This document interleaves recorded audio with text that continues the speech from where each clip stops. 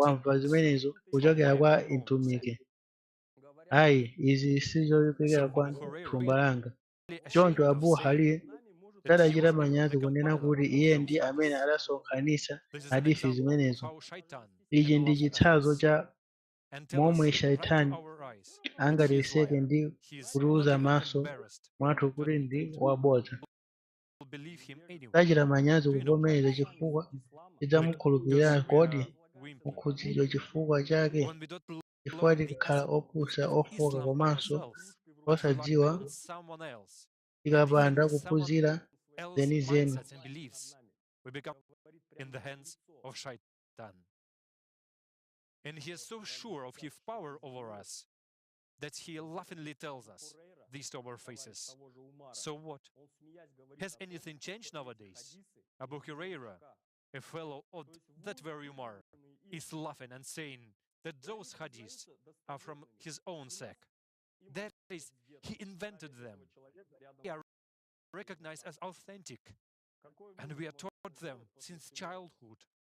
While this man is positioned, the Prophet himself, peace and blessing of Allah be upon him. What conclusion can we make after all this information? There are things which the Prophet, peace be upon him, never said and never did not could have been presented under the gaze of the Sunnah of the Prophet, peace and blessing of Allah be upon him. And all this was done in order to the true teaching of Islam. All this history has created a distorted picture of the words and behavior, peace and blessing of Allah be upon him. However, in the hadith, there also remain crucial fragments of knowledge. The Prophet, peace and blessing of Allah be upon him, said, but only the most convenient for those individuals. These hadiths were not recognized by Ali, the most faithful follower of Prophet Muhammad, peace and blessing of Allah be upon him. Other followers of the Prophet, peace and blessing of Allah be upon him. As a result of such seizure of power, a group of authoritative people was formed, guided by Chifukwa cha Shaitan, kulanda who decided instead of akupotera ku Muslims gulu la what they anthu should read omwe and what they should not. Just think about it. They put themselves above the Prophet, tangoganizani peace be iwo upon him, who adadzikweza was pamwamba fulfilling pa the will of mneneri yemwe Allah adali and conveying the kukwaniritsa truth chifukwa openly to cha people. Allah, ndipo And we adali hold this to kufikitsa this day. choonadi poyera kwa anthu, ndipo Now zonsezi Muslims zikuchitika argue, mpaka this lero. hadith is true, well, this is not. Tsopano Yet, Asilamu who akutsutsa kuti decided? hadithi iyi And whether the hadith is true or not, ife tilibe it was chotsutsa decided by the same group of people Ayuda, koma from the ife polytheistic tikutsutsana ndi Judeans kusokonekera kwa and mawu those a who were mtumiki. faithful to them. Chonde We mvetserani have bwino nothing lomwe against gulu Judeans, ili but we are la against distortions of the Prophet's words, peace be lapotoza. upon him. Please understand it correctly. This group of polytheists have distorted the messengers that Chonde Allah mvetsetsani himself, the Prophet, peace and blessing of Allah be upon him, they excluded what the Prophet said in own tradition and imposed them on Muslims. They gradually destroyed what the Prophet, peace and blessing of Allah be upon him, said and replaced it with their centuries-old customs and values, convincing Muslims to follow them. The proof is the following.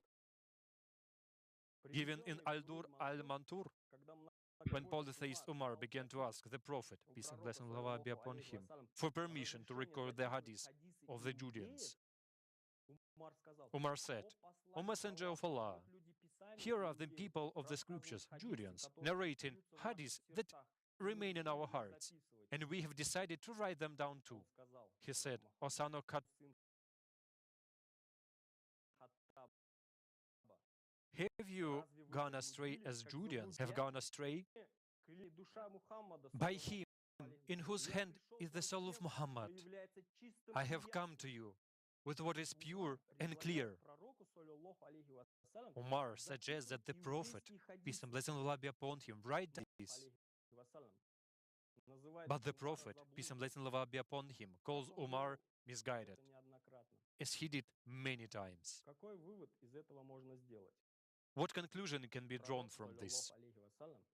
The Prophet, peace and blessing of Allah be upon him, warned Muslims during his lifetime that the polytheist Umar cannot be trusted. They are polytheists who imposed and corrupted the Qur'an, forbidding them to write it. We were the followers. Why did our ancestors betray our Prophet and Allah? Yes, they were forced to break. they were killed, starved, and plagued. The force, because they were killed. And in the aftermath, there were a few who remained faithful to the Prophet, peace and blessing be upon him. And we continue to follow polytheists and traitors who hated our beloved Prophet, peace and blessing be upon him. What are we after this? Followers of polytheists? We are those who worship Yahweh. Otsatira amuchirikira Or kodi with those ife ndife who love amene our Prophet, peace tikupembedza be upon Yahwe him, and worship mwana wa Allah, Eli the one kapena ndife God. okonda mneneri wathu ndi Come to your kupembedza senses, Allah Muslims. mulungu Stop mmodzi mocking kuyani pa Islam and stop mocking maganizo a your beloved Asilamu Prophet. lekani kunyoza Peace and chisilamu blessing ndi of Allah be kusiya upon him. kunyoza mtumiki Why wanu do we close our wokondedwa. eyes to the obvious? N'chifukwa chiyani The pure timaseka source of maso all the athu good aku left to us by the zinthu Prophet, peace and zoonekeratu blessing of Allah be upon him, from which we were lero supposed to loyera drink healing water, zabwino zonse has been polluted.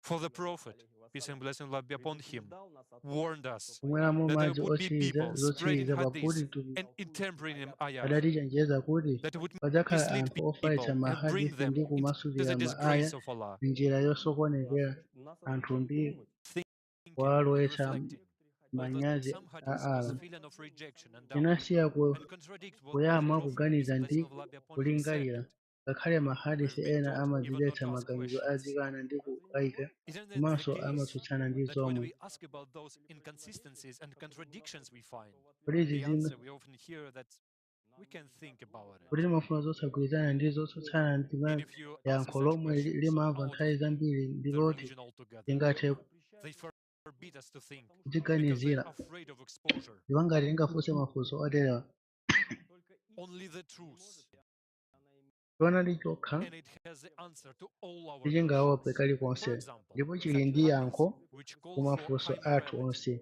love, and mwachitsanzo respect, mahadisi oterewa amene amafuna and kukhala many other ndi moral makhalidwe qualities apamwamba do not confuse chikondi even ndi the most ulemu ndi makhalidwe pious one, ena ambiri nor do they raise any questions. The most samakonzeka precise and ngakhale correct mitima definition of yolimba which mtima hadith komanso contain the true samadzutsa words of mafu the Prophet, peace and blessing of Allah be upon him, is contained in the very words of the tanthauzo Prophet, lokondera peace be upon komanso him, lolondera who from lomwe the words hadisi of ili Abu ndi Sayyid mawu and enieni a Abu mtumiki Hamid said the following: if you hear from me a hadith by your heart and not opposed ngati mumva kwa ine by hadisi your yomwe parents' skin, ili m'mitima mwawo and you osati consider it yotsutsana close nayo to ndi you, tsitsi lanu ndi khungu that lanu I am closer ndipo to it mukuiona than you kuti are. ili pafupi ndi inu But if you ine hear ndili from me a pafupi nayo hadith kuposa inu which your hearts ine do ndi not hadisi perceive and yomwe your mitima yanu parents' skin reject it, izindikira ndipo and you tsitsi think lanu ndi it khungu is lanu far from you, zikuyikana ndipo inu then I'm far mukuganiza kuti ndili kutali ndi inu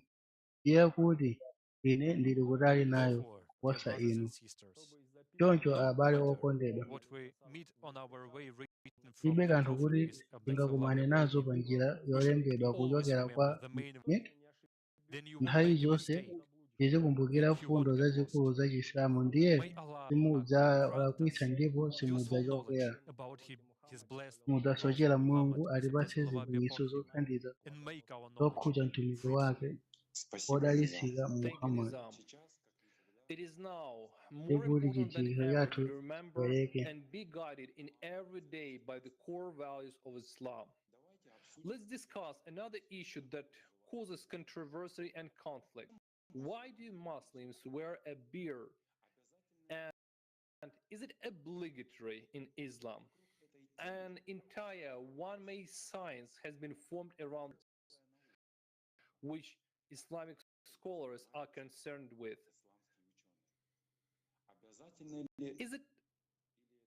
Is it obligatory or only desirable to grow and wear a beard?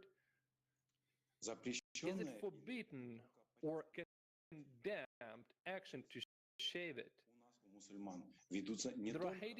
There are heated debates among us Muslims, not only absence of a beard, but also about its length, color, and shape. Today, a beard is almost the most important sign of a religious person. Don't we have a bigger problem than whether a Muslim has a beard or not? We're not time. The world is on the brink of the climatic disasters. Children who are born now will not live to be 14 years old and we're fixed and quarreling over such trifles, often having nothing to do with faith. Do we not think about the main laws of the Almighty? When we count the stars in the sky, haven't we lost in the moon? Arman, you have the floor. Если спросить верующего мусульманина, why he wears a beard, the simplest answer will be a reference to the Prophet Muhammad, peace be upon him. The beard is the Prophet's sunnah, but if the sunnah of the Prophet, peace be upon him, regarding the wearing of a beard is given such importance, then shouldn't there be something in the Quran that confirms this as well? Nowhere in the Holy Quran does the Almighty mention the prohibition of shaving beards, mustaches, or the need to pluck or remove hair anywhere. Not even as a recommendation. Apparently, this is a matter that Almighty has left to our discretion, right? Some cite the following information of the importance of growing a beard. He, Aaron, said, O son of my mother, do not hold me by my beard, nor by my beard, that you would say, you have caused discord among the children of Israel, and did not observe my advice. But what does the Prophet Muhammad, peace be upon him, have to do with the polytheist Aaron? Why refer to the polytheists? How can they be compared? Umar wore a beard too, as did others. But where is it said that Muhammad, peace be upon him, Ali and his followers wore beards? Why did Umar cut off the heads of those who had no beards? Those faithful to the Ponhi did not wear beards, nor did the Prophet, peace be upon him, wearing a beard of Aaron, a sign of alwani chizindikiro cha yawe amene ndithudi adali kuvala ndevu ndi kuyembedzedwa ndi achirikina onse koma podziwa omwe Qur'ani idalembedwera komanso ndi ndani zikuwonekeratu komwe ndevu zinachokera titero kunena kwake mwambo wometa ndevu komanso miyambo ina yambiri idaperekedwa kwa Asilamu ndi umma yomwe ndi chitsutso ngakhale pang'ono Yuda ndi miyambo ya koma kwa chiyani Chisilamu wanga kumbulutso yemwe akuwerengedwa kuti ndi midimu cha aneneri onse maziko a chikhulupiriro china ndi miyambo ya ndi kutengera maonekedwe a Makolothians chifukwa chiyani umma amafuna izi ndi chiyani chinanso chimene ankachitira pambuyo pa zonse iyi inali membala ya gulu ya apamwamba la Ayuda ndipo ankakakamiza kuvala ndevu malinga ndi mwambo wa Ayuda. Mu Qur'an mulibe ayati za ndevu amangonena kuti kenako athetse zoyipa zawo ndi kukwaniritsa malonjezo awo ndi kuzungulira akale.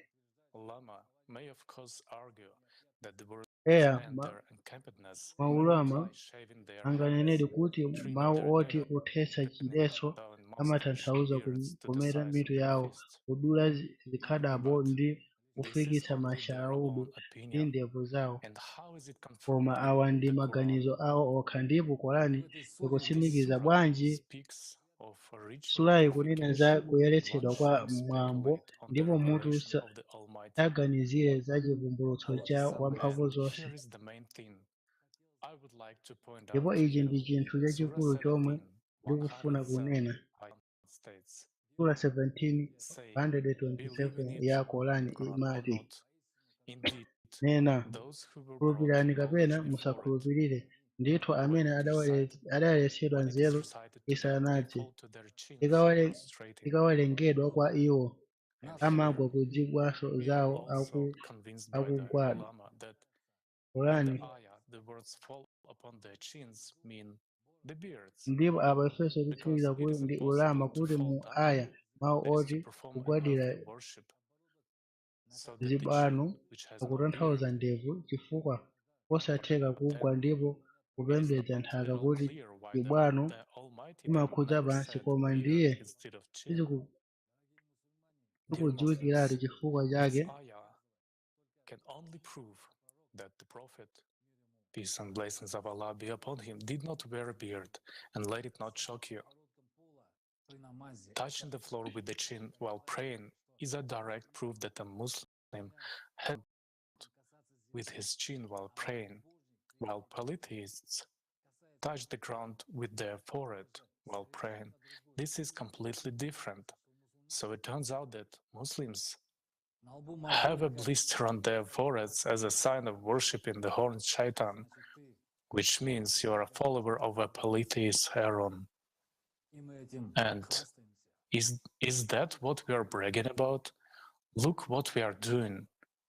We have remade everything. We have changed everything. So are we Muslims or are we polytheists? The Prophet had no beard, and when he prayed, he touched the floor, not with his forehead. Well, prove that it is not true and that the Prophet wore a beard, that my beard tsimikizani kuti sizoona kuti kuli Muhammad adali ndi ndevu. Masiku amenewa Ayuda ankavala ndevu, ndipo kusiyana kwa Ayuda ndi Aarabu kunali kwakuti Ayuda ankakhala ndi ndevu. Ngati izi sizinali choncho, chifukwa chani ankayambitsa kuvala ndevu, poyenera kuti ndevu zimasiyanitsa Msilamu ndi Wamkhristu. Ankavala ndevu otsatira Yehova, koma ndi mwana wa Eyi. Kodi iye si wopembedza mafano? Pali Mulungu mmodzi yekha, Allah, ndipo aliyense wavala ndevu atsimikizire, osati ndi mawu achiyuda, osati ndi mawu achiyuda, koma ndi zenizeni. Mneneri sakanatha kuvala ndevu. Iye anali mneneri asanali Myuda, adali mneneri kwa Allah. Chifukwa chake adawuza otsatira ake kuti azivala ndevu, chifukwa otsatira ake onse akhandiva ngati izi sizili zoona. Tsimikizani. And in those distant times, the Bedouins, the Nthawi inhabitants of the Arabian Peninsula, had to shave because of the hot climate. Nor did Ali, may Allah be pleased with him, the greatest follower and associate prophet, peace and blessings of Allah be upon him. He did not wear a beard. While the Judean Torah gives specific instructions about facial ngakhale kuti Torah ya ku Yudeya imaperekeza malangizo achindunji okhudza zomera za nkhope zomwe ayenera kumeta komanso momwe angametedwe. Ndipo kwa iwo ndevu ndi zopatulika. Ngati Myuda ameta ndevu zake ndiye kuti akutaya mbali yake, chifukwa amaonedwa kuti analengedwa chifukwa cha Yehova, mwana wa Mulungu Eli, ndipo iwo anali ndi ndevu ndi khalidwe loyenera kwa Myuda, pakuti Yehova Mulungu wa Chiyuda amasonyezedwa paliponse ali ndi ndevu. Nkhope yometedwa kwa Myuda imatengedwa kukhala mpatuko kuchokera ku chikhulupiriro cha Yehova. Pambuyo pake Torah imati, musamadule mphepete mwa mutu mwanu, ndipo musamaononge mphepete mwa ndevu zanu.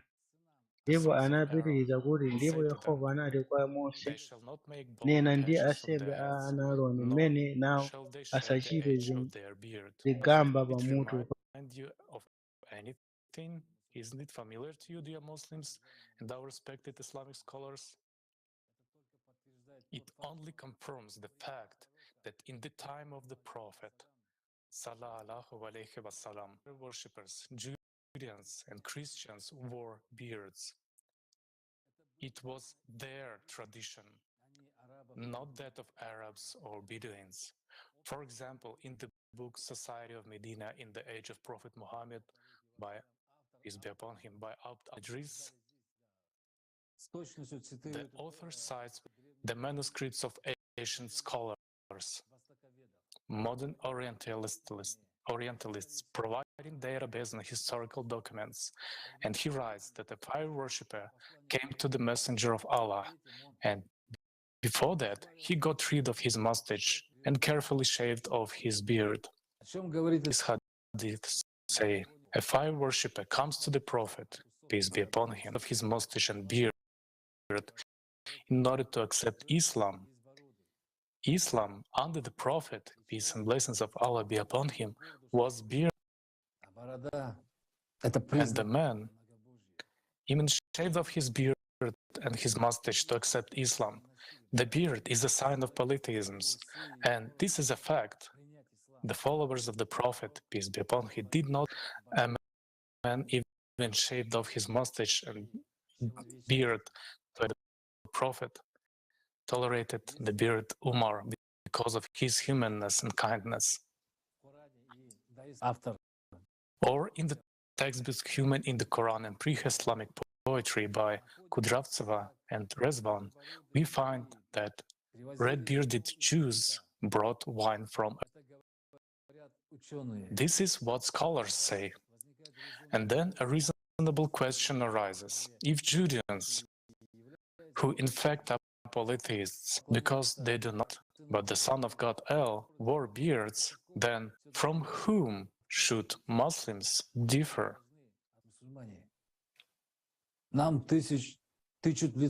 They shove these hadiths in our faces that do the opposite do. Keep the beards and cut the mustaches short. But if we Muslims of that time, but if the Muslims of that time wore beards, would there have been their beard to the pagans do? Literal pagans can do many other things. So what Muslims do the opposite of everything that the pagans do? The Prophet, peace and blessings of Allah be upon him, and Ali, may Allah be pleased with him, they followed the traditions of that time, and beards were rare. It was Umar who wore a beard, and he was a Judean, and not an ordinary Judean, but an authoritative Judean, and he stood out strongly from the crowd of the Prophet's followers who did not wear a beard. That is why he introduced this rule. Another argument that our theologians make is that not having a beard be likening to. This is the main, that the likeness to women is forbidden by the Hadith and the Quran. Yes, it is. But what does the beard have to do with this logic? Long hair should also be equated with likeness to women, right? According to the scriptures and hadiths, many prophets had long hair. Even the Prophet Muhammad ﷺ did. So why didn't the messenger, peace and blessings of Allah be upon him, shorten his hair? You think such hadiths should be taken as a second source of faith? Over these 1.5 years, hadiths had been rewritten, distorted, misinterpreted, and invented. What does the beard have to do with our religion at all? What reward do we hope to receive for growing a beard? Wearing a beard may be one's national tradition, nothing more. Nations honor their traditions to preserve their identity, their history. What does Islam have to do with this?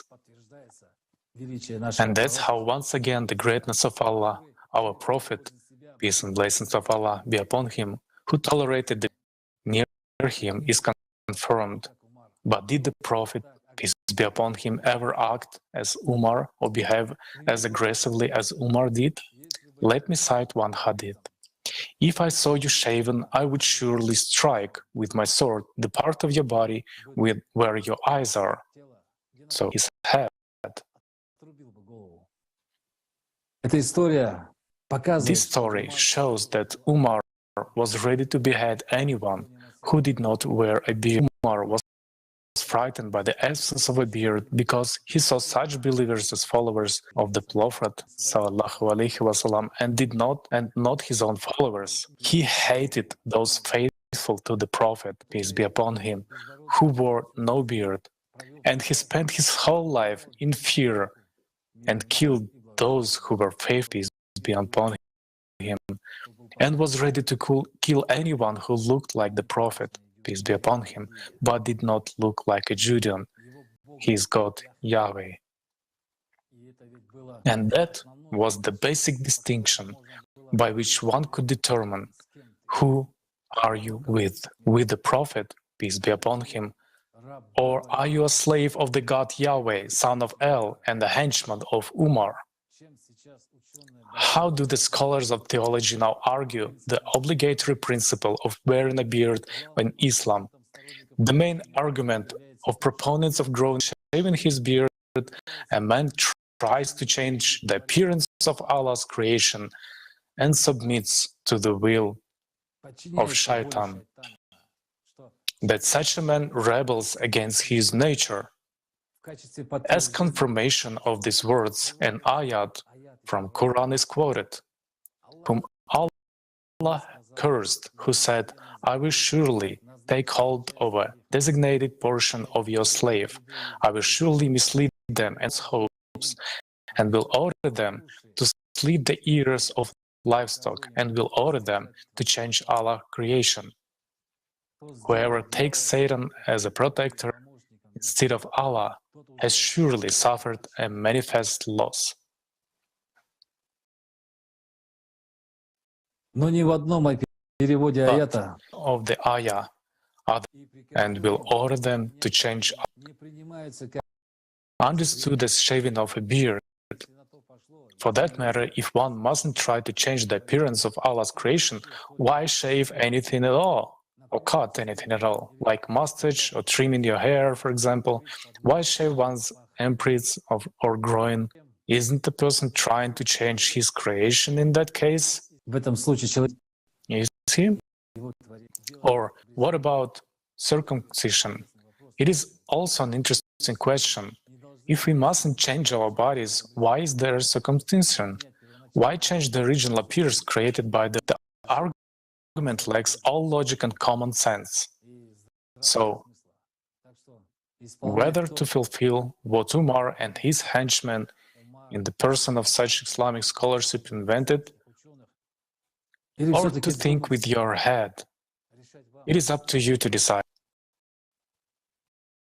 There are also those who say, peace be upon him, did not greet shaved men because they were effeminate.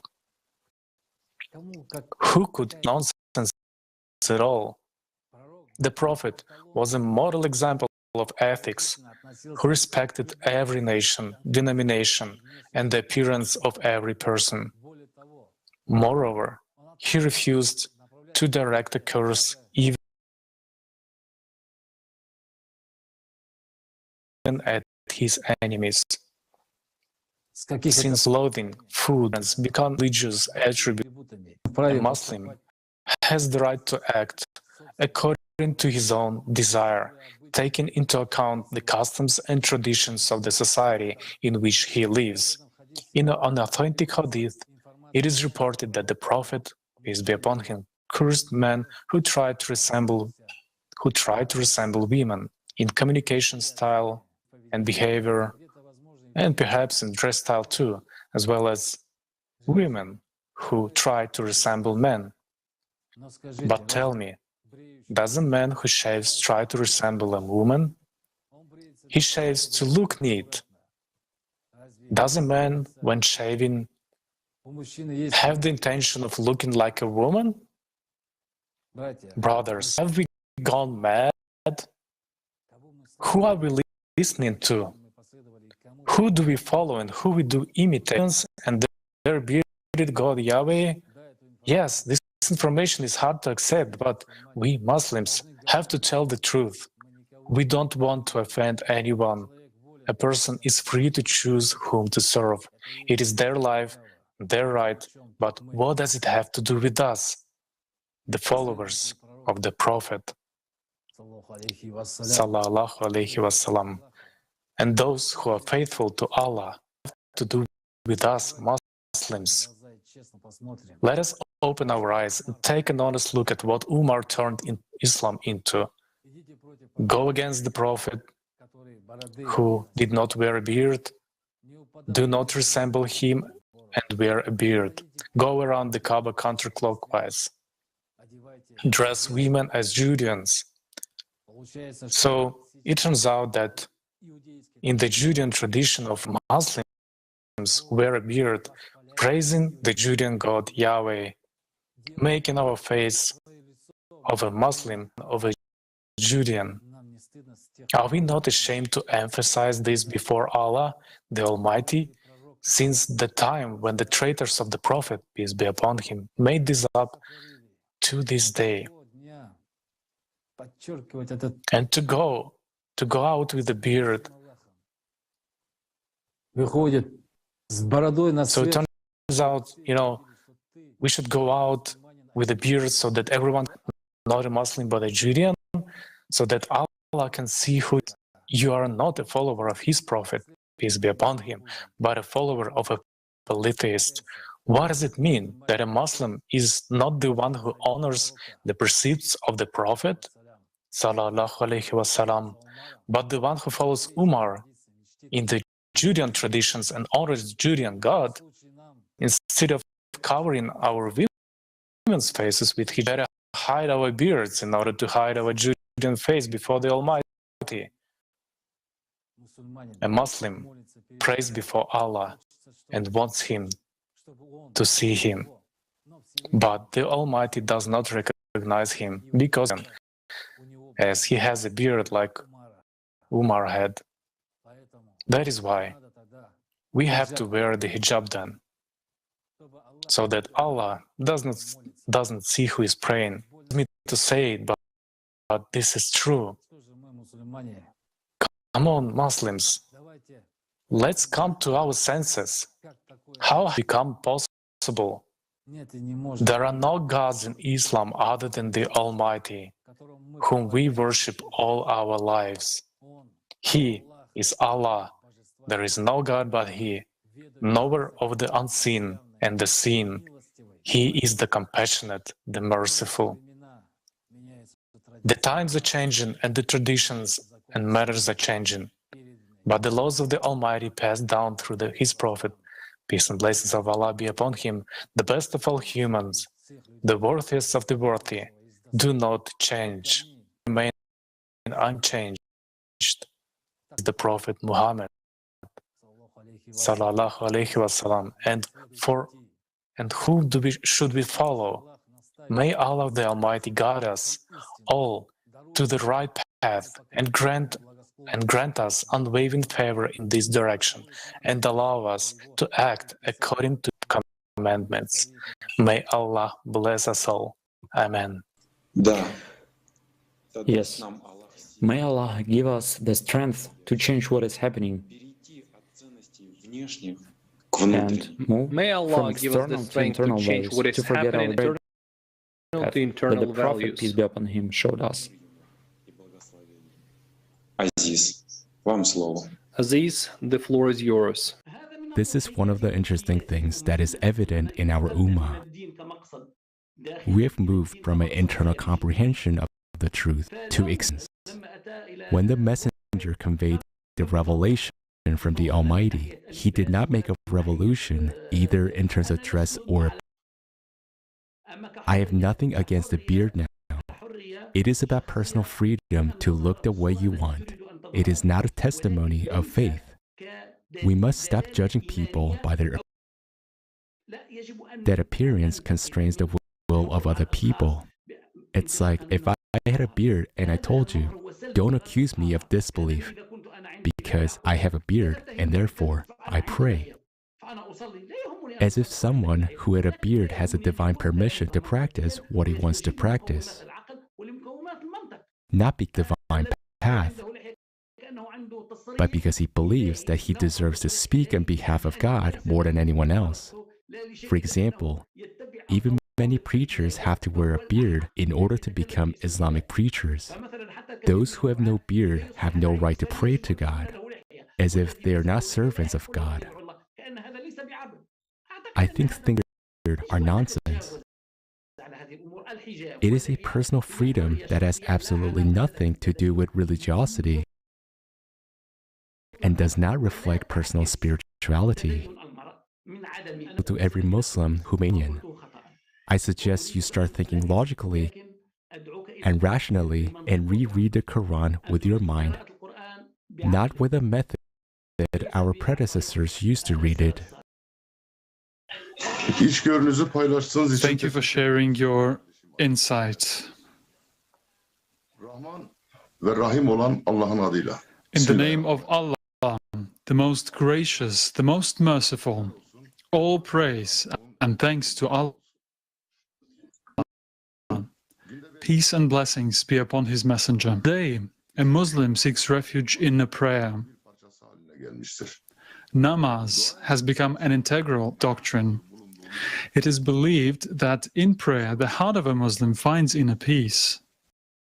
In case of problems and difficulties, he also resorts to a prayer.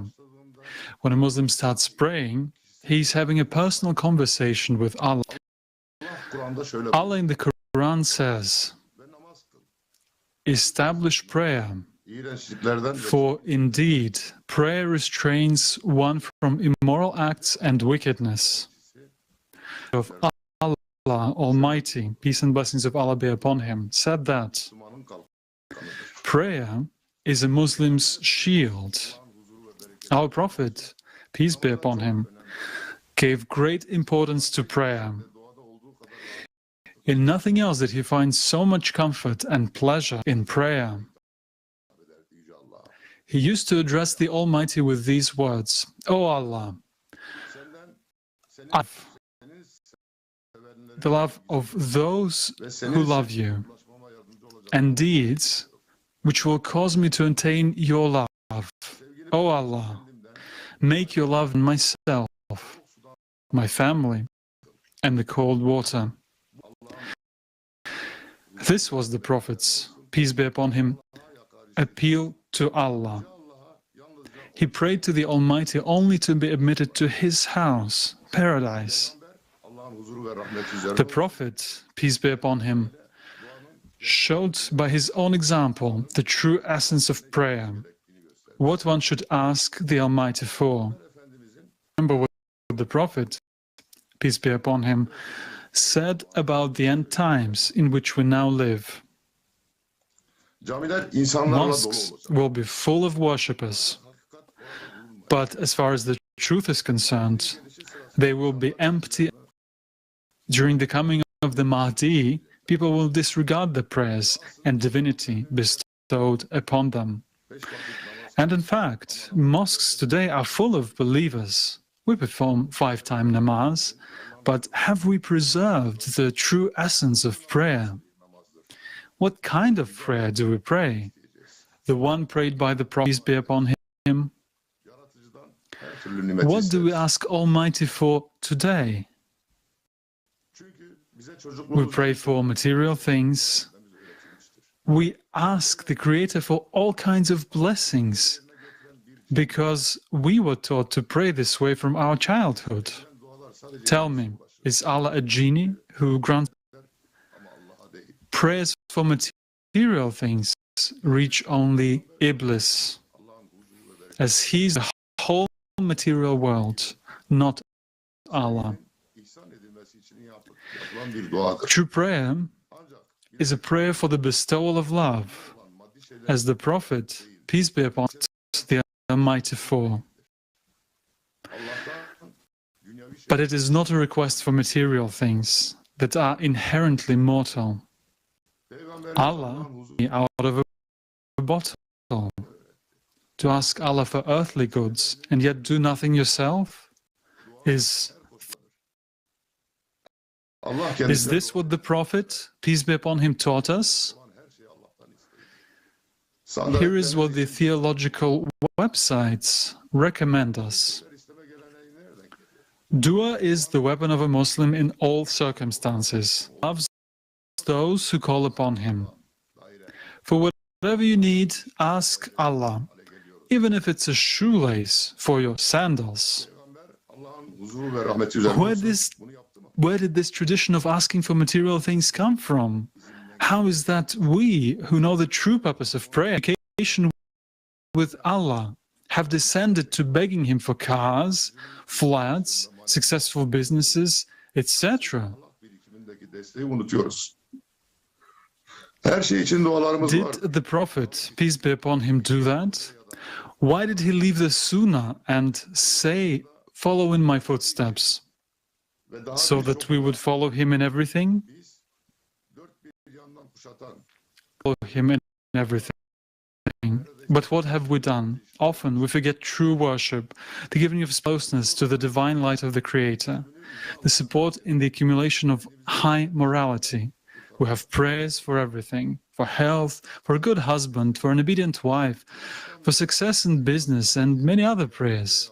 All these worldly concerns which surround us on all sides have occupied almost all of our thoughts.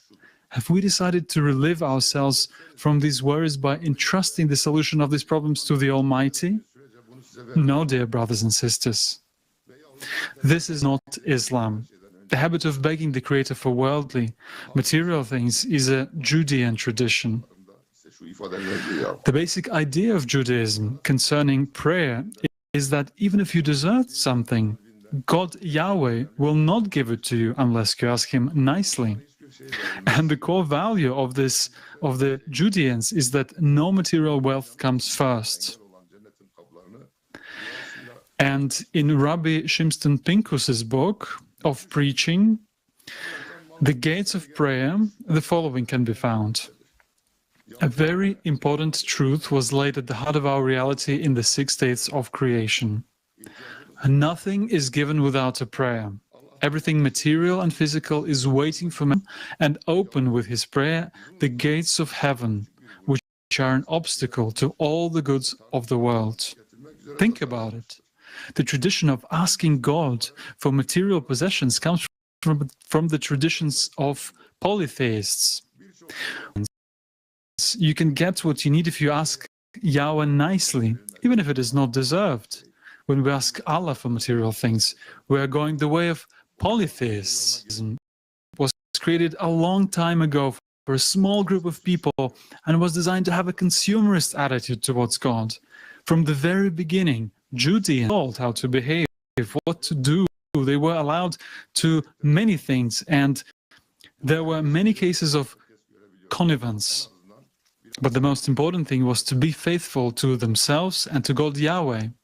And then you will be fine and everything will be forgiven. We do not blame anyone. We are respectful and tolerant of other faiths. And report what in fact happened in history. This is what really happened.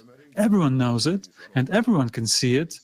Those who have studied history at least a little bit. Where has this distortion of the very essence of prayer come from? The essence of prayer from the divine to the material by the second caliph, polytheist Umar ibn Khattab. We have already spoken many times today in the conference about what kind of man Umar really was and whose laws he implemented in Islam. And so it came to pass that the consumerist traditions of Judaism were introduced into Islam's God-loving doctrine of prayer. We have made a genie out of Allah. Now this Judean concept almost dominates Islam. What the Prophet Muhammad, peace be upon him, chased away by rejection the Torah has become fundamental in Islam. It is an undeniable fact that every time Umar brought the Torah to the Prophet, and he did so many times in front of witnesses, the Prophet verily have been given all the words and their endings. So be content, come to you with that which is pure and clear. So do not go astray, and let those who have gone astray not deceive you from the path. Now live have come. And the Prophet, peace be upon him, knowing the troubles that would arise for mankind, took care to knowingly give us the keys to the truth. What he brought was for the whole world, for all people, not for a particular chosen people, the truth about life, about serving Allah. He spoke about the whole world. He said that Islam should be in the whole world. Everyone was to know Allah. That was what he was striving for, and every human being was to attain life, was to gain paradise. The Prophet, peace and blessings of Allah be upon him, taught us to live in harmony with Allah. Remember the hadith that says, "Verily, Allah looks neither at your bodies nor at your outward appearances, but He looks at your hearts and your deeds." How is it that we, Muslims, have exalted this and wealth has become before the attainment of Allah's contentment for us? Him, in his prayers, prayed only for the attainment of paradise. He prayed worthy among the worthy, to be accepted into the high society. The Prophet, peace be upon him, when he went to bed, uttered the word, "In the name of Allah, I lay down on my side. O Almighty, grant me forgiveness of my sins, give me away from shaitan, remove my dependence on him, and make me a representative." And the high society is the house of Allah. Answer, Muslims, whose prayer is closer to us, the prayer of the Messenger of Allah, peace be upon him, or the prayers of the polytheist Judeans? We do not mind at all our lives being successful and prosperous. We want our children to live well, and that we want to provide for old age and the old age of our parents. There's nothing wrong or forbidden about that. That is why we speak today of the creative society, a society whose foundations were laid by our peace and blessings of Allah be upon him, a society in which every human being's life is of the highest value. And Muhammad, peace be upon him, acted. People were the most precious thing in this world for him. He did not value anything material as we do now. How did his wives live? What legacy did he leave behind? Was it untold wealth? The Prophet, peace be upon him, always shared what he had because he was the greatest and the best of men, whom Allah himself had chosen as his messenger. It is time to remember this and to stop putting material possessions before life. Muslims, answer us. To whom are we loyal? To the Prophet, peace and blessings of Allah be upon him, or to the polytheist Umar, his own contemporaries considered to be misguided? Recall this hadith.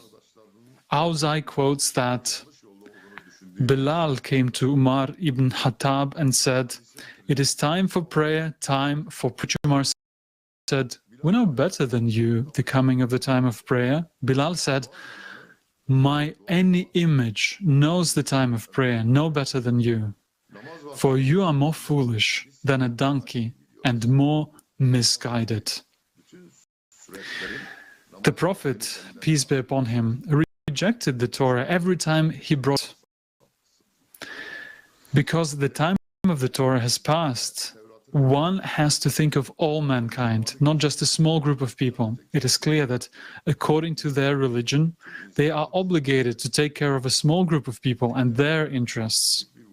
According to the Judean religion, they are God's chosen people and should have dominion over the whole. But the time has come to repeat what the Prophet, peace and blessings of Allah be upon him, said in his time, that there should be no authority over one another at all.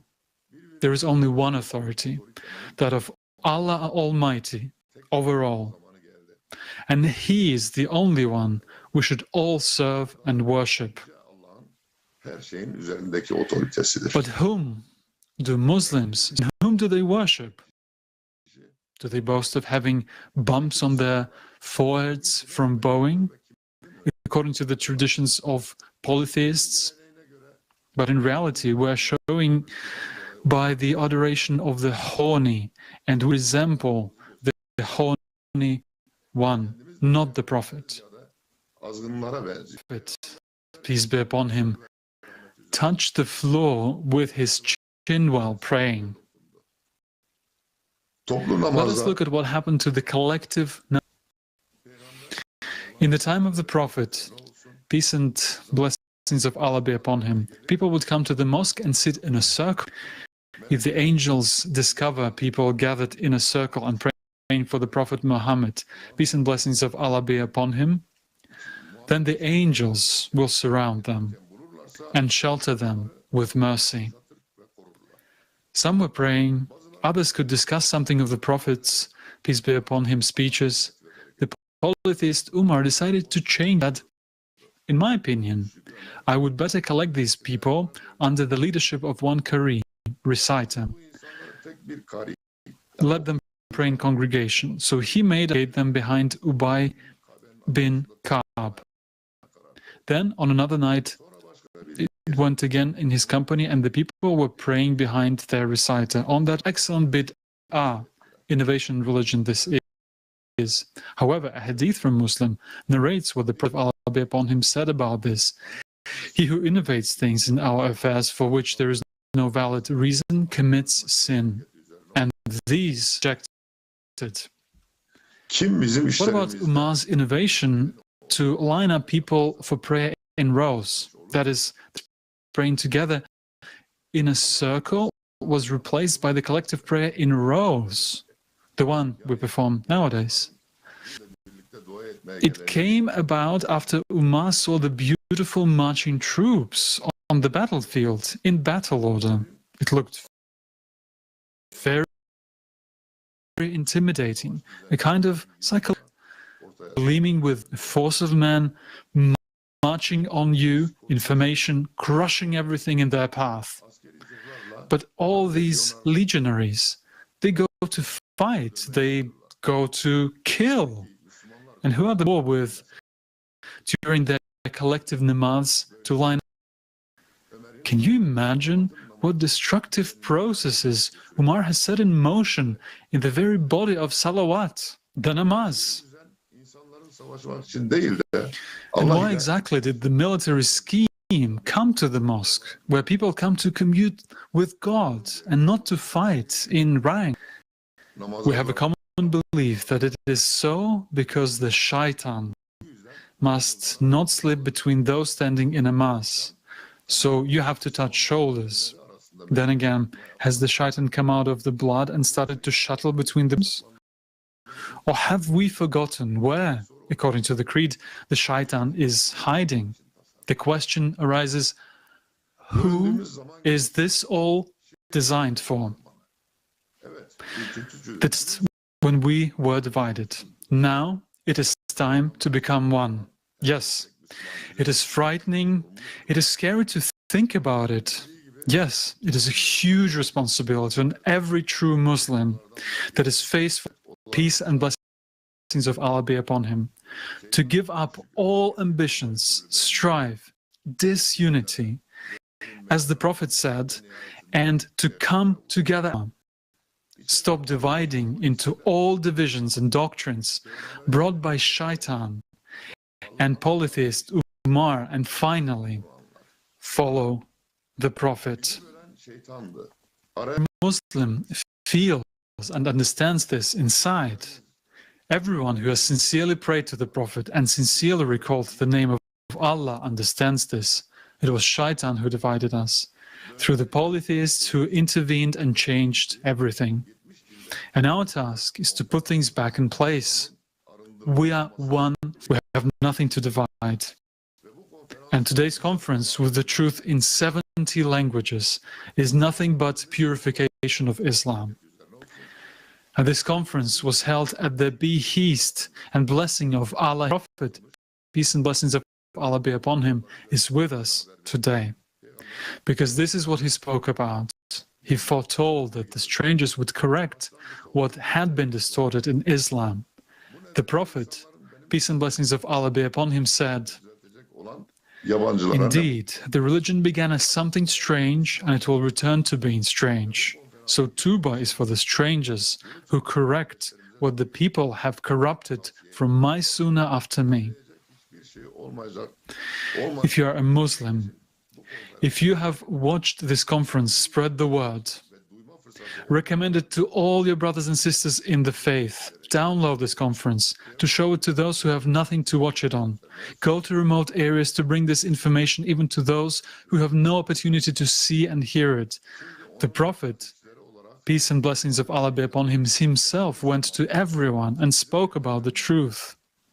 Now it is our turn, as his followers, to do the same and tell all Muslims about the truth and greatness of our beloved Prophet.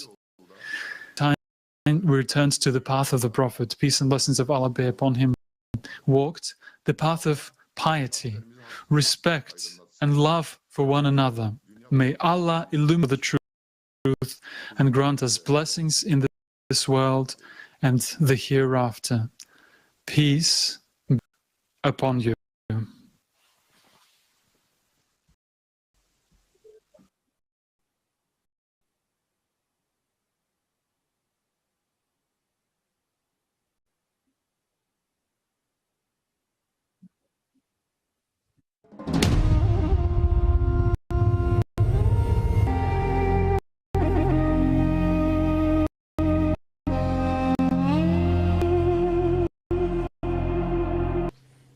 На протяжении истории Throughout the history of mankind, a woman has played a crucial role in the formation and development of human society. And throughout the entire 6,000-year history, the attitude towards women being and is unfair and cruel. One can recall the Sumerian culture, when a man could easily kill a woman, and this barbarian tradition was adopted by a number of countries, could be given away as payment of a debt. In the pre-Islamic period, at the time of Jahili, some Arabs buried newborn girls alive in the ground. These are just a few examples. If we list all the sufferings inflicted on women during these 6,000 years of the existence of our humanity and up to the present day, then we will not have enough time for this. The Prophet Muhammad, peace and blessings of Allah be upon him, rescued a woman enslaved, oppressed, and the level of God's blessed creation. The Prophet Muhammad, peace and blessings of Allah be upon him, delivered her from the position of an object and an instrument in matters of profit and spread the gardens of Adam before her. A careful study of the main sources of Islam makes it quite clear that in true Islam, a woman has never lived in locked up and in no way violated her rights. True Islam has put a woman next to a man, giving them equal rights. There are provisions in Islam that apply only to men or only to women, but true puts no one above the other. Women are created from the same clay and the same soul, as Quran teaches us.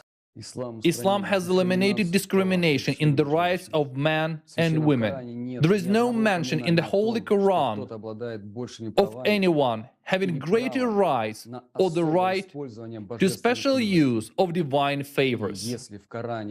And if some expressions are used in the Quran, such as levels or holders of levels, it is up to the individual to attain those levels. There are choices and good deeds. And for all are degrees from what they have done. According to the canons of are the guardians of women, and the meaning of this ayat of the Quran is that men are the guardians and protectors of their wives. They take care of them, solve all their difficulties, and provide for their needs. The renowned Zur wrote in Lisan al-Arab about the meaning of the word guardianship. The guardianship of a man over a woman is to protect the woman and to settle all her affairs. Allah Almighty has entrusted guardianship to men. They have the strength and stamina necessary for it. But entrusting this duty to man is not an argument that they're superior to that of women, nor does it mean that this duty implies their superiority in Akhirat. Islam has never been characterized by such. Islam teaches that there is no distinction between men and women on the path of spiritual perfection and attaining the pleasure of the Almighty. And the first to believe in the religion with which the Messenger of Allah, peace and blessings of Allah be upon him, came was a woman. The first wife of the Prophet Khadija, may Allah be pleased with her. The highest levels on the spiritual path can be attained by women who can do so through reflection, piety, and righteous deeds. Good, whether male or female, and is a believer. We will surely bless them with a good life. We will certainly reward them according to the best of their deeds. The criterion for the superiority of some people over others is only piety, not belonging to any gender, race, age, or social status. The most noble of you in the sight of Allah is the most righteous of you. Therefore, the Quran, which speaks about the guardianship of men over women, does not allow even the slightest manifestation of oppression, tyranny, and injustice. The Prophet Muhammad, peace and blessings of Allah be upon him, was the best example of man's both his wife and all women. The Messenger of Allah said, the most perfect man in his faith among the believers is the one whose behavior is most excellent, and the best of you are those who are the best to their wives. As early as the 7th century, women in the era of Islam received the rights in countries did not receive until the 20th and 21st centuries. It was with the advent of Islam that many madrasas emerged, whereas both boys and girls were educated. Women scholars contributed greatly to the science of Islam. Hadiths of Islam were transmitted by women. The famous Syrian historian Ibn Sakir al-Dimashqi, referring to his teachers, says that there were about 80 female teachers among them. Another prominent theologian, Ibn Hajar al-Asqalani, in his work Durar al-Karima, gives a brief biography of over 170 female scholars of the 8th century Hijra, from whom he learned the science of Hadith and other religious knowledge. Now, let's go. How many women scientists are there in the Islamic world today, and women in high government or religious positions? Let alone how we treat our women today in general. Do we treat them as the Prophet, peace and blessings of Allah be upon him, treated them? Let's go on the internet. Let's look at the media. What can we see in them? Detailed instructions on Islamic websites on how to hit women correctly. Books explaining how to do it. And what about the various videos on the subject? What about all kinds of videos with children in them? Is this what the Prophet, peace and blessings of Allah be upon him, taught us to do? How, in a society that calls itself civilized, can there be such a phenomenon as rajm, deprivation of life by public stoning, that monstrous obscurantism of the times of ignorance? And this despite the fact that the Prophet, peace and blessings of Allah be upon him, did not leave any ayat about rajma. Stoning is originally a Judean tradition, which is an extremely cruel execution. In chapter 24 of the 3rd there are verses like this. Then the Lord spoke to Moses, saying, take the blasphemer outside the camp, and all who heard his blasphemy shall lean their hands on his head, and the entire community shall stone him. In Deuteronomy chapter 17, we also find verses about stoning in their religion. Literally, go and serve other gods. Note the quotation, it says in the plural. This is also another evidence of polytheism. This is how the polytheist God, youngest son of their supreme God, commanded to deal with those who would not serve him but other gods, that is, other sons of their supreme God. This is what this quote sounds like. If a man living among you in one of the towns the Lord gives you is found doing the Lord your God in violation of his covenant and contrary to my command gods, bowing down to them or to the sun or the moon or the stars and this has been brought to your attention, then you must investigate it thoroughly. If it is true and it has been proven that this detestable in Israel, take the man or woman who has done this evil deed to your city gate and stone that person to death.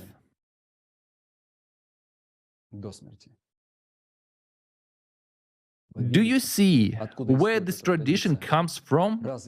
Have we forgotten how Isa was stoned to death by polytheists in his day?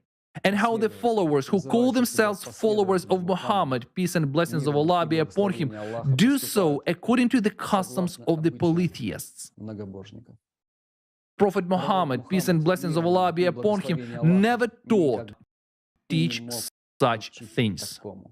Then who introduced into Islam the cruel and barbaric traditions of the polytheists of the massacre the dissenters?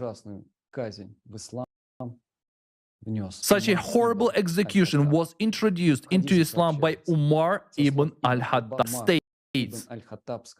It was narrated from Ibn Abbas that Umar bin Khattab said, I fear that after a long time has passed, some will say, I do not find the sentence of stoning in the book of Allah.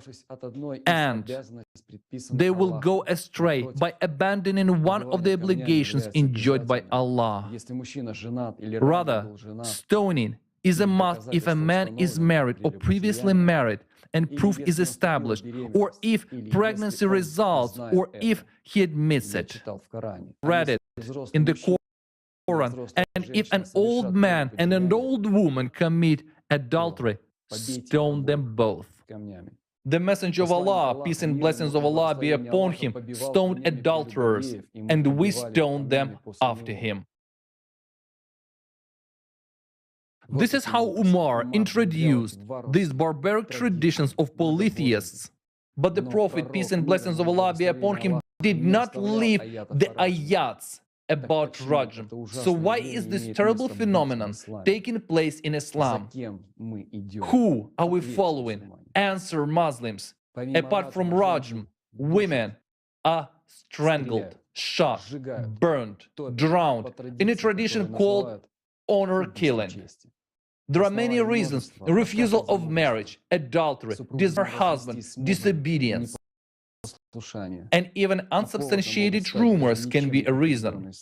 But the words of the Prophet, peace and blessings of Allah be upon him, in his farewell sermon should guide us. O people, it is true that you have certain rights with regard to your women, but have rights over you. Remember that you have taken them as your wives only under Allah's trust and with His permission. By your right, then to them belongs the right to be fed and clothed in kindness. Do treat your women well and be kind to them, for they are your partners and committed helpers. Isn't this what a Muslim who believes and is faithful to the Prophet, peace and blessings of Allah be upon him, should do? And is it not Islam to marry underage girls, to deprive girls of their childhood, rights and dignity? Millions of underage girls are forcibly married off all over the world, even though this is illegal in many countries. The basis for the flourishing of child marriages is the false and vile information that the Prophet, peace and blessings of Allah be upon him, married the venerable Aisha, may Allah be pleased with her, when she was 8 years old, and At the time of the actual beginning of her marriage life, she was 9 years old. There is only one hadith that states, which was transmitted by al-Bukhari. Note, the faithful follower of the polytheist Judean Umar, and no one else transmitted this hadith. But according to the study of many scholars of theology on the basis of historical chronicles and reliable hadiths about the age of the older sister of Aisha, Asma, and comparing it with the age of Aisha, it has been established that Aisha, may Allah be pleased with her, was 17 to 19 years old when she married the Prophet. Think for yourself, how could the Prophet, blessings of Allah be upon him, the best of men, who himself stood for justice, respect, love for women, take a child as his wife? How can we believe in this fiction, our beloved Prophet, peace be upon him, and blessings of Allah? Although there is a concept of marriageable age in the Quran itself, it is written in the Quran, test the competencies of the orphans until they reach a marriageable age. Then, if you feel they are capable of sound judgment, return their wealth to them, and do not consume it wastefully before they grow up to demand it. This marriageable age is reached at adulthood. As a Quranic interpreter, Yusuf Ali writes, the capacity to marry means the same thing as adulthood.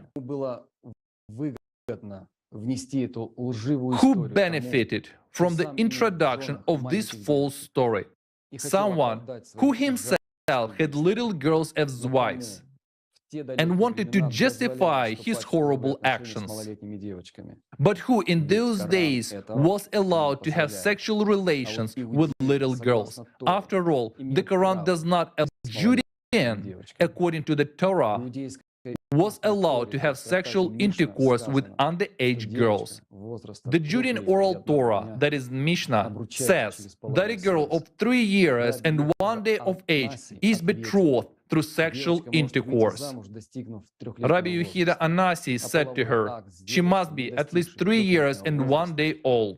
A sexual intercourse with a girl under the age of 3 is not recognized by the Judean Talmud as sexual intercourse and is not considered a crime at all. If a girl is under that age, under 3 years and 1 day old, then sexual intercourse with her is not a sexual act in every halakhic sense. Here is the real truth. It was the polytheists who benefited from introducing this monstrous lie that the Prophet, peace and blessings of Allah be upon him, married a 9-year-old Aisha.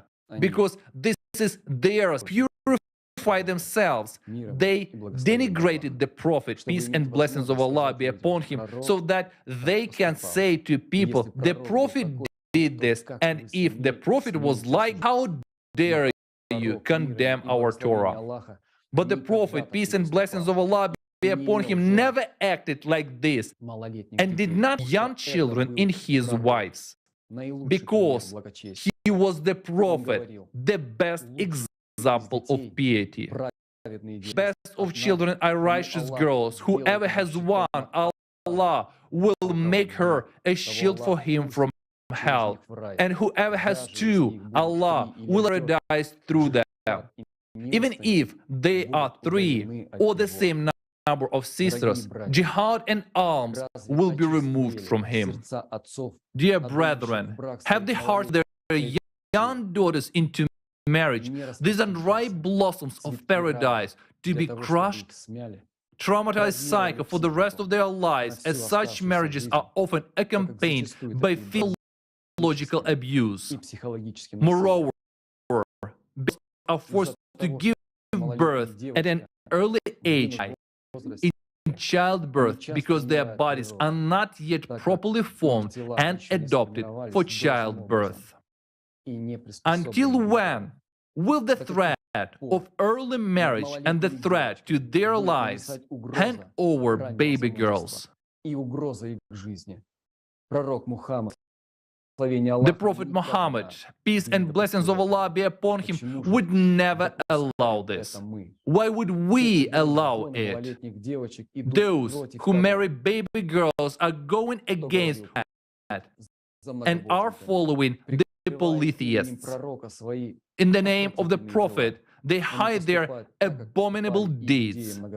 They do as the Judean polytheists do. I would like to touch on another topic, received a huge public response, the subject of the compulsory wearing of the hijab by women. In September 2022, 21-year-old Mahsa Amini died in Iran after being beaten by the Iranian vice police for improperly wearing the hijab as a Muslim. Amid widespread protests across the country, the Iranian authorities were recently forced to abolish the vice police. But does that... After all, this case is not an isolated one. Every year, dozens of Muslim women are brutally attacked for violating Sharia law and refusing to walk in religious garb. Besides Iran, women suffer public humiliation in Saudi Arabia, Afghanistan, Malaysia, and many other states. In the Islamic world, Muslim women continue to be punished by men who call themselves Muslims, who call themselves followers of the Prophet, peace and blessings of Allah be upon him, for wearing the garments of polytheists in the wrong way. Moreover, for one that Muslim women did not wear in the time of the Prophet. A woman can even be killed today for wearing the hijab improperly. In recent times, this topic has received a lot of... Let's talk about whether it is a Muslim tradition to wear the hijab and what the Holy Quran subject. Since ancient times, Arab Bedouin women did not cover their faces and did not lead a life of seclusion. This was not required of them either by religion or custom. In most tribes, the custom strictly required a woman to be chaste before marriage and faithful to her husband after marriage. In the time of the Prophet, peace and blessings of Allah, women also did. In the 1st century Anno Domini, Muslims had not yet forced women to wear the hijab, and men and women were socializing with each other, walking side by side in the streets and mosques. The hijab is a Judean tradition. The injunction for Judean women to observe the hijab or to cover their hair is enshrined in the Judean Talmud. According to it, a woman who shows up covered hair is so reprehensible that it can even serve as a reason for divorce. In a society well aware is and what it may entail, the veil was considered an absolute necessity for chastity and decency. Some rabbis even considered showing off a woman's hair in public to be as incident as showing of intimate body parts. Married women were therefore required to cover their hair in public places. The traditional women wearing a veil can be found in the Torah, according to which the priest removes the veil or unveils the hair of the woman as a sign of her humility. The Judean hijab is a symbol. The Quran says nothing about the wearing of the hijab. Let's look at what it says about women's clothing. The Quran 24 ayat 31 that women should cover their breasts and bosoms with clothing, and tell the believing women to lower their gaze and guard their chastity. But wait, woman's hair and face, her genitals. Moreover, the Prophet's wives did not cover their faces. In scholarly Muslim circles, it is believed ayats referred to by proponents of the hijab have no unambiguous interpretation. The only conclusion to be drawn from them is that a woman must cover her breasts and bosoms and not show them to strange men. Verily, Allah does not look to your bodies nor to your... He looks to your hearts, and he pointed towards the heart with his fingers. Did God prescribe that Muslims should wear turbans and wrap in the hijab? This was invented by the polytheists and imposed on the hypocrites following them, who only pretend to be Muslims, who substitute true piety with external ostentation. Peace and blessings of Allah be upon him, constantly guarded the freedom of women, and that is why the Prophet did not tell us to put something on women, because that is management and manipulation. The Prophet, peace and blessings of Allah be upon him, said that women should keep their eyes down and cover their breasts and bosoms in front. And that is all the Prophet, peace and blessings of Allah be upon him, said. We're told, when a woman is uncovered, it is a disgrace. But Allah has given our women beauty. Who are we to force our women to hide it? The shame for a Muslim is that we follow the shame. It is that we follow the polytheist Judean Umar, the one who betrayed and perverted Islam. The shame is that we disrespect our women and trade them like sheep. The Prophet, peace and blessings of Allah be upon him, gave equality to women, gave education, raised science, and the Ummah of the Prophet became powerful, strong, educated. The Ummah became smarter than the polytheists, and so it scared them. The true Ummah of the Prophet, peace and blessings of Allah be upon him, became too competitive. That is, effort was put in by the companions of Umar to distort everything. Two science began to rise. Women became free. Society began to change completely. And if it would have spread further around the world, then the whole world would have changed.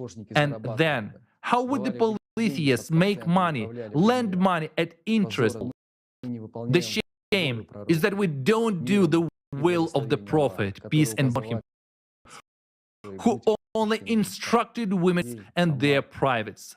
And the polytheists, Judean Umar, put the national clothes of the polytheist Judeans on the Muslim women, who are faithful to Allah. Muslim women dressed like this and said it was right. And do we hope that for desecrating the revelation of the Most High and disobeying His command, Allah will have mercy on us and forgive us? For breaking the word of the Prophet, come to your senses, Muslims. We have an obligation of shaitan that the polytheists have put on us and become humans who love Allah and are loyal to the Prophet. Peace and blessings of Allah be upon him.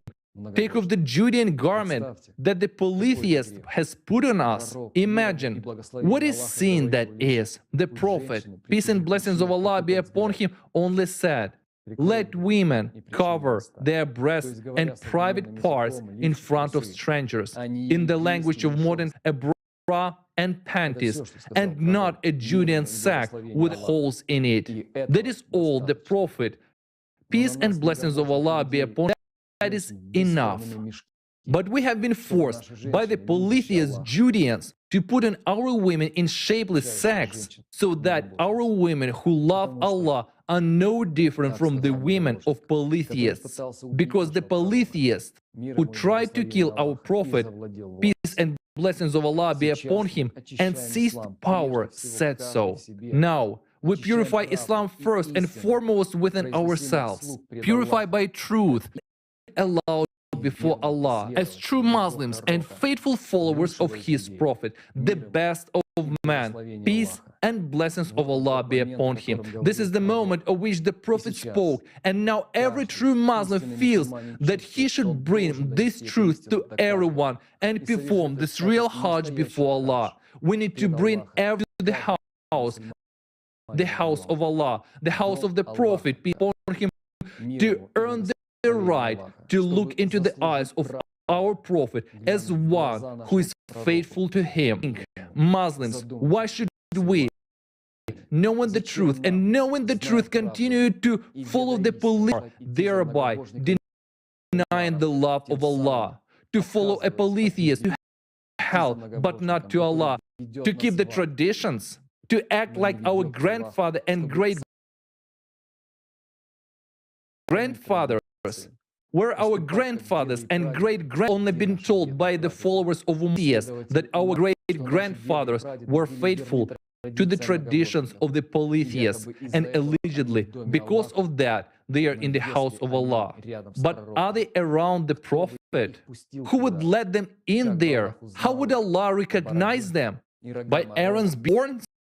Why do we, who know the truth and truth, who consider ourselves followers of the Prophet, peace and blessings of Allah be upon him, have Judean traditions imposed by polytheist Umar, for which we betray our Prophet be upon him and do not obey the command of Allah Almighty? Why do we punish our women? Is it because Muslim women do not wear Judean clothing correctly?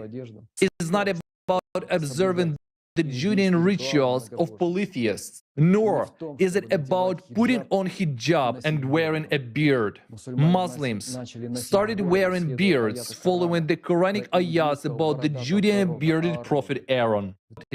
And he is our example. Muslims are not polytheists and should not be horned like Aaron, the prophet of polytheists. And we, who call ourselves Muslim, think that by wearing and growing a beard, we secure our place in paradise. There is no place in paradise for betraying the Prophet. Peace and blessings of Allah be upon him. True piety consists in resisting the shaitan and being loyal to our beloved Prophet and serving Allah with dignity for his pleasure. Today, we know what kind of trousers to wear, what kind of handkerchief to wear, and what kind of hand to salute with. What does it matter what kind of trousers you have, and if your heart is not beating in unison with the Prophet, peace and blessings of Allah be upon him? If we continue to sit and argue, soon there will be no trousers left. The climate will simply destroy us. Only the followers of the shaitan, but not the followers of the Prophet, peace and blessings of Allah be upon him, can stand up for these allegedly Muslim traditions. This can only be done by the followers of Umar, slaves of shaitan, to maintain their power over the minds of the Ummah, over the minds of Muslims, to maintain the power of the Prophet Muhammad, peace be upon him, and blessings of Allah. Think about it. Thanks to the Prophet, mankind was given a chance and mankind was given time. What have we wasted it on? These years allowing our Islam to be distorted and going after the one who tried to kill our Prophet. And what do we have today?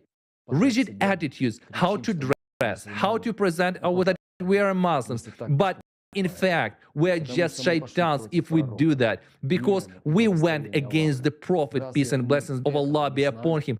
Didn't we know that? We deprived women of their freedom when the Prophet, peace and blessings of Allah be upon him, gave it to them. And why should Allah love us and be merciful to us? Can the Prophet, peace and blessings of Allah be upon him, be proud of us? It's scary to say this, and it is scary to admit we, Muslims, have been going the wrong way and for the wrong reasons. But now we can beg forgiveness before Allah with our sincerity, our courage, our devotion to the Prophet. Beg forgiveness not only for ourselves but for all our ancestors. They did not stray from evil. They were deceived by the shaitan. Free them from these shackles and lead them with us to the house of the Prophet. It's up to us to forgive all those who have gone astray. But if we do not do that, our fathers and grandfathers and their fathers and grandfathers will remain in the slavery of shaitan, not in the house of the Prophet, peace and blessings of Allah be upon him, and we will go to them in the slavery of shaitan, because who will let us in? Will Allah let us in because we knew the truth and did not follow it, and had an opportunity to purify ourselves internally and with polytheists and we did not do that? We now, as the first followers of the Prophet, peace and blessings of Allah be upon him, have a choice to follow the Prophet or remain in the slavery of the shaitan. Which choice will we as Muslims make? Muslims, brothers and sisters, there is no need to grieve over the truth and overturn all the traditions imposed on us by the polytheists. There is to be sad that we have not lived this way. For us now is that we can live rightly. And then the way home to our beloved Prophet, peace and blessings, will open before us, and we can lead our entire clan there. Each of us is responsible not only for ourselves but also for our ancestors who were deceived by shaitan. It is in our power to break the fetters of shaitan and bring out the entire ummah, all the followers from the first deluded to the last, who have been deceived by shaitan's lies and the illusion. We can change all this. If we purify Islam, each in himself, then we will be able to enter the house of the Prophet, peace and blessings of Allah be upon him, as an entire ummah. We will be able to count on the mercy of Allah to bring us home for turning away from the followers of Aaron and turning towards our Prophet. Allah can have mercy and prolong our days and make the world a much happier place than ever before. We are the ones who can know all the mercy of Allah or all his wrath. How many contradictions and evil the polytheists have brought to Islam. And these inhumanities and atrocities continue to this day. Tell me, how can a society be considered normal in which a person can be hanged at any time and justified? The honor of Allah. The Prophet, peace and blessing of Allah be upon him, was respectful of all life and had mercy. And here we have Muslims hanging Muslims. It is the madness into which the polytheist Umar led us. Tell me, do we really think that Allah requires a rebel attitude towards each other?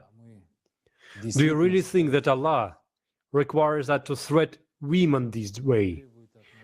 Doing this with our mothers, daughters? Are we doing His will, or it is the will of the polytheists? And let's be honest, this is the will of Shaitan. The greatest Prophet Muhammad, peace be upon him, never put anyone higher, neither a man. So why we are still arguing about what place a woman should occupy in society? How she should dress? What rights she should have? We are all equal before Allah. The Quran does not say that a man has a special position. But why did we believe not the Prophet, peace be upon him, not the Quran, but several hadiths, and decided that we men are superior to women and should decide?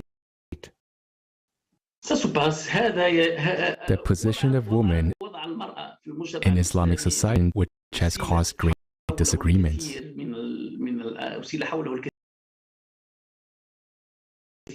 Until now, we have not come Muslims about general.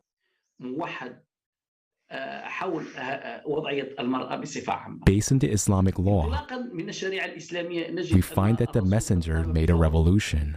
And the last thing he had recommended before he left treat women well. The Quran makes no distinction between a man and a woman, or in rights. But let's come back to the question of the hadith, which restricted women in regards to wearing hijab. And hijab is not a covering over her body. The only trouble is that this mere body, but also hadith appears saying that a woman did not have enough intelligence and religiosity.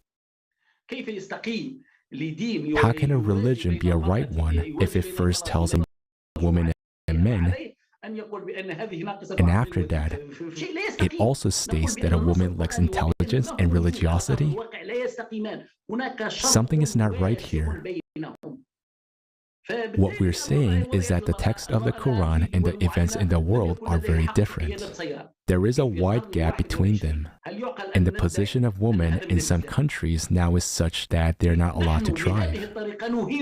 Can we claim in this 21st century that this comes from Islam? Hence, we insult our religion. Muslims insult and abuse their religion by introducing a series of laws that have nothing to do with it. The status of women in the Arab world is such that women continue to suffer bitterly. In inner mobility and even in the guardianship of a man, his guardianship over her mind and body. We're not talking about the elite. What exists as a form of society and a movement within society is quite appalling. It needs to be reconsidered in relation to the issue of hijab, for example. I've spoken to many Muslims on the issue of hijab. At the time of the messenger, slave women did not wear hijab. Is it possible that the Almighty God established a distinction between a free woman and a slave woman? That one has a right to wear hijab and the other woman not it. One woman's hair cannot be considered as nudity, while another woman's hair is nudity. This is schizophrenia. There is sickness in that. There is no evidence that hijab was worn during the time of the messenger. Hijab religion is a social dress code related to specific area and specific circumstances. Gulf countries wear headscarves on their heads. They put it on their heads due to the climate there. Nature makes them do it. Just nature. Women must not be locked up as prisoners in the name of religion. It is not a woman cannot be imprisoned in the name of religion, nor can guardianship be imposed on her mind, or even on her intimate body parts in the name of religion. If someone says it is not religion, we have to reach such a level that no religion can order to imprison women, prevent women from living their lives, or impose guardianship on them. The reason we are still here at this level is because we have imposed guardianship on women and consider them to be beings of lower level than men. And finding a solution to that has to be a common goal, because Ummah cannot evolve if half of it is idle. The problem is that most of those who adopt these destructive ideas are also women. It's as if women have accepted this restriction. There are men who are against it, and there are women who support this restriction, but most likely because of their fear. Thank you for the truth, dear Aziz. In today's world, it is true that many actions and inactions are determined by fear. But now it is very important to be brave and tell the truth and follow the example on him. Putting the truth above all. A true Muslim acts out of love, no matter what conditions he finds himself in. And that is the only way to change the horror that is going. The madness we're doing with regard to women has nothing to do with the words of the Prophet, peace and blessings of Allah be upon him, that we should build a society in which a woman can walk from Iraq to Sham, Syria, without fear. Why are we not building a world where women and children can live in safety? After all, in Surah Al-Qasas, it is said, rather seek with what Allah has given you the abode of the hereafter, without forgetting your share of this world, and do good to you, and do not seek to spread corruption in the land. For Allah does not like those who spread corruption. These lines in the Quran represent the essence of how you and I should live. But what are these lines for us in reality? Are they just an empty sound? We, Muslims, recite salawat every time we mention the name of the Prophet. Peace and blessings of Allah be upon him. But we remain deaf and dumb to what we ourselves do against what was bequeathed to us. Do we remember what he told us in his farewell sermon? Oh people, it is true that you have certain rights with regard to your women, but they also have rights over you. Remember that you have taken them as your wives only under Allah's trust and with His permission. Your right then to them belongs the right to be fed and clothed in kindness. Do treat your women well and be kind to them, for they are your partners and committed helpers. But we now live as if in the days of Jahiliyyah, when newborn girls were buried alive and women had no rights. When the Prophet Muhammad, peace and blessings of Allah be upon him, came, the best of people, he showed by his example how to treat children and women, forbade atrocities and we have taken it away from them again. What are we doing? It hurts even to talk about it. Our inhumanness has no limits. Every year in the world, 5,000 women die after being accused of adultery or wearing the hijab inappropriately. Sometimes they are killed simply because their relatives, the man, thought they had done something wrong. We've already touched upon the case of Mahsa Amini in Iran. This blacklist can go on. A girl in Turkey was buried alive by her relatives for her friendship with boys. A woman in Pakistan was and deprived of her life during childbirth. An 19-year-old girl was shot dead by her father because of the unknown number on her cell phone. In the United Kingdom, a husband burned his wife and their 4 children because of their Western-like habits. Do I need to continue?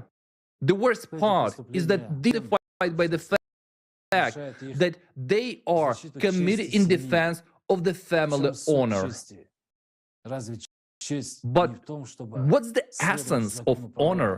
Isn't honor about following the Prophet's peace upon him covenant? There is no greater honor for a true Muslim than to follow the Prophet, peace and blessings of Allah be upon him. If you consider yourself a true Muslim, then conventions be more important to you than the Prophet's covenants. Then there is the Rajm that has already been mentioned. It's an archaic relic of the Middle Ages. Are we supposed to be true? There isn't a single ayat or hadith that speaks of the nationwide stoning of adulterers, but because of the illiteracy of some and the subtle dodging of others, this execution was introduced into Islam, bypassing revelation. Just think about it. Out of 49 Muslim-majority countries in the world, 6 countries persist in maintaining this barbarism as a sign of respect for the Islamic legal tradition. Is this actually an Islamic tradition? When will we stop supporting someone else's fabrications and beliefs that have nothing to do with Islam and the Prophet, peace and blessings of Allah be upon him? When will the voice of conscience break through in us, as it has happened to Muhammad Abu Zahra, the greatest expert of Islamic law, who publicly expressed his concerns at one of the conferences on science and theology, when he said, "Hiding in my soul one legal opinion, And when I meet the Almighty, He will ask, why did you hide the knowledge that you had and didn't explain it to people? And further, Muhammad detailed a whole list of theological and legal arguments in favor of the fact that Rajm, Islam, and it has nothing to do with it. Did only one theological scholar have the courage? Why are we silent? The clearest indicator for a person of faith is what you will be asked on Judgment Day. Were you white or black, rich or poor, a Sunni or Shiite? No. You will be asked if you were a believer. You did good deeds. For what is naturally given by the Almighty to a human, such as race and nationality, this cannot but the decision of who you are with and whom you serve, Allah or Shaitan. It is certainly up to a person to choose. Even the merciful Allah Himself doesn't violate this law. A person either follows in the footsteps of the Prophet, peace and blessings of Allah be upon him, realizing his own responsibility, or he shifts his responsibility to those whom he listened to and follows these blind and deluded people. To up to us Muslims to choose between believing sincerely, loving Allah and fulfilling the revelations He has given, or going astray and serving the Shaitan. We will all have to answer to Allah in the hour of judgment. For the Messenger of Allah, peace and him, said, the cases which will be decided first on the day of resurrection will be the cases of bloodshedding. There is nothing in this world more valuable than human life, and these peace and blessings of Allah be upon him are the proof of that. Islam is truly a religion, and the blessings of Allah be upon Allah as mercy for all the worlds. Allah, through His Prophet, peace and blessings of Allah be upon him, sent down Islam into this world in its purity, to this world so that love and peace would reign on earth. What do we see today, 1,400 years after the Prophet, peace and blessings of Allah be upon him, left the house of Allah?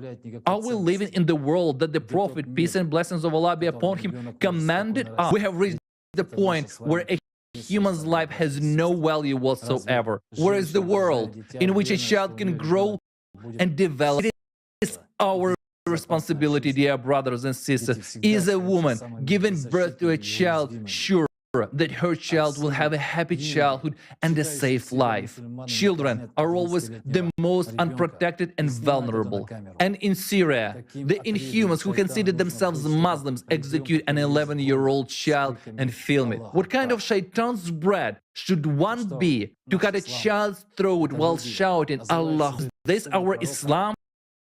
These people call themselves those who follow the Sunnah of the Prophet, peace and blessings of Allah be upon him. What kind of Sunnah did the Prophet, peace and blessings of Allah be upon him, cut off his children's heads and boast about it? The Prophet, peace and blessings of Allah be upon him, was the epitome of humanness. He even took care of the Judean boy next door. The Prophet, peace and blessings of Allah, loved people regardless of their religion. Allah is one, and that's the point. And the Prophet, Allah be upon him, spoke about this. And today Muslims are cutting the head of a Muslim child shouting, Allah. This is what we Muslims do.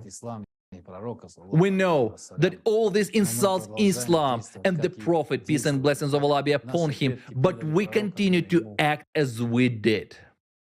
Just as our ancestors betrayed the Prophet by taking an oath and breaking, continue to live up until now. Aren't we aware of it? We continue to use Islam as a means of manipulation by shouting Allahu Akbar when killing people, and yet we do this while supposedly defending the Prophet, peace and blessings of Allah be upon him, defending the greatness of Allah.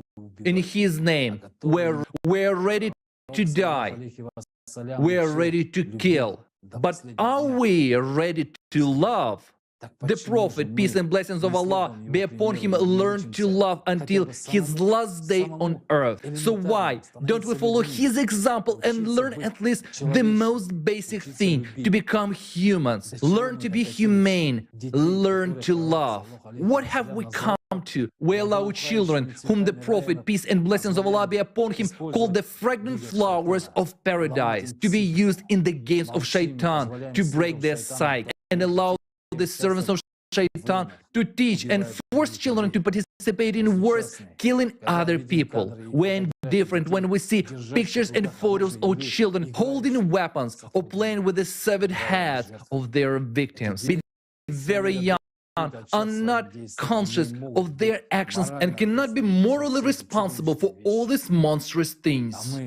But do we, patients of it, all of us are responsible for this breaching of the great essence of Islam as the merciful and peace-loving teaching. We keep saying that the Quran and the Sunnah are our main guidelines, but where is the Ummah now? How could we, guided by the most well-intentioned precept, live moral and spiritual decay? People die every day because of something, often unjustifiably. The whole show is made of this in the form of demonstrative executions in order to entail powerless and obedient. People shouldn't have power over each other. The Prophet, peace and blessings of Allah be upon him, said about it that there is only one authority, the authority of Allah over everyone, and everyone should serve only him. Remember what the Prophet, peace and blessings of Allah be upon him, said about true jihad. He said that the true jihad, the great jihad, is when a person fights his egoism, his nafs, and the small jihad is to bring the truth to people, to help people so that they can understand how to get out from under the power of shaitan and become at least a little bit freer. And what does jihad mean today? In dissidents. But in fact, it's not dissidents they fight against, but those who can be conquered, whose material possessions can be taken. What are people fighting for? It's not only about Muslims. It applies to everyone. All people are the same. Other people's things to make them our own. Isn't that so? Why do we deceive each other to take possessions of what's not ours?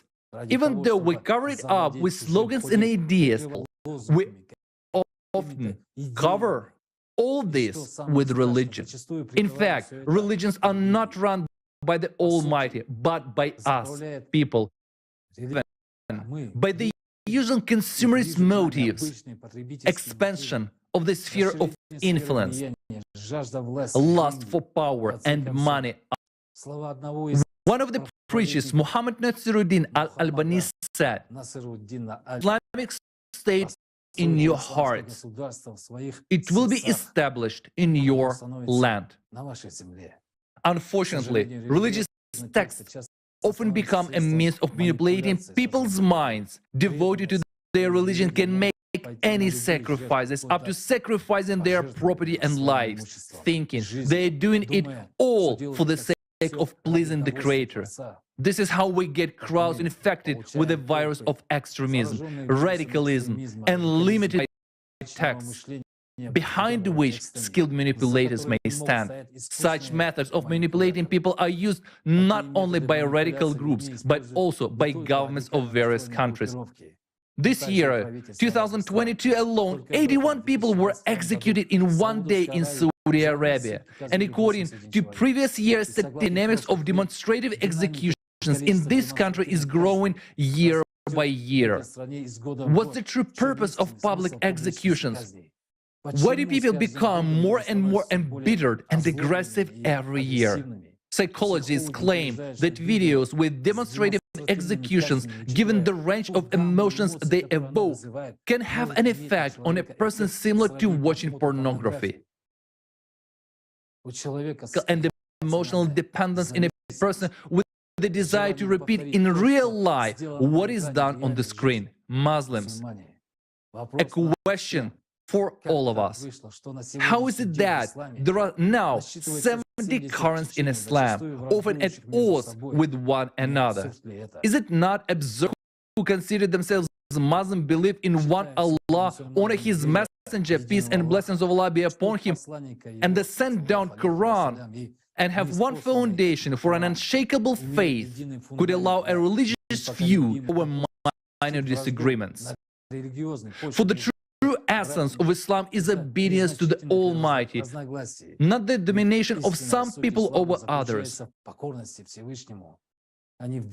By perverting the true essence of Islam and jihad, they have created a new ideology, incompatible with the elementary norms of humanness, which is built where power and money are the main values, and a human's life is worth. A number of terrorist movements artificially created by the opponents of Islam, Taliban, ISIS, al-Qaeda, Jihad al-Nusra, and the like, declare jihad against civilians, including Muslims. What did they have in common with the Prophet, peace and blessings of Allah be upon him, and his ummah? Not a single Muslim today feels safe performing namaz in the mosque. People have died at the hands of terrorists, including those in the mosques. How can this happen when the Prophet, peace and blessings of Allah be upon him, said that the extinction of the whole world is less significant before Allah than killing a Muslim man? Isn't it the worst haram to kill people who are in prayer? It is very easy to inflame people, to put weapons in their hands, affecting the most sacred thing they have, by covering up claims that our religion is under attack. The strongest feelings are affected, and as a result, it becomes very easy to manipulate people. But in fact, at the expense of such manipulations, they decide political issues. This is a war of interest, a war of capital. It is not interconfessional conflicts. And one of the key questions here is, who has the right to speak for all believers? The right to speak for a huge group is a powerful resource and an enormous power. And there is an ongoing struggle for it. And now, these malefactors can tell the whole world what Muslims think and what must be done to avoid suffering their righteous wrath. Instead of real, worthy followers of the Prophet, peace and blessings of Allah be upon him, we're dealing with the religious fanatics, unable to cope with their emotions and very easily manipulated. Yes, of course it happens that our deep feelings may be insulted by certain things done to Islam by some short-sighted people. But is that a reason to grab a gun or beat someone up, or even worse, bomb innocent people? All signs indicate that we are living in the end times.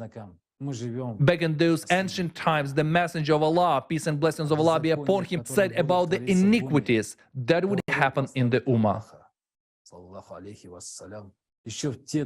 The world would not come to an end until a day would come to the people on which the murderer would not know as to why he has killed, and the slain would not know as to why he has been murdered. It was also said by the Prophet, peace and blessings of Allah be upon him, everything belonging to a Muslim is inviolable for a Muslim, his honor, his blood and property.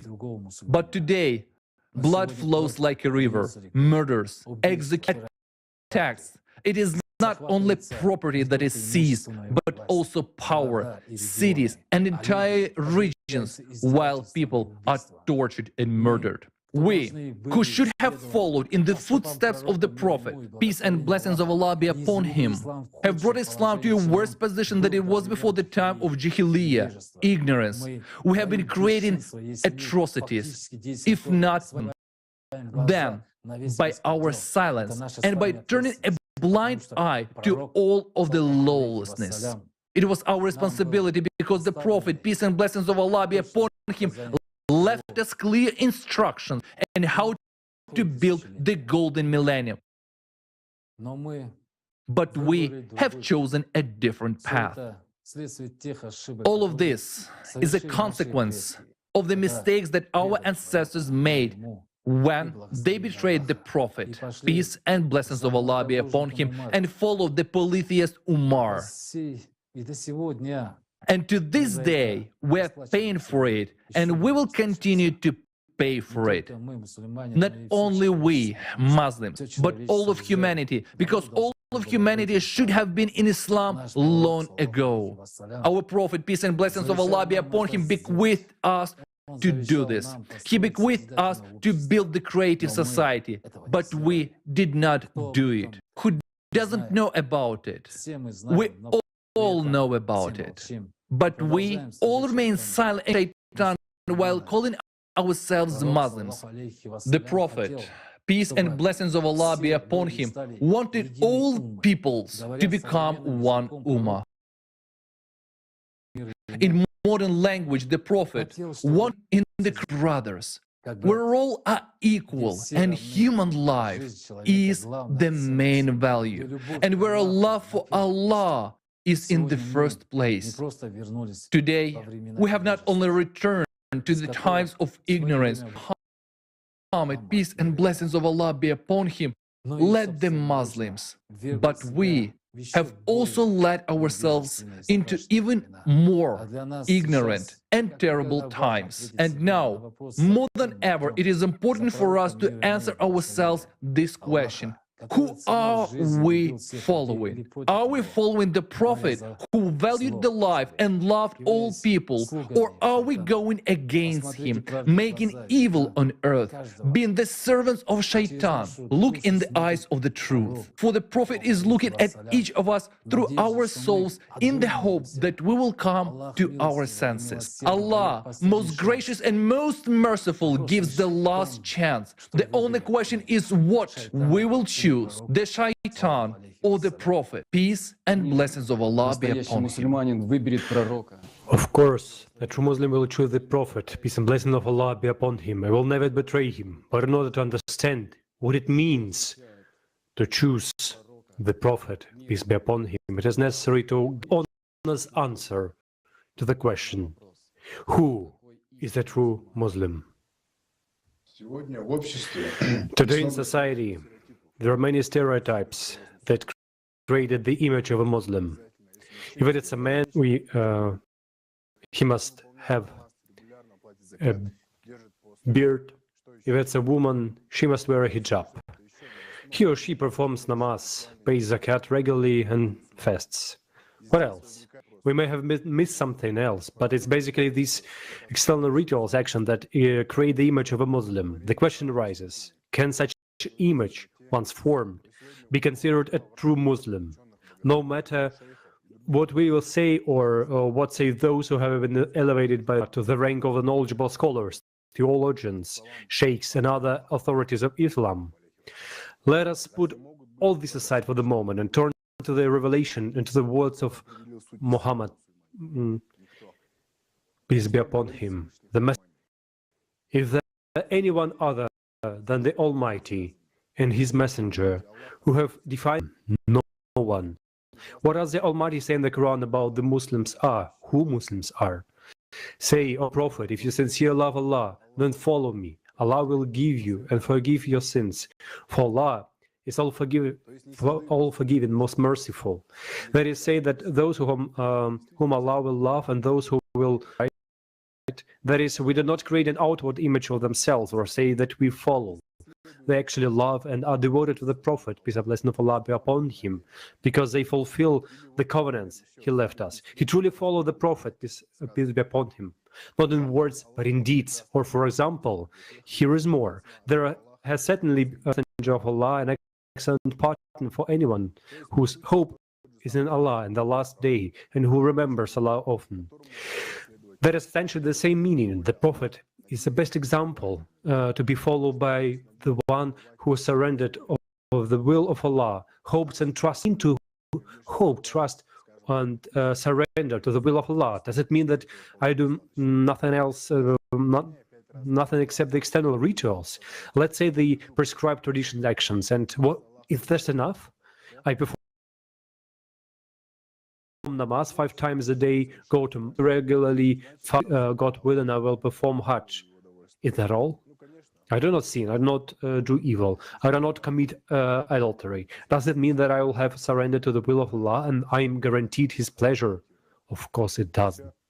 Many people will say. Maybe they will add a few more actions to the list and they'll say, now I am assured of the Allah's pleasure and reward. That's it. I don't know these actions and I'm Satan, already have a place in paradise, book for me.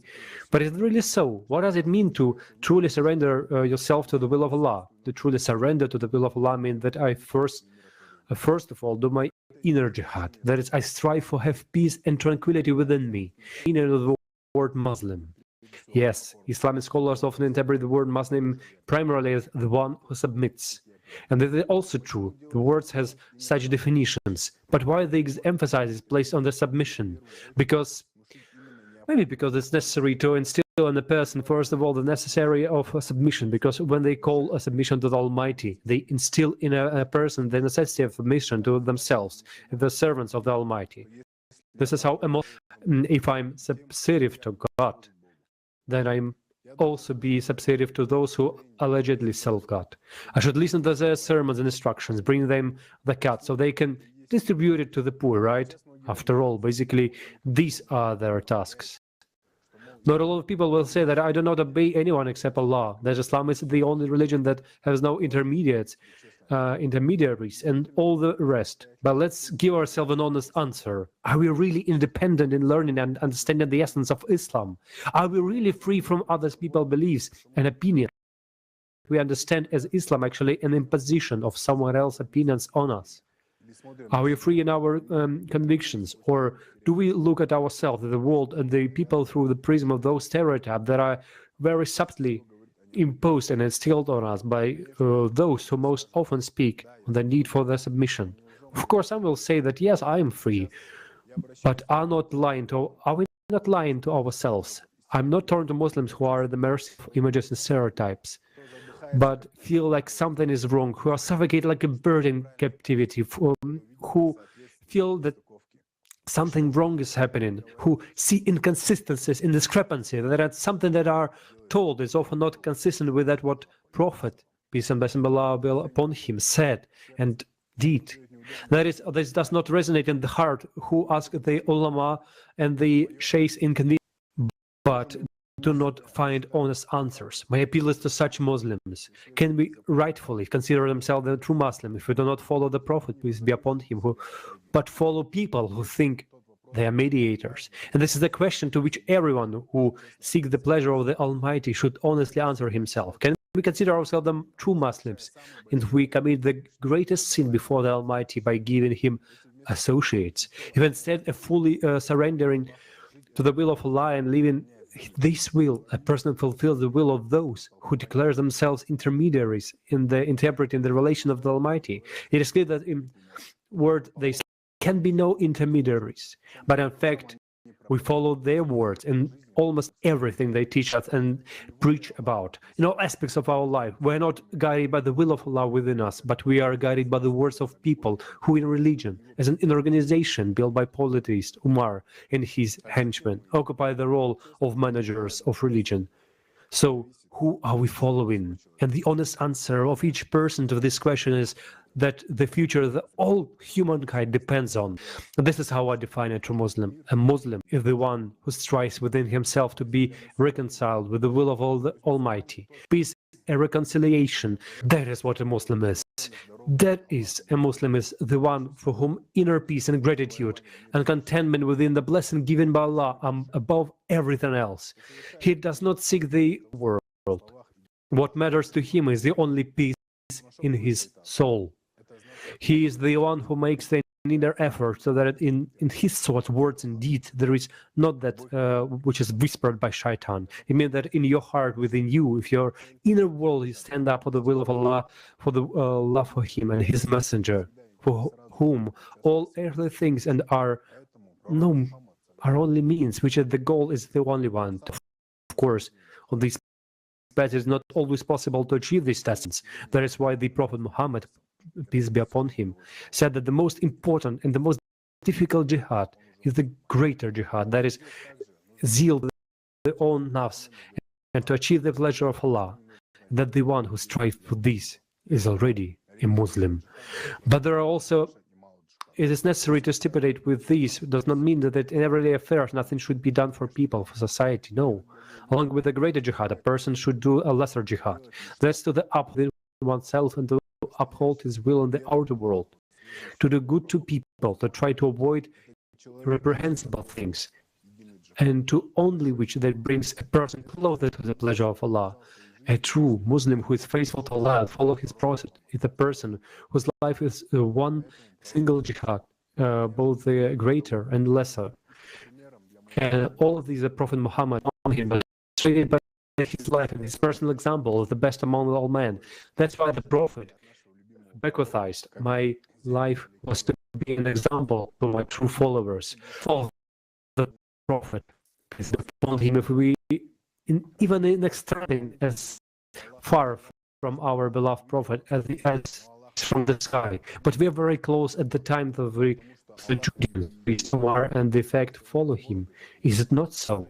We pray to Allah, wishing that Allah would see us, but Allah does not recognize us. He does not see us as Muslims because Allah sees the Julians, because we have beards like Umar. That's why the women in hijabs thought that Allah not see is praying, a Muslim or a Judean. How could Muslim women be so mocked when the Prophet said to cover only their private parts, but those who cover women's faces have the confused private parts with their faces? One who confuses private parts of women with their faces and makes them dress in Judean clothes. Muslim is one who does not confuse anything because he follows the Prophet, peace be upon him. For the one who follows a clear sign from Allah and his messenger to stumble, of course, everyone may stumble and fall on the path because it's a path and everyone overcomes by himself and gets his own experience. But a person will no longer get confused about the important path because he's following in the steps of the Prophet, the footsteps of the Prophet, in the footsteps of the Prophet. And the others get confused and follow the opposite direction only when he followed and his henchmen. By the way, why there are aggressive imams after aggressive to the last? He always behave aggressively and he are present. This is a sign of a strength, but it's strength in aggression.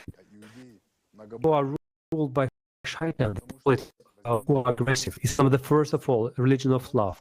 It can be by definition. Islam is a religion of love for the one's neighbor and for Allah. This is exactly the example of the last prophet, peace be upon him, showed us. And that's why he spoke about the one God, Allah, and the Judeans apologies, because they made of the son of Allah deity, and will help from the first those who believe in the one true Allah imitate polytheism. That's why, in fact, they turned Islam into. I understand that this information is shocking. Many people are probably in real shock right now. A lot of people are wondering, what have I spent my whole life on? I thought it was a religion that turns out as a wrong religion. But my brother, if you realize that you have been wrong and you lived in a falsehood, if you can yourself and follow the Prophet, if you have truly found love for the Prophet and Allah, then you will throw off the shackles of shaitan and paradise will open before you. Everyone can make a mistake, especially when deceived by such skillful liars. But to admit one mistake and delusion and to follow the straight path is the worst of a Muslim. A true Muslim is the one who will not defend lies, and true Muslim is the one seeking falsehood will reject it and follow the truth, and paradise will be his reward. But the pagans and polytheism cannot have paradise. That's why they are so deceitful and aggressive and fight for power, so they can enjoy what they will not have there. And there's no accident that is what in Quran says about Judeans in Surah 2 Ayah 96. You will them leading into life more eagerly than the other people, even more than polytheists. Each one of them wishes to live 1,000 years. But even if they will live that long, it will not save them from the punishment and of what they do. And here is one important moment to clarify that we are not against the other religions. No, we respect all religions. Just why should Islam be a religion? Islam is given as Islam, and we are for Islam to remain Islam. Islam is the grace of the Almighty to all humankind. After all people are created by the one Creator, and the last Prophet came to all humankind. This is clearly and distinctly stated in the Quran. This is why the Ummah of the Prophet is all the humanity. All of the humanity. There's just what to do.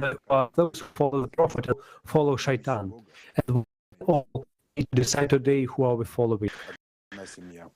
And for who is a true Muslim, when the Prophet was his family, he said that every righteous person is from his family. Everyone who loves God is from my family. Everyone who loves God is from my house. We are all one family. And so the Prophet also said that the most beloved to Allah, the most useful act before Allah is Almighty is the joy that you will bring to a Muslim. To do something that is come to the aid of your brother Muslim is that he needs is more love. That's perform a month's shuts in a mosque. That's not just to contemplate or pray, but to act and be a service to one another. That's what the true Muslims are like. They call people truly by their examples, even though for politics the truth is hateful.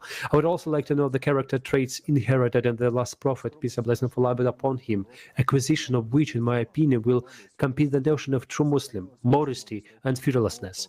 Much been said that about the modesty of our beloved Prophet, peace be upon him, and many words of the Prophet, peace be upon him, himself about modesty have been preserved. Not now I'd like to recall these words. All religions have their peculiarities, but peculiarity of Islam is modesty. And for these wise words of the Prophet, peace be upon him, it followed that since modesty is a peculiarity of Islam inherited in all followers of Islam, and it's really true, because a Muslim who does not love and grace the Almighty in his heart cannot be a truly modest person, as our beloved Prophet, peace be upon him.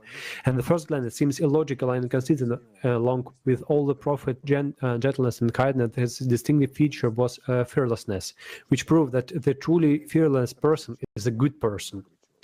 Aggressiveness is not an indication of a person's strength, valor, or fearlessness, as we are led to believe by citing, for example, of Umar. A truly fearless person is one who is unstoppable in his striving to earn the grace, striving steadfastly to do so. Such a person was our beloved Prophet, peace and blessing of Allah be upon him, was able to stop him in his striving to fulfill his prophetic mission with dignity and pleasure of Allah. No matter how difficult it was, no matter how much the shaitans resisted in his heads, he still continued to call for the truth. And this is the best example to follow today. But the people who heard the truth today in this conference, we must not be silent about this truth. No matter what shaitans tell us in our heads, no matter how much they scare us, we must bring this truth to all of our brothers and sisters. And the example of the Prophet, peace be upon him, was not silent, should inspire our hearts and fill them with fearlessness.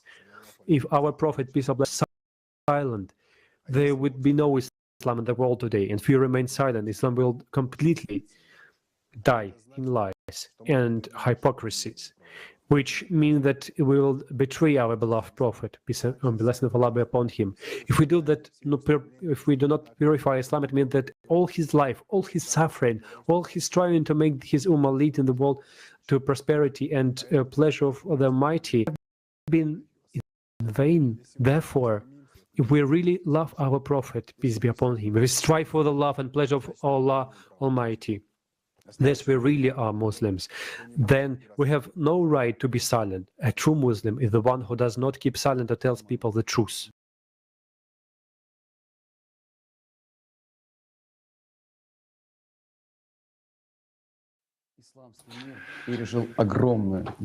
Dear brothers, dear Muslims, brothers and sisters, has experienced a great, tremendous tragedy for all mankind, and serious and terrible substitution took place.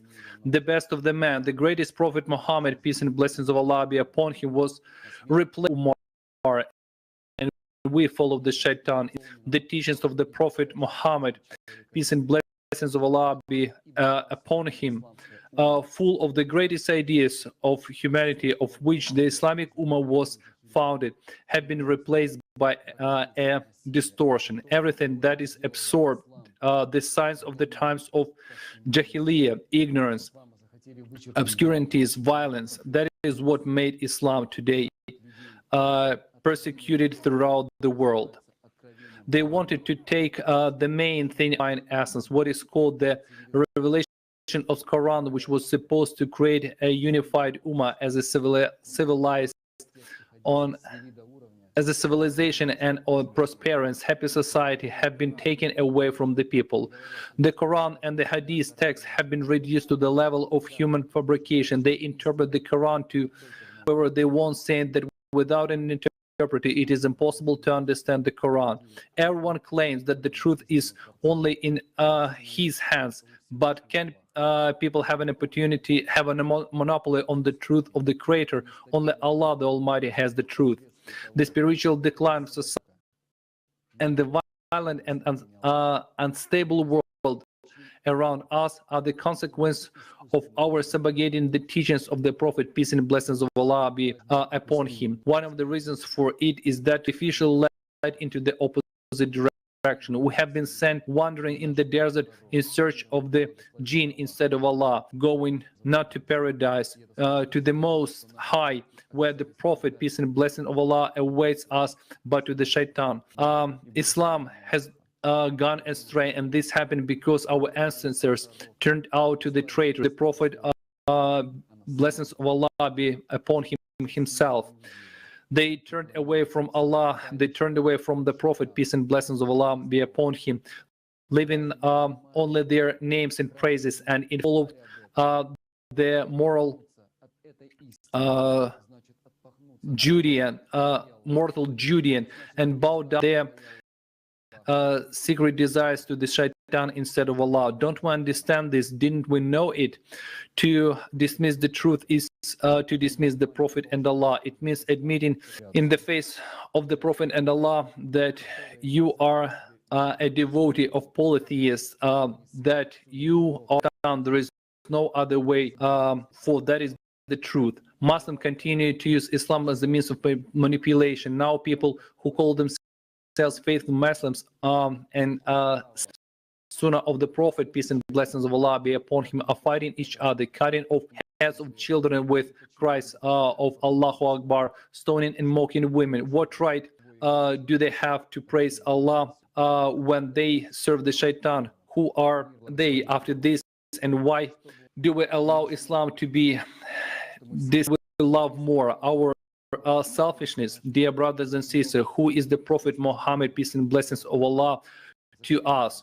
What would we our society, that we're all crazy? If he means anything to us, we should listen exclusively to him and Allah. Why did Allah send us the best of the humans? Blessings of Allah be upon him. Why did he send him the Quran? For what? In order for us humans to live in peace and build a happy society and just society for all, the creative society. But why didn't we do that? We have had 1,390 years since the Prophet, peace and blessings of Allah, but didn't have do anything. But didn't we do any of this? Some people wanted power and exploited Islam as they wish. Islam should be all over the world as the prophet, peace and blessing of Allah be upon him. Instead, we have more than 70 currents and divided ummah. But in reality, there are only two currents in Islam now. Those who follow the Prophet, peace and blessings of Allah be upon him, and those who follow the shaitan. The Prophet, peace and blessings of Allah be upon him, said to the follower, said to follow his footsteps. He left us in Sunnah, his life. Why did we go against him after the why did we go against him after the polytheist Umar? What are we proud of, that we have followed polytheists instead of Prophet, peace and blessings of Allah be upon him? Are we polytheist Muslims? We grow beards like the Judeans and make the Hajj and walk around the Kaaba in the footsteps of the polytheist Judean instead of the footsteps of the Prophet, peace and blessings of Allah be upon him? Will the Prophet be upon him forgive us for that? We all hope that our ancestors were next to our beloved Prophet, peace and blessings of Allah be upon him, in the house of Allah, but in the house of our Prophet. But only those who were always faithful and choose to the Prophet, Imam Ali and his associates, turned down Allah. And for all those who follow the polytheist Umar, praise is closed, paradise is closed for them. How is it that we have come to betray ourselves, that we have come to the point where we stopped feeling the essence of Islam and live the precepts of the Prophet? Muslims, how could we allow this to happen to our great Islam and our beloved Prophet, peace and blessings of Allah be upon him? The reason why it happened is our human weakness. There are two beginnings. One is righteousness, conscious piety, and otherness, inclination to sin and greed. Allah gives us a choice, opening us to both moral perfection and spiritual fall. The Quran wants. So, if one whose breast Allah has expanded to accept Islam, and he is upon that is guided by a light from his Lord, like one whose heart rejects it, then woe to those whose hearts are hardened against the remembrance of Allah. Those are in manifest error. The purpose of Islam is to bring up a person who is moral, worthy, and loves Allah. After all, the Creator has already given us. The goal is easily achieved through worship of love and Allah and respect for the Prophet, peace and blessings of Allah be upon him. Let us free our souls from the weeds of ignorance, so that we can plant a blossoming garden in it. It had to happen sometime. This direct and honest conversation between us Muslims. We do not judge. This conference is what the Prophet, peace and blessings of Allah be upon him, said, that is new. The Quran will be renewed. Come the time of renewal and purification of Islam. It is now, in the last times, when the Prophet prays to Allah for us, that he gives us a chance. This is proven that at least by the not yet so many casualties from climate disasters. So what will we choose this time? Leave things as they are and continues to follow the polytheists, and then quite right, we'll die like dogs because we betrayed our Prophet, peace and blessings of Allah be upon him. Or we will shake off the spell of shaitan, look into the eyes each other and honestly say that we love our Prophet and that there is no God but Allah, and become one ummah. Who are we Muslims?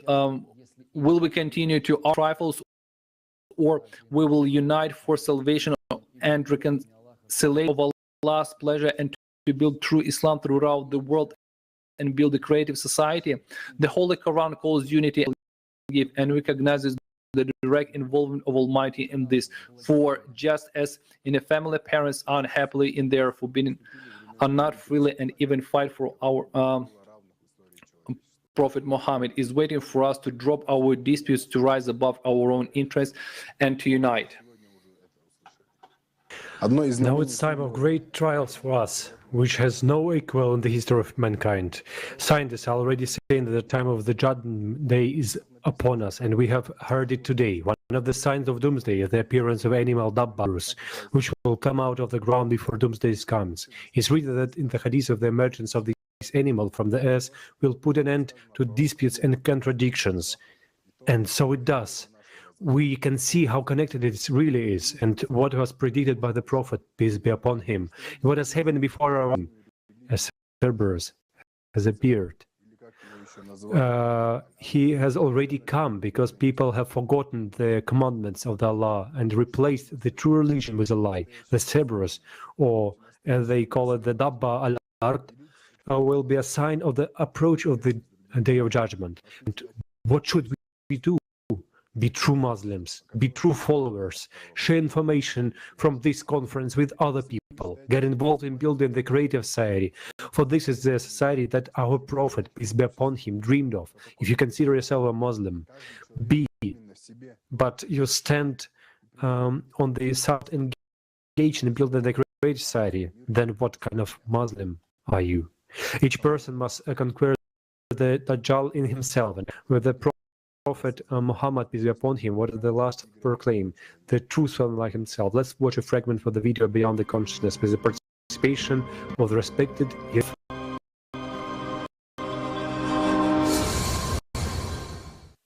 The Prophet clearly said that the beast will come at the end of times, and people will answer for their sins. And the beast will speak to you in an unusual way when showing your sinfulness. Afterwards, these polytheists and atheists, I'll put it so, because not a single believer in Allah, faithful to the Prophet, would ever twist his words, and he would not interpret from his demon what the Prophet himself wanted to say, for his words were simple and clear to understand. Did he really describe this beast, which is a donkey with a bull's face, with the ears of an elephant, and which will approach every human and talk to him, huh? I mean... in an amazing language. Right. Did the Prophet really speak about it? A simple question, who invented this? And for what purpose? No. You will not encounter such a monster in your life.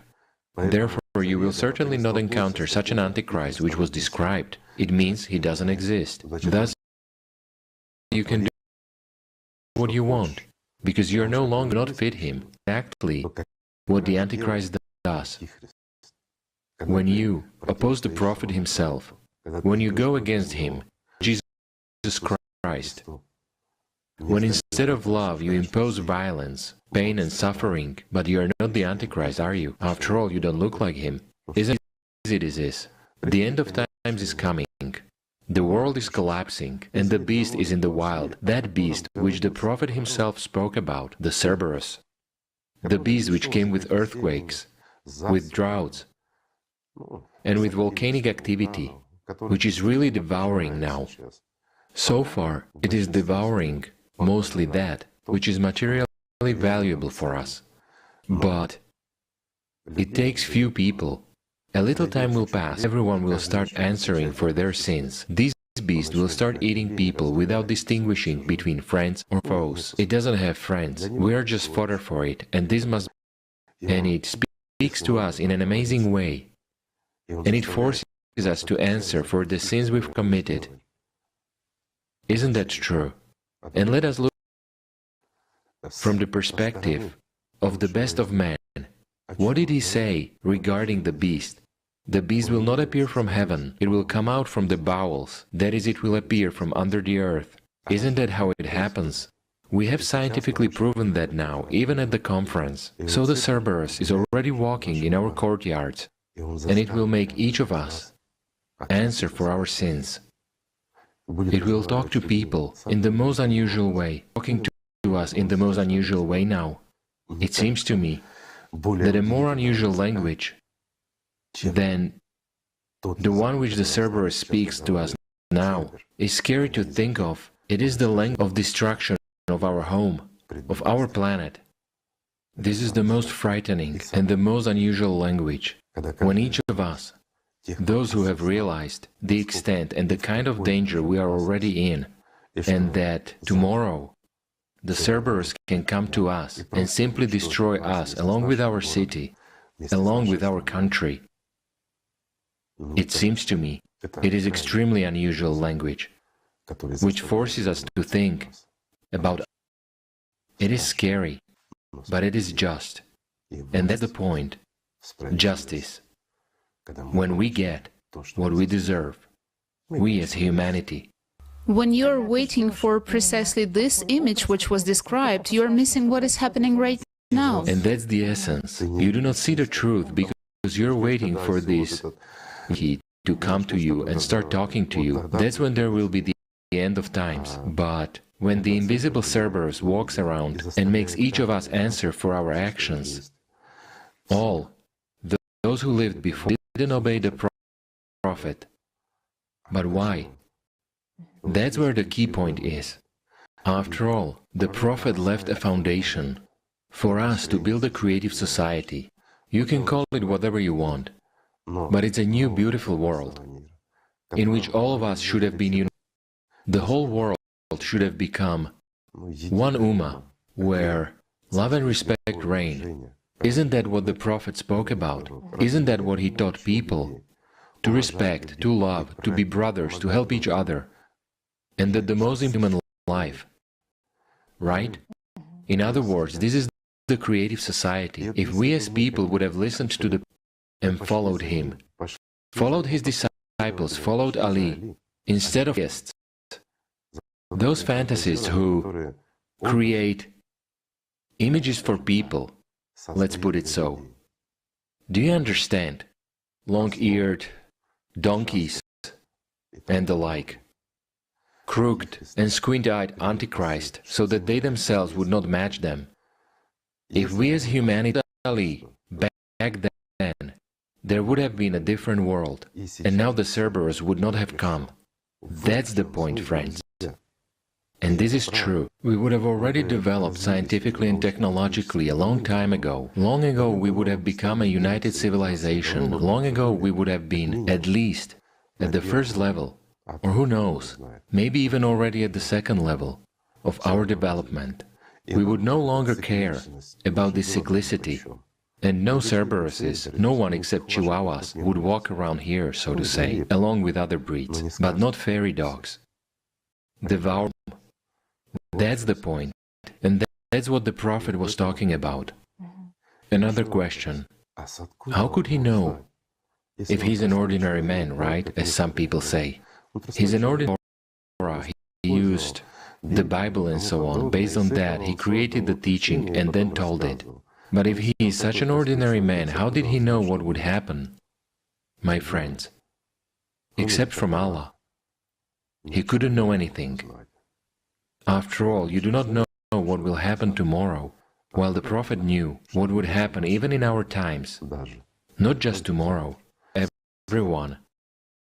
About what would happen to Islam, how people would polytheist Umar so much and told everyone, do not follow him, he's a liar. But we as humanity did follow him.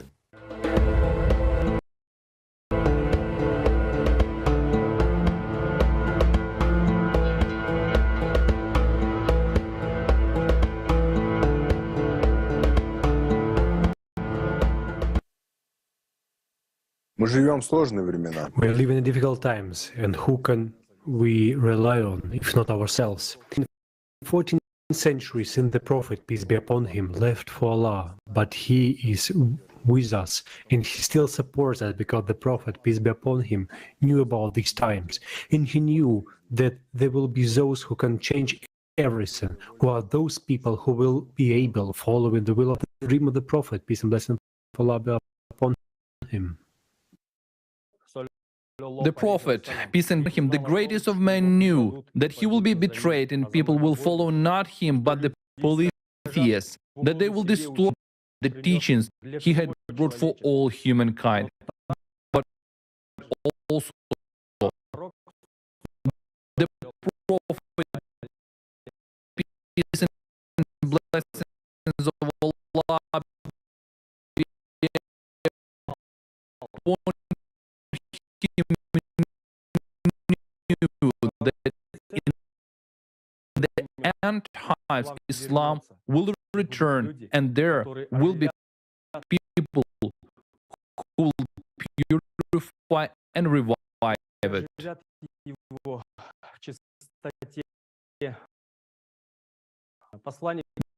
The messenger of Allah may the suffering to him, and when Islam came, people in this society were polytheists, idolaters,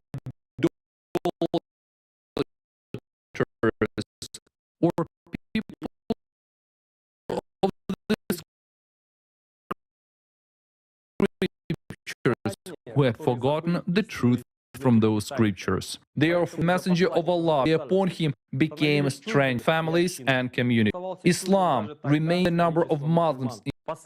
Islam will purity and will excite as it used to be in Prophet Muhammad, peace and blessings of purity, people as Allah's who owes them till Allah's order, the last day comes upon them while they are still on the right path. These people, the Prophet, peace and blessings of Allah be upon him, called strangers, and they will stand up for the truth which he brought for everyone, while people will distance themselves from the true religion of Allah, while people will not believe in the truth and spread distortions and evil. The strangers will stand in purity and serve Allah alone.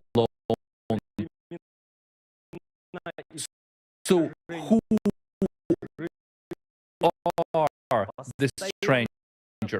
They are a group of righteous people who, in falsehood, and serve Allah. They have become strangers to others precisely because of their faithfulness to Allah. Blessings of Allah be upon him. Beginning of there is hadith of Allah, peace and blessings of Allah be upon him. Following. Tuba is for the strangers who correct what the people have corrupted from my sunnah after me. Strangers are friends of Allah, brothers in spirit. They may not other, but they are people who love each other for Allah's sake. It is narrated that the Prophet, peace be upon him, said, "There are people from the servants of Allah who neither prophets nor martyrs. The prophets and martyrs will envy them on the day of resurrection, for their rank from Allah the Most High." They ask, "Tell us, Messenger of Allah, who are they?" He replied, "They are people who love one another for this, that is, the Quran, without having any mutual kinship and giving property to one. I swear by Allah, their faces will glow and they will be sitting in pulpits of light. They will have no fear on the day when the people will have fear, not grief when the people will grieve." He then recited the following Quranic verse, "Behold, verily, for the friends of Allah there is no fear, nor shall they grieve. But it will be not easy for strangers, and they will have more opponents than allies." It was said, is in unity and concerted action. True unity and brotherhood is the distinctive feature of strangers. Strangers will revive in the Ummah what others killed in it. We heard today, as soon as the greatest of man left for his home, the house of Allah, people resisted the new orders of the polytheists. But when Ali left, people renounced and blessings of Allah be upon him and completely went their own way and followed the polytheists.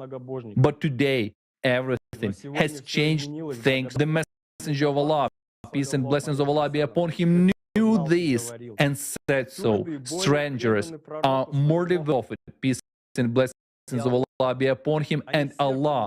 They accepted him with their hearts, while we accepted him with our minds. But now it is our time to accept him with our hearts, for we have been pointed out what we already knew. We have known everything all along. Nothing new has been said at the conference today with facts, but we lied and acted the way we did. But thanks to the strangers, the Prophet, peace and blessings of Allah be upon him, and Allah, it has all fallen into place, and now the choice is ours. The strangers today speak the truth openly and honestly. Each of them speaks the truth only out of love for Allah, peace and blessings of Allah be upon him. Once again, we have to admit that Muslims have violated what Muhammad, peace and blessings of Allah be upon him, brought us, and instead of following him, we have gone against him and against each other. Our world has become doomed. And so, we have become the last generation that can be filled with all the sorrow and grief, lost chances of this world, and for all the evil we have brought here and multiplied. But we can change all that. If we were doomed, the Prophet, peace and blessings of Allah be upon him, would not have spoken of strangers. Why were they called strangers? Because they are not in Islam, not in the Islam that we are steeped in, but they revive Islam in its purity. You and I can join them and revive the teachings of the Prophet, peace and blessings of Allah be upon him. They are already there, and it's up to us. And then Allah's will be fulfilled, and the dream of the Prophet, peace and blessings, will come true. And we'll have thousands of years ahead of us. If we do not choose this, then we'll have nothing. We, the last ones, have a great responsibility for the present world and the responsibility for all humankind. The Prophet, peace and blessings of Allah be upon him. It was narrated from Ibn Abbas that the Prophet, peace and blessings of Allah be upon him, said, "We are the last of the nations and the first to be brought to account." It will be said, "Where is the unlettered nation and its prophet?" So we are the last and the first. The Messenger of Allah, peace and blessings of Allah be upon him, believed that many of his brothers would still follow in his footsteps and join the ranks of the strangers. Only by uniting together we will be able to realize the dream of the Prophet, peace and blessings of Allah be upon him, to save this world and build the creative society at our hands. Only love for Allah can unite people, and this unity cannot be destroyed because it is in our hearts. Yes, it is said that it will not be easy, but our beloved Prophet, peace and blessings of Allah be upon him, also faced persecution and opponents when he brought the truth from Allah. However, the truth triumphed. As light triumphs over darkness, the truth will also triumph in our times if we are united, and our truth triumphs every time you choose it. When you choose to follow the Prophet, peace and blessings of Allah be upon him, and be faithful to Allah, there is great happiness in this, and we have something to act for. As it is said that blessed Guraba, for the sake of Allah and Prophet, peace and blessings of Allah be upon him, let us together spread the light of truth further, so that the whole world may know about it. Thank you. Let's together spread the light of truth together. Это шаг к объединению всех мусульман. Про все разногласия и взаимные обвинения. Здесь и сейчас мы открыто озвучиваем истину для всех. Thank you, Nizam. Our conference is the unification of all Muslims. It's time to put aside all disagreements and mutual accusations. Here now we are openly voicing the truth for all mankind, and everyone who considers himself a real Muslim, faithful to the Prophet, peace be upon him, loving Allah, should not be silent, but should share this truth with everyone. Brothers and sisters watching or hearing us now, share this conference further with your relatives, friends, acquaintances, so that every Muslim can learn the truth. Share the information you heard today on all social networks. If we, almost 2 billion Muslims, unite in a single... Today we, as humanity, stand on the brink of annihilation, and to survive we need to become one Ummah. The Ummah must be united, as one heart, as one organism, all problems. The Prophet, peace be upon him, said, "And hold firmly the rope of Allah all together, and do not become divided. And do not be like the ones who became divided and differed after the clear proofs had come to them, and those who will have a great punishment." Allah himself, through the Prophet, peace be upon him, told all Muslims that we should not be divided. But why are we divided?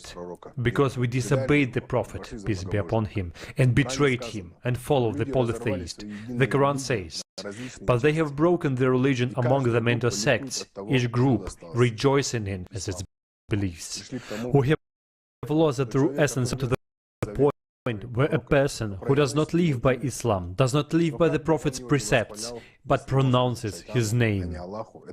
But no matter how much they praise him, if they serve shaitan rather than Allah, it is insult to the Prophet. We Muslims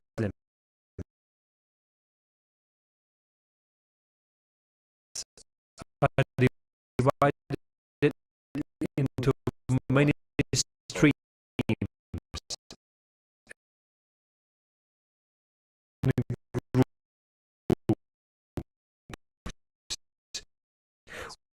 We are bogged down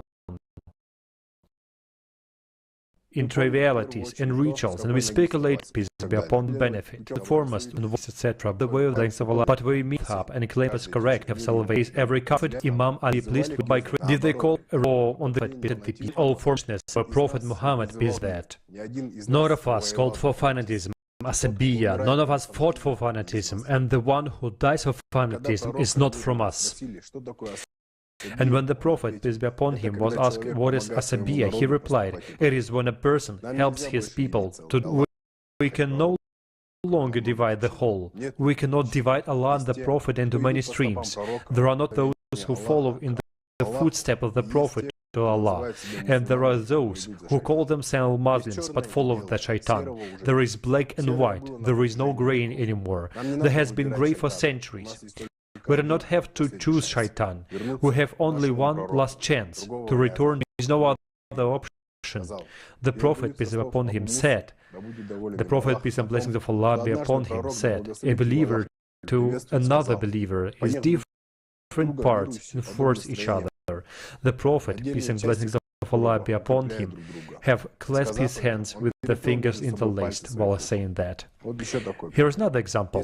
If we imagine our hands with them, and so each finger is a kind of a religious current, a trend, a madhab, and everyone argues whose blood is better.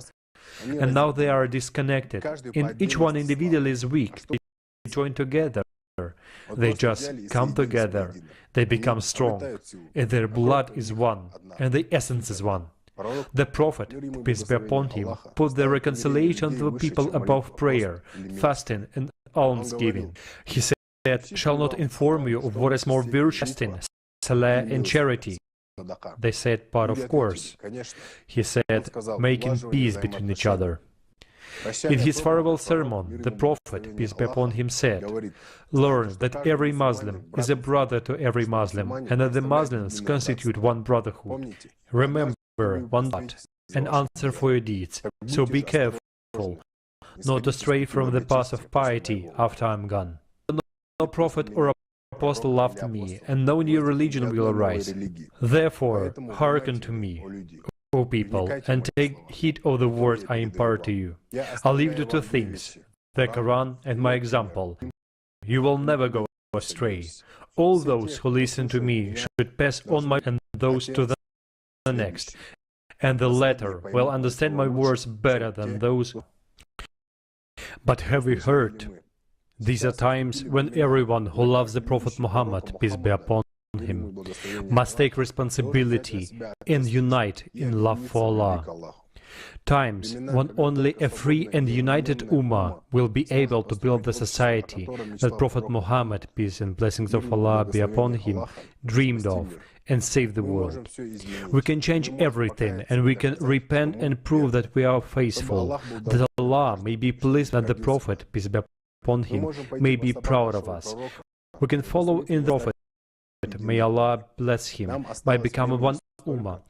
We have so much time left that won't we even have time to raise a child.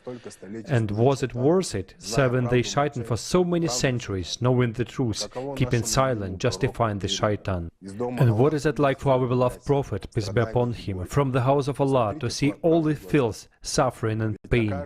Look at the truth in the eyes, for the Prophet is looking at everyone through our souls, in the hope that we will come to our senses. It is time to forget everything, all the strifes, all the quarrels. We can save not only ourselves, but our whole clan. It is necessary to build a unified mosque, a mosque of unity. If we truly unite, we will build the true mosque, which the Prophet on unity. In Arabic, the word mosque comes from the word.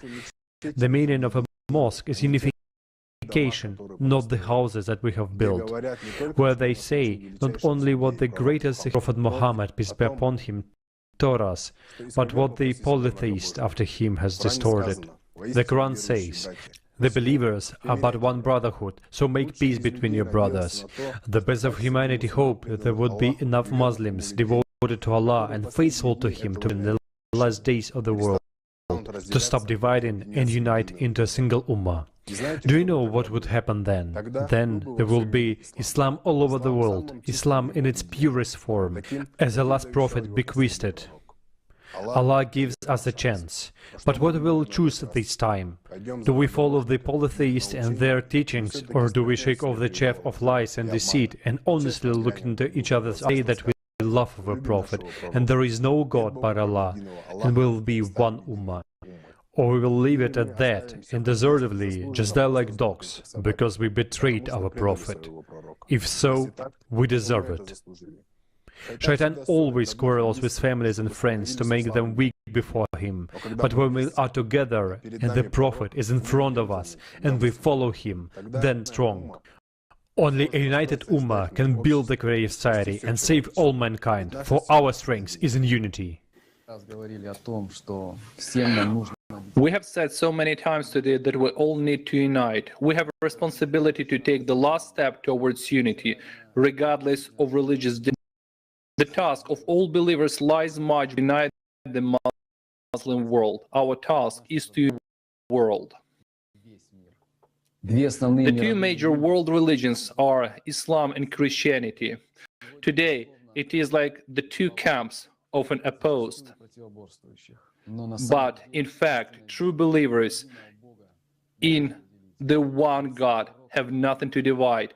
The Prophet Muhammad, peace be upon him, himself said, all the believers are but brothers. It is great joy for us to welcome you to today's conference, Global Crisis, who is the Prophet Muhammad for us, our Christian brother Konstantin Rybachuk from Ukraine.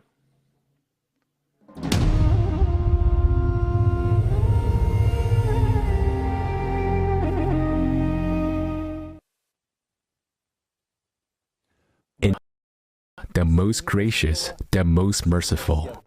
Peace be with you. Muslims and Christians together make up about 55% of the world population. To live in peace, unity, love, and respect, side by side, as the greatest of people, the Prophet Muhammad, peace be upon him, bequeathed and contributed to. Then, already tomorrow, the road to building the creative society on the whole planet will be surmounted at least halfway. Since early childhood, I repeat relatives and people around that God is one, and that all his prophets are the messengers who came for the sake of all people. This means that Prophet Muhammad is the last prophet of one God, important for every believer to know what the last prophet of God was saying. Learning about the life of the greatest prophet, I was interested to discover what he said about Christians and how he treated them. What I found has touched me to the depth of my soul. Today, as a Christian, I will speak about the incredible heritage left for all Christians of the world by the great Prophet Muhammad, peace be upon him. There exist 6 unique historical documents known as the 6 covenants of the Prophet Muhammad with the Christians of his time. They are as follows. 1. Covenant of the Prophet Muhammad with the monks of Mount Sinai. 2. Covenant of the Prophet of Persia. 3. Safeguard letter of the Prophet Muhammad to the Christians of Najran. 4. Of the Prophet Muhammad with the Christians of Mount Carmel manuscript. 5. Covenant of the Prophet Muhammad with the Christians of the world, the Cairo manuscript. 6. Covenant of the Prophet Muhammad with the Christians of Assyria. As I was familiarizing myself with every text and its history, I became more and more convinced of how great and wise was the greatest of people, the Prophet Muhammad. Peace and blessings of Allah be upon him. In essence, each of the aforesaid documents is a treaty of friendship, mutual respect, and support between Muslims and Christians all over the world. Such a treaty was granted on behalf of all Muslims as a covenant of protection to all those who profess Christian religion. By the way, it's important to note that these covenants were made existing to Christians who asked the great prophet for protection. Speaking the present-day legal language, the validity period of those treaties is until the end of the world. Those treaties are mandatory for execution by everyone, both Muslims and Christians, whether a person is a layman and no one has the right to abolish them. In order to demonstrate how great and wise was the greatest of people, the Prophet Muhammad, peace be upon him, and to evidence that his covenants are very relevant, especially nowadays, I will cite just a few of the major statements by the great Prophet from the 6 covenants. Here are just several quotes. Monk or Egyptian, in the mountains or in the valleys, in the cave and in the fields, in the plain, in the desert, or in the church, I will be their shield against every enemy. May all devout believers regard it as their holy duty to protect and help other believers wherever they are, whether far away or near. Throughout Christendom, you must protect those places where they conduct worship and those places priests stay. Everywhere in the mountains, in the valleys, in the cities, and in the villages, and in the deserts, wherever they may arrive, these people must feel protected in their faith and in their property, in the west and in the east, in the sea and in the land. As Muslims honor and respect, so they should care for the people under our protection. And if those people find themselves in any trouble or distemper, should regard it as their duty to help and care for them. For they are part of my people, though obedient to their word and their helpers. Their construction projects must not be interfered with. Their priests must not be prevented from performing their services. They must not be persecuted for their faith and customs. Let them pray in their places according to their rights. Their church is dismantled without their consent. Their houses and dwellings must not taken away or used as Muslim mosques or residences.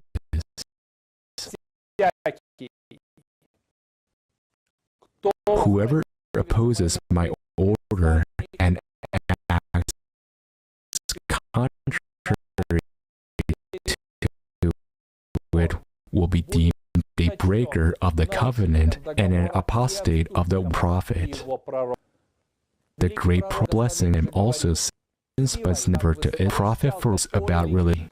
Muslim girls as well of their parents. Soul of betrothed that could be harmed. Such marriages should not be contracted against their wishes, consent, and approval.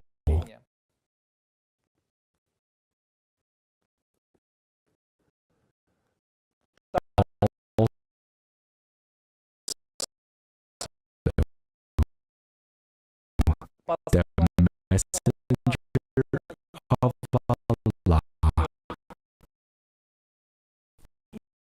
peace be upon him, said that out of respect for one's spiritual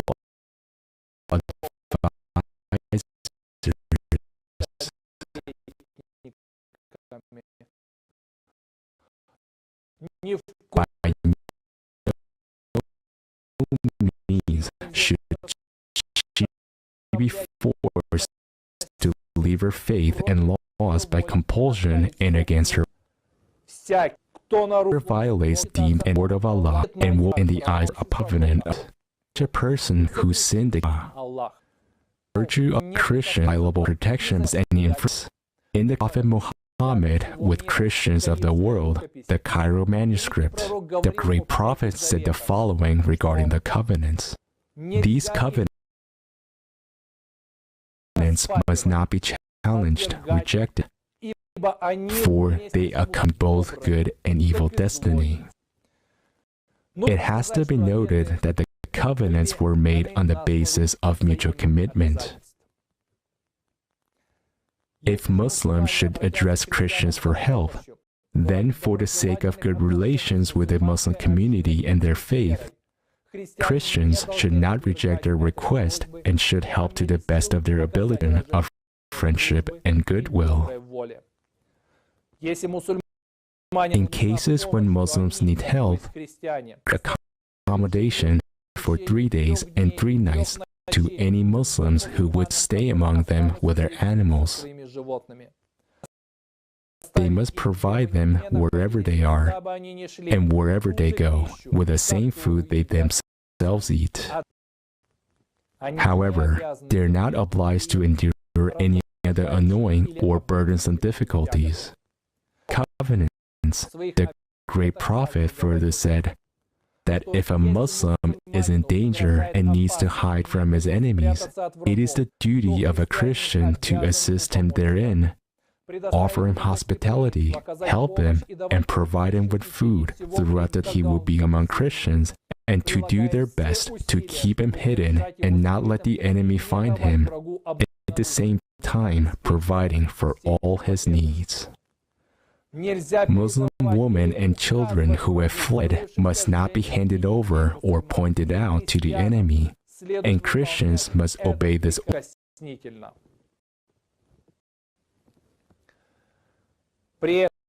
Meanwhile, the great prophet did not demand that Christians should fight on the side of Muslims against enemies of faith. But in the event of war with an enemy who would treat every Muslims and Christians can join forces against such a common enemy.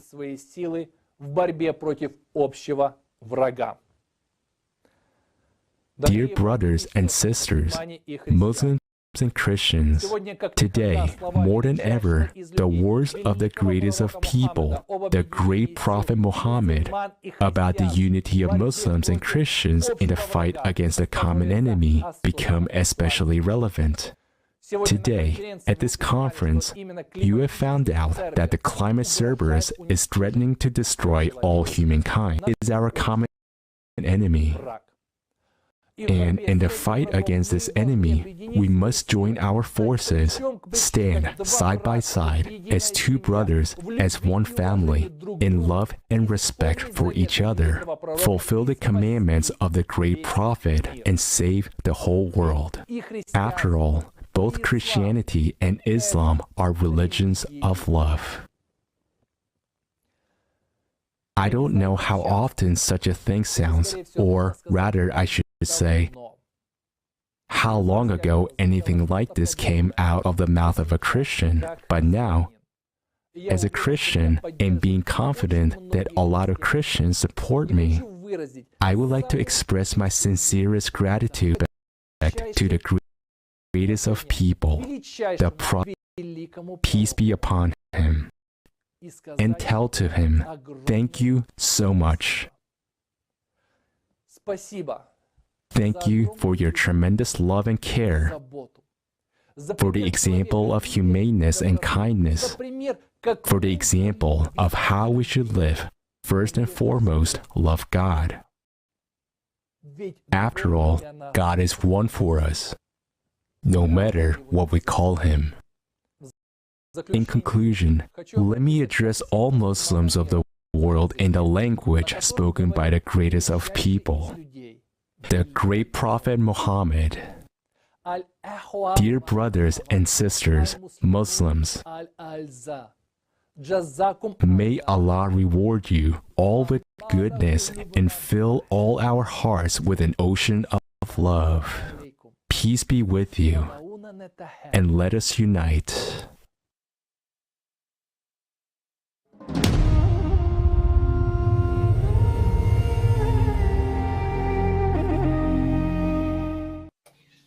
Спасибо. You know, you made a very important point about how all of humanity needs to think about how to be saved and how to make sure that our children live in the world without war and violence. What can each of us do to do this? The answer to this question has always been in Islam. With great respect, I want to turn the floor over to our next speaker, Jason Bell, a U.S. Army veteran who served in Afghanistan, who came into contact with the teachings of the Prophet Muhammad, peace be upon him, with the greatest of Allah during his service, and is ready to share this beautiful story with us now. Jason, you have the floor. Assalamu alaikum, brothers and sisters. Life is such an interesting journey. Today, I'm here to share a story that resonates with those that understand it. In 2011, while serving as a soldier with the United States Army in Afghanistan, my encounter with a Sufi changed me completely. All I know now is that then it was always pleasant to be around him. And because of this, I spent much of my free time learning about the cultures of Afghanistan, its history, how and why its people became Muslim or Buddhist or even followers of Zarathustra. My responsibilities to detainees and friendships with the interpreters afforded me the unique ability to see things differently. Internal questions arose after conversations with the Tajiman, that's what we call interpreters. It made me question whether or not all people who were detainees were bad people. Much to the same, it was this interaction and questioning multiple imams that were detained there that I began to dig into the background of many of them. When you meet a Sufi or a real imam, you feel that person and it changes you. This is today's conversation. This remains true of anyone who honestly follows Allah. Enthusiastically, this led to my profession of Islam internally and outwardly. With the imams, I performed the Shahada. Ashhadu ilallah wa ashhadu anna Muhammadan Rasulullah. This declaration that is known to Muslims, that is professed by Muslims, outward and inwardly, and all people who follow God, that there is no one except Allah, and the Prophet Muhammad is his messenger. You see, there is something amazing that happens. It may not be then, you may not notice it then, but when you say this, certain conditions are present. If someone is really looking for, meaning, what is man's mission? If I'm born, it means I'm born for a reason. It's those questions. That amazing thing that happens is an excitement from the inside of the chest, and joy inspires one, fills one up, and keep learning. Years later, I discovered that I didn't know anything, actually.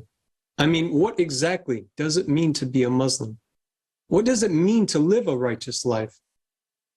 For many of us, it's easy to get caught up in the lies of this world and our consciousness. It's burdensome until one's ready. Time continued for me, somehow gave away that feeling and was lost again and wondering, who is the Prophet Muhammad sallallahu alaihi wasallam? Who is Allah? Why are there similarities in religions? And continue again, what is the truth from these lies? Through searching, I have come to understand that our Prophet Muhammad sallallahu alaihi wasallam was the greatest of men, and his sacrifice to Allah is unparalleled. I understand many people think they know the Prophet, or many may be ignorant to the Prophet alaihi wasallam. As a story within this story, I want to share with you that captures the essence of what it means to be a Muslim. One day when returning from the battle, The Prophet Muhammad said to his companions, "We have struggled to return to the greater struggle." What is the greater struggle, Messenger of his companions? It is the struggle of man with himself, he said. The Prophet ﷺ believed that each individual should struggle to attain the highest potential his soul could reach. Thus he taught his companions, "My Lord has recommended 9 traits to me, which I recommend to you. He has commanded me sincerity, openly and in secret, justice in contentment and in anger, in opulence and in penury, to pardon him who has wronged me, to give deprived me, to connect him who has cut me off, to let my silence be meditation, to let my speech be prayer, to let my perception bring a moral to me," as according to Al-Ismail, page 273. I know now that love for Allah and his messenger, love for people, and having conviction that one should aspire every day to maintain waqar and many other facets of following Islam, being a Muslim, or being a human. However, there is another part of being a Muslim, and it has been discussed today. That is our ummah. It is not just faith that the ummah was charged with, but the responsibility, true justice would rise in the world, that the restoration of true Islam would occur. Such justice, in turn, would allow true humaneness to flourish. This is our responsibility, and we will answer for that before others. It is our duty to ensure that the creative society is built, that true all will be established. And when our society is taken care of. As another excerpt to elaborate on the convictions and duties of the Ummah, according to Sayyid Abdul Allah Maududi, who were led by the messengers to the knowledge of the truth and divine guidance, were formed into a community, an Ummah. Every Ummah a mission as the messengers of witnessing to the truth. As successors to the messengers, every Ummah has the same crucial responsibility they had. Thus, if an Ummah properly fulfills its duty of witnessing to the truth, monga olowa malo a atumiki, umma uliwonse uli ndi udindo ofanana ndi umene ulali nawo. Choncho ngati umma ukukwaniritsa bwino ntchito yake yochita umboni choonadi, koma anthu osababadira kulipidwa, ndipo anthu adzawerengedwa. Koma ngati umma wanyalanyazi ntchito yake, kapena ngati kupereka umboni wabodza, uyenera kulangidwa kwambiri kuposa anthu. Umma udzakhala ndi mlandu osati chifukwa cha zolakwa because the zokha. testimony given to them by the Ummah was misleading or false.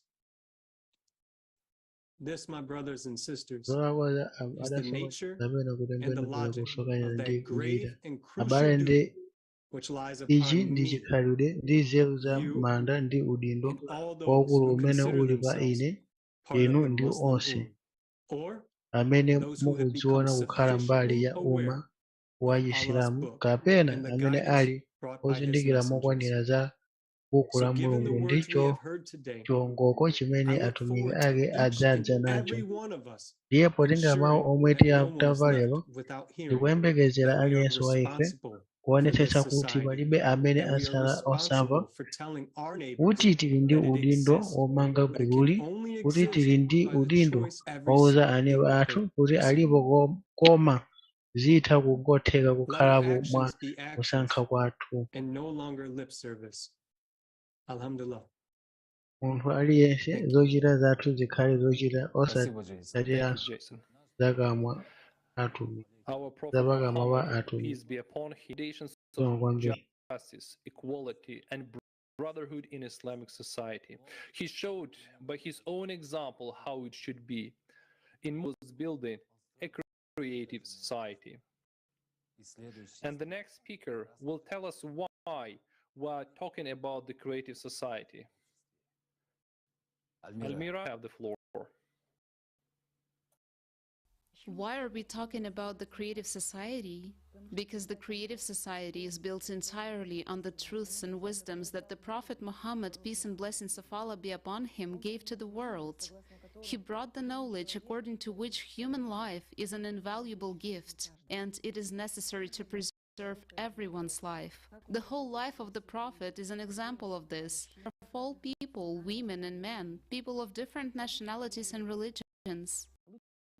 In the hadith, it is said, the companion who is best to Allah is the one who is best to his companion, and the neighbor that is best to Allah is the one that is best.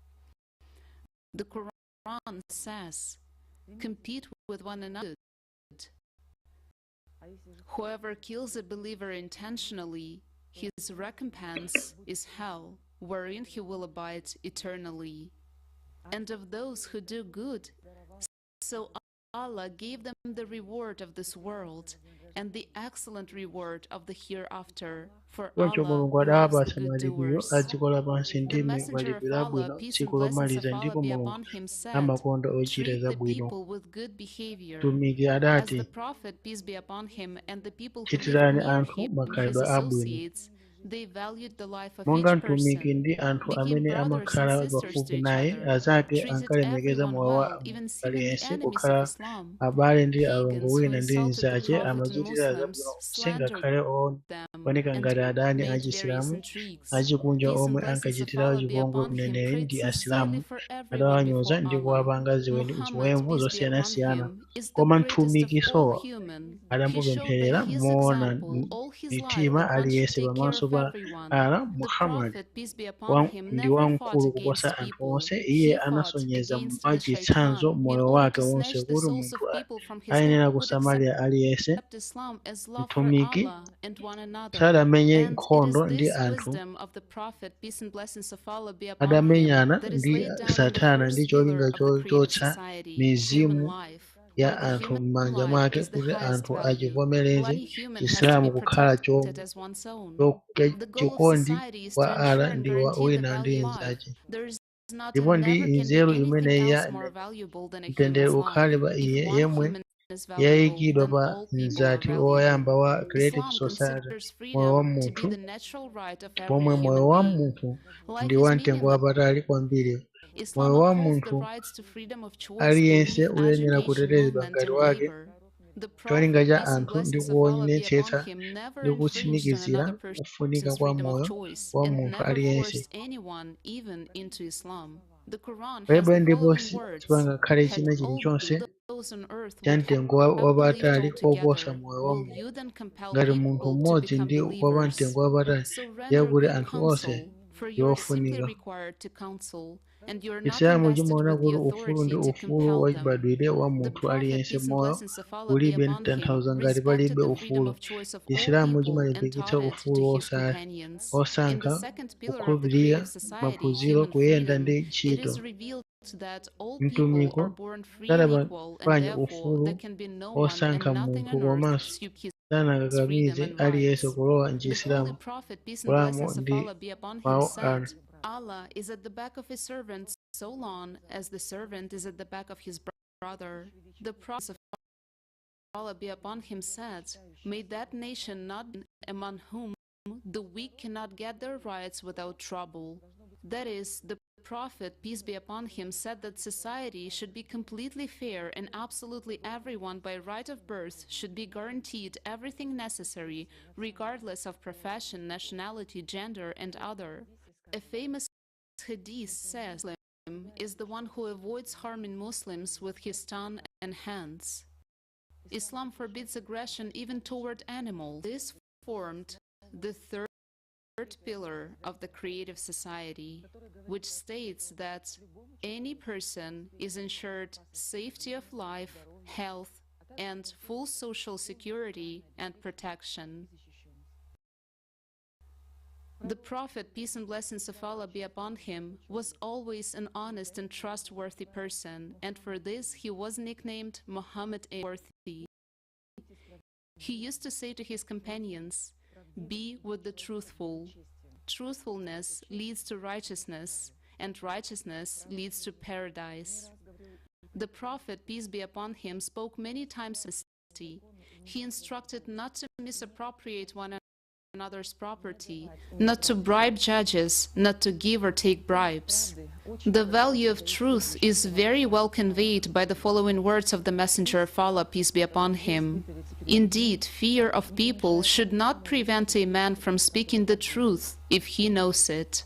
The fourth pillar of the creative is precisely this, that in the creative society, transparency and openness of information is guaranteed for everyone and on any subject. Every human will receive information about the movement and distribution of public funds, and the mass media reflect information truthfully, openly, and honestly.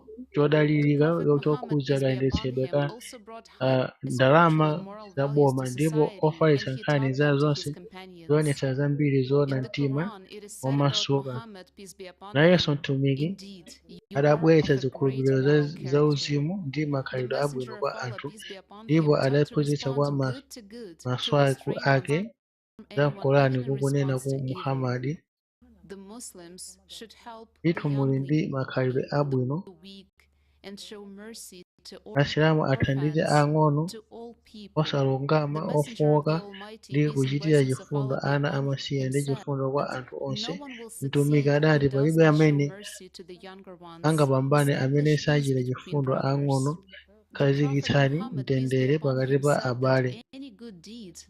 Mtumiki Muhammad ananenanso kuti chabwino chilichonse chochitidwa moona mtima chifukwa cha Allah ndi sadaka, ndipo chabwino chilichonse chochitidwa ndi chifundo ndi kuti munthu azingoonetsa makhalidwe abwino okha pamaso pa anthu mosasamala kanthu ka mtundu kapenanso chipembedzo. Khalani chitsanzo kwa ena ndi chokometsera cha anthu. Ndi zikhalidwe zauzimu ndi makhalidwe abwino a aneneri zomwe zikusonyezedwa mu nsanamira yachisanu pa lingaliro la chilengedwe. Mogwirizana ndi izo, makhalidwe abwino kwambiri a munthu amatchuka ndi chilichonse chimene chimalunjidwa motsutsana ndi munthu chimatchulidwa ndiko kuti kuletsa kwa munthu kufalitsa zoonetsera zomwe zotsutsana ndi chiwawa ndi kutsutsa. Ayi zonse mtumiki adali okhudzidwa ndi maphunziro amaswahaba ati ndi ana awo. Iye ankalankhula mubwezabweza za kufunika kopeza chidziwitso kwa aliyense. Awali anati,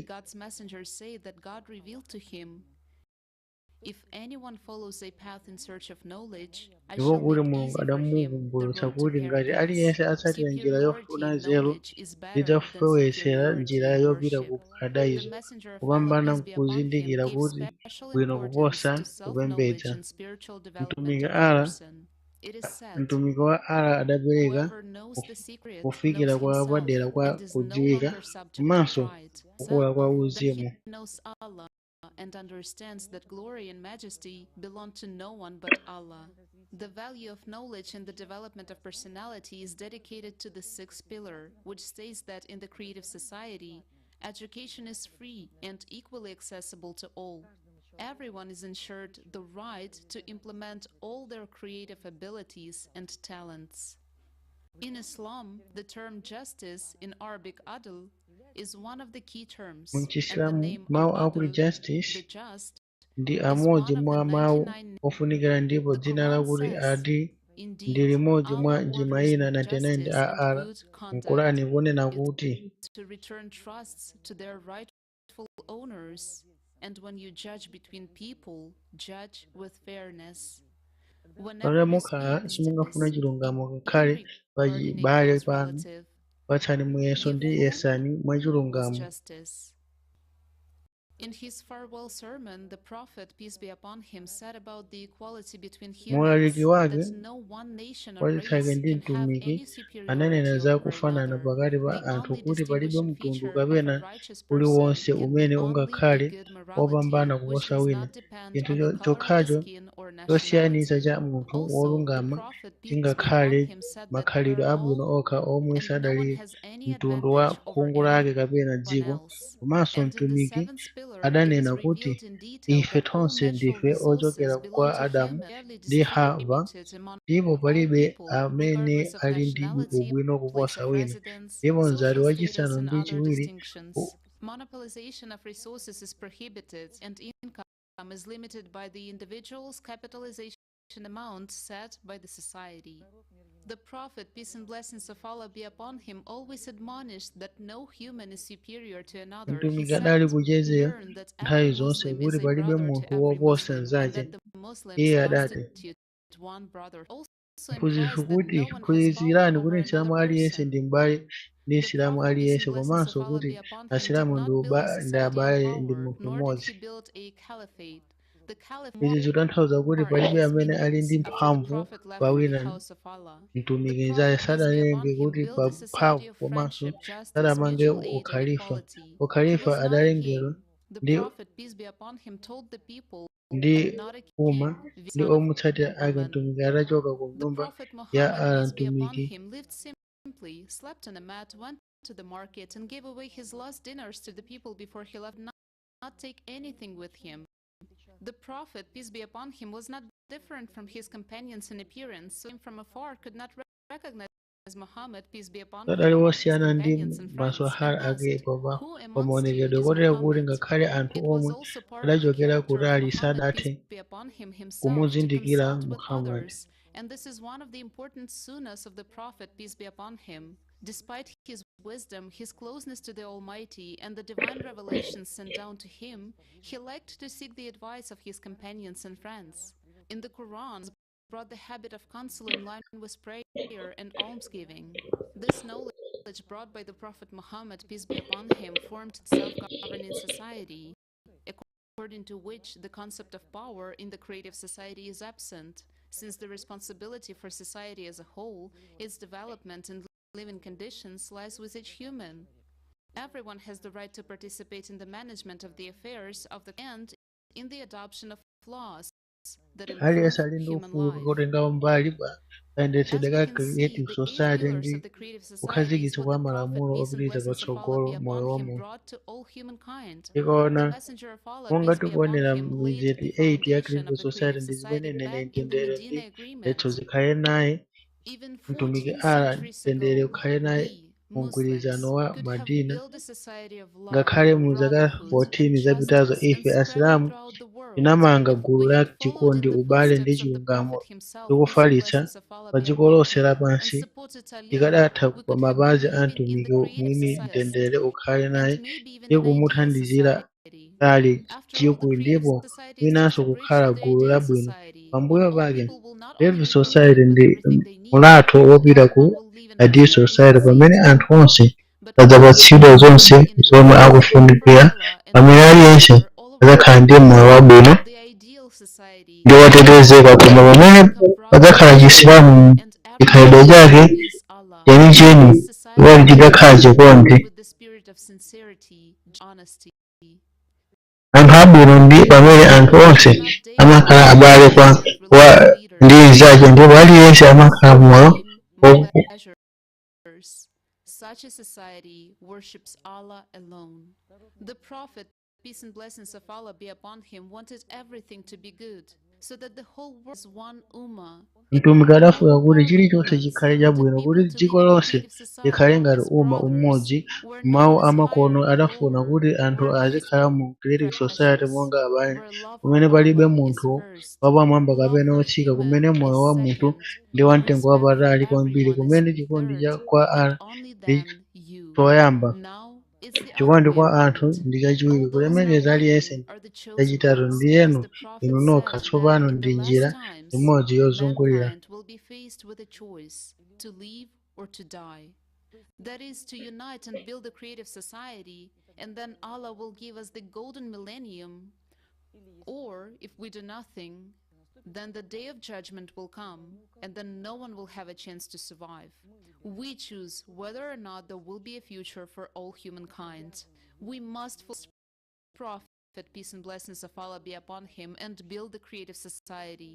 And we Tiyenera must kukwaniritsa live as the chifuniro cha Prophet, mneneri peace be womaliza upon him, mtendere bequeathed ukhale us. pa iye ndi kumanga gulu la Creative Society, Anyone who ndipo is not building a tiyenera creative kukhala ndi moyo society is monga not a kwa ife. Muslim, because he has Kumbukirani not done the aliyense will of the amene greatest of samanga Creative human. Society Dear ndi brothers and Musilamu sisters, chifukwa it is the sakuchita duty of the chifuniro cha Ummah and every Muslim to wamkulu build the creative okondedwa society. abale ndi alongo, ndi ntchito ya umma If the Prophet ndi Msilamu himself aliyense will build kumanga the creative gulu la Creative society, Society. which means will fulfill Tangoganizirani his dream.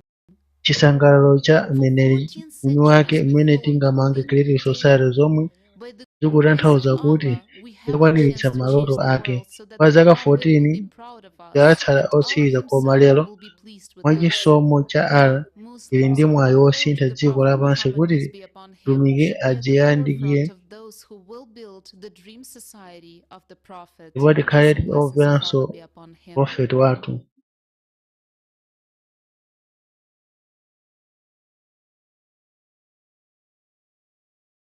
Thank you, Amira. Do we Muslims realize what a serious responsibility and honor lies upon each of us? It is we today who can build the world that the Prophet, peace and blessings of Allah be upon him, dreamed of. The world whose foundations were laid by our beloved and greatest Prophet, peace be upon him. 14th century of Allah knew about the end of times and told us about them. Even then, he knew what awaits us, and he took care of all of us now living. He gave us a way out. Today we call it the Creative Society, but it's not the name. It's the essence which carries the covenant of the Prophet, peace be upon him, and the will of Allah. The Prophet Muhammad, peace be upon him, the greatest of men, peace be upon him. And we have no right not to live up to his hopes. Let's watch a fragment from the video Beyond Consciousness with the participant Danilo.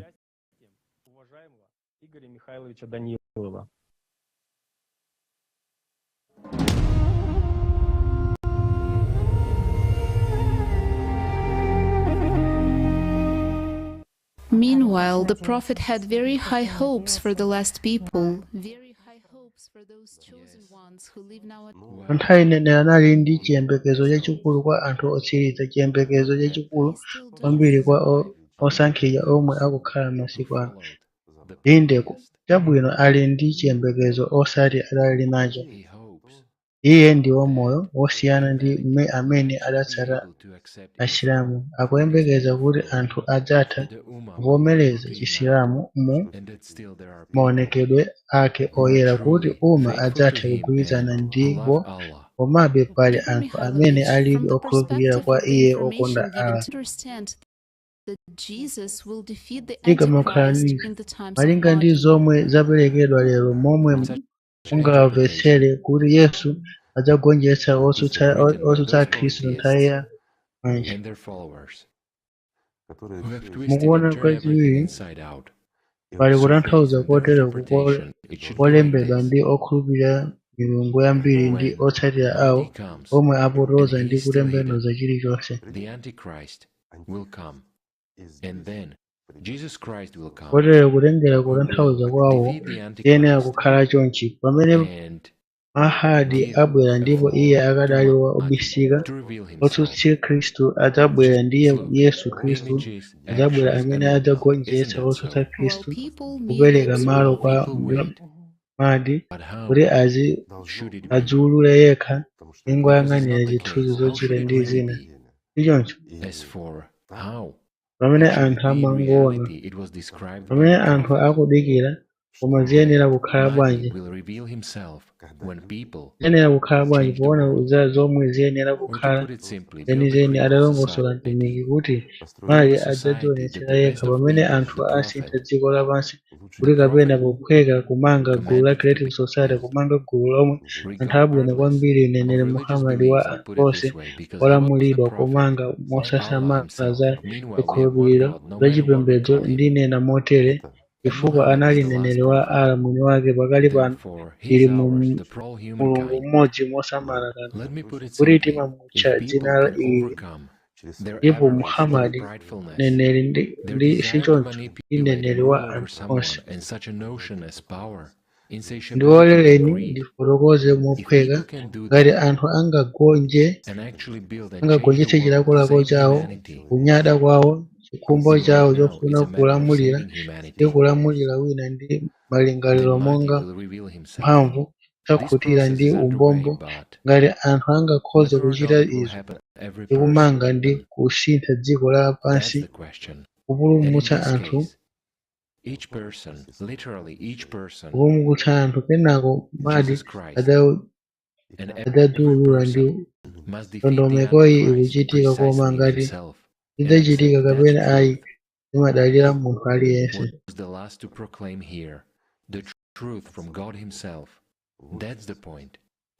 Prophet Muhammad adali womaliza kuchilengeza apa choonadi chochokera kwa Mulungu mwini wake, ndipo fundo yake yang'anani momwe chilichonse chilili. Choncho nkhondoyi ikuchitika mwa aliyense, ndipo ndikufunika kuti kuwala kupambane, chifukwa kupambana kwakukulu ndiko kugonjetsa chirombo kapena okana Khristu. Chabwino, zonse ndi zosangalatsa, tingoti zambiri zanenedwa ndi kulembedwa za izi, koma ndika motera abwezi ndizokwanira kuti kuyang'ana mkati mwanu osanama, osakhala m'mitambo, mukudziwa momwe zilili, osati kuti mudzikweze kwa kuzindikira, koma kuyang'anira ndi choonadi, ndipo mudzazindikira kuti zonsezi ndi zoona. Ndipo mmene Yesu Khristu ndi mtumiki Muhammad anayankhula moona ndi mochuluka bwanji, ife anthu tapotoza chiphunzitso chawo ndi chidziwitso, momwe dasinthira choonadi kukhala mabodza, momwe dasinthira zomwe zili zamoyo kukhala zithunzi, zakuthupi kukhala zopeka. Komanso chifukwa chiyani dachita zimenezi? Pofuna kusokaniza kotero kuti nthawi ya moyo wa munthu ndi yaying'ono kwambiri. Kodi timakhala ndi moyo wautali bwanji, ndipo pafupifupi kanthu ndi kuwononga chilichonse kuti tipezepo kena kake. Kodi izo ndi zoona? Koma pa nthawi yomweyo mwa aliyense wa ife muli Yesu Khristu, chikondi cha Mulungu. Muli Yesu wa ife muli umunthu umene umalimbikitsa mtumiki Muhammad ndi Allah. Ichoncho zili choncho, ndipo izi zili mosasamala za chipembedzo, chifukwa chakuti chipembedzo chinapangidwa ndi anthu. Kodi Yesu anabweretsa chipembedzo pano kapena mtumiki Muhammad? Ayi, anabweretsa ufulu, chisangalalo ndi moyo, anabweretsa Thank you chikondi. very much, esteemed Igor Mikhailovich, for your wisdom, which you so unselfishly and generously give us. Indeed, now everything depends on people. We have the opportunity to realize the dream of the Prophet Muhammad, peace be upon him. He hopes and believes in us and do it. Now, I would like to tell you the story of Mahdi, a girl from Afghanistan, Kandahar city, which has shaken me to my core.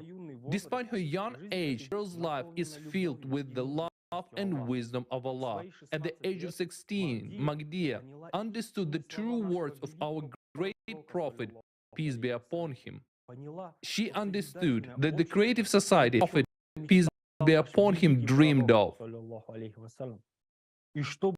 And in order to fulfill his dream, she became this information. She participates as a volunteer, as a Farsi simultaneous interpreter in international forums on the theme of the creative society, so that as many people in the world as possible would learn about the creative society. On the day of the live broadcast of the global crisis, Our Survival is in Unity, Mahdi had a power outage at home. Realizing that, unfortunately, there was no one else to start translating the forum into Farsi, She decided to go into town to find a way to connect online and translate the form for all the people who speak her native language. Mahdiya went alone with her younger 12-year-old brother. But on the way, in her own hometown, they were attacked by 3 men, Muslims. They took the children's laptop computer and beat them, and Mahdiya miraculously escaped. The 3 men even threatened to kill them. Man, those who were called by our great prophet, peace be upon him, to protect women and children are a threat to this. O Muslims, how have we allowed that no woman and no child in the world is immune to violence? Imagine what this young, brave Muslim girl experienced. If we live in the kind of love Prophet, peace and blessings of Allah be upon him, spoke of, this would never happen to anyone. I am a father myself. I have a daughter, and I'm sure that no father would want his children to be in this situation. So why is this happening in the world today? Why is this happening to our children?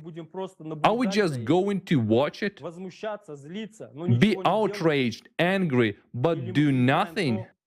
Or are we going to accept that apart from ourselves, no one will make our society safe for our children and our only by returning to the way bequeathed by our wise prophet, peace be upon him, will we make this world a beautiful and human place.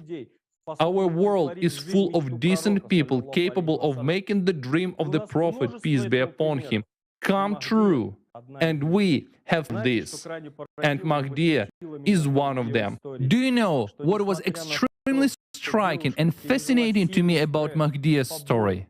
Even though the girl had been badly stressed, beaten, and miraculously survived, the thing she was most worried about at that moment was not herself, but the fact that she was unable to translate the form. This was very important to her because she realized that the creative society is the dream of the prophet, peace be upon him. And in spite of all the difficulties and difficult circumstances and unfavorable conditions in which Mahdiya finds herself, she does not stop and continues to act. This is an example of a true Muslim woman from whom nothing is higher than serving Allah. He who does not build a creative society. And of course, Mahdiya is with us today, and now we're going to hear from her.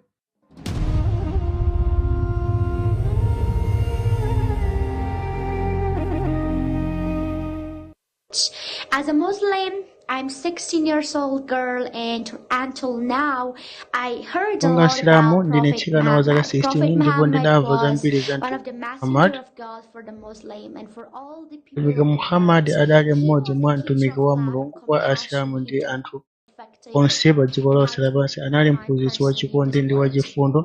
He Iye always anaphunzitsa zimene taught tingachite about different kuti souls, tizichita how zinthu to respect mogwirizana the mtima woman, komanso how kuti to know tikhale about anthu the okoma mtima importance of education, m'dzikoli. and Nthawi how zonse the ankaphunzitsa children. zinthu He zosiyanasiyana, always kulengeza said kazi, that kudziwa women kufunika are kwa worse maphunziro komanso za men ana. are Nthawi zonse ankanena and kuti so amayi ndi good atsikana ndi education. abambo ayenera kukhala ndi ufulu ofanana ndi ayenera kukweza maphunziro, ndipo anali ngati munthu wamkulu amene amatiphunzitsa zinthu zosiyanasiyana. A real man, a real hero, that he Ndipo was iye an anali ideal mwamuna person. weniweni, He was ngwazi yeniyeni, anali munthu wanzeru kwambiri. Iye anali munthu woganiza mozama, ndipo amafalitsa chikondi ngati vairasi m'madera osiyanasiyana pa dziko lapansi. Pakali pano tikudziwa kuti tikati timufunse munthu aliyense kuti mtumiki Muhammad ndi ndani, akuwuzani kuti mtumiki Muhammad anali munthu wamkulu komanso anali mphunzitsi wa chikondi. Ndipo mosasamala munthu kanthu ka china chilichonse, tikunena kuti Krishna sanali Hindu, Muhammad sanali Islam, Yesu sanali Khristu, ndi anthu ena onsewo ndi aphunzitsi achikondi. Anali anthu okonda mtima komanso achifundo kwambiri, ndipo amati kuyenera kukhala waumunthu poyamba. Inu zilibe kanthu kuti ndinu Msilamu wabwino, koma choyamba mukhale waumunthu, kenako mukhoza kukhala Msilamu wabwino kapena Khristu kapena Myuda kapena Hindu. Choncho ingathe anali wotsimikiza kwa chilichonse, ngakhale maphunziro. Mukhoza kupita pakali pano ku Afghanistan, atsikana alibe ufulu wopita ku sukulu kapena kuchita chilichonse, chifukwa ena amati ndi atsikana, ndipo akazi alibe ufulu uliwonse kuchita chilichonse. Koma Prophet Muhammad lingaliro lake linali losiyana kotheratu. Nthawi zonse amalimbikitsidwa kuti apeze maphunziro.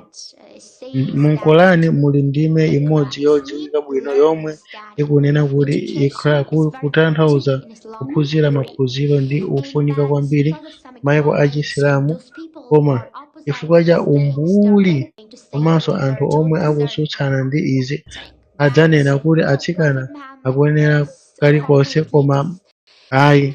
Mtumiki Muhammad anali wosiyana kothera. Nthawi zonse lingaliro lake linali losiyana kotheratu ndi anthu onse ali opanda nzeru. Nthawi yayitali yapitayo ndinalowa m'bungwe la Zotsatira monga womasulira, ndipo ndinapeza monga lingaliro la mtumiki Muhammad kuti anthu ndi ofanana azilemekezana.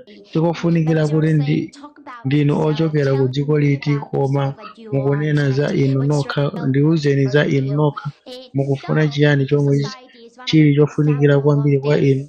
Ndipo Great Society ndi chimodzi mwa zitsanzo za lingaliro ili, kuti tipange gulu logwirizana komanso losiyana ndi zikhalidwe zosiyanasiyana ndi anthu osiyanasiyana, ndipo mudzabwera ndipo mudzanena kuti ndife tiyenera kulemekeza, tikuyenera chinthu chabwino, moyo wachimwemwe ndi dziko la mtendere lopanda nkhondo ndi chiwawa. Ndipo nkufunikira kwa aliyense kwa ife tikhale odzidalira ndi kukhala munthu wokangayirika ndi kuyankhula chilungamo, ponena za choonadi chakuti tonsefe tiyenera kulemekezedwa, tonse ndife amodzi. Nzowonekeratu kuti ndife ochokera mayiko osiyanasiyana, ndife ochokera ku osiyanasiyana, ndipo nthawi yathu ndi yosiyanasiyana, koma lingaliro la udindo lero tili ndi malingaliro omweyo. Tikhoza kuganiza za zinthu, tikhoza kumva kuti sitili osangalala, tikuvutika ndi umphawi, kusatetezeka ndi tsankho, koma tikhoza kumva zonse pamodzi. Ndiye nthawi yakwana yoti tinene zoona, komanso kuti tipange zambiri, chifukwa ngati sitichita kalikonse mawa tasintha mawa. Tikhala choncho tidzamva njala, tidzakhala osasangalala, ndipo lero ndi nthawi yogwira ntchito kwambiri, ndipo izi ndizotheka ponena kuti tonse ndife ogwirizana ndipo tikuchitapo kanthu.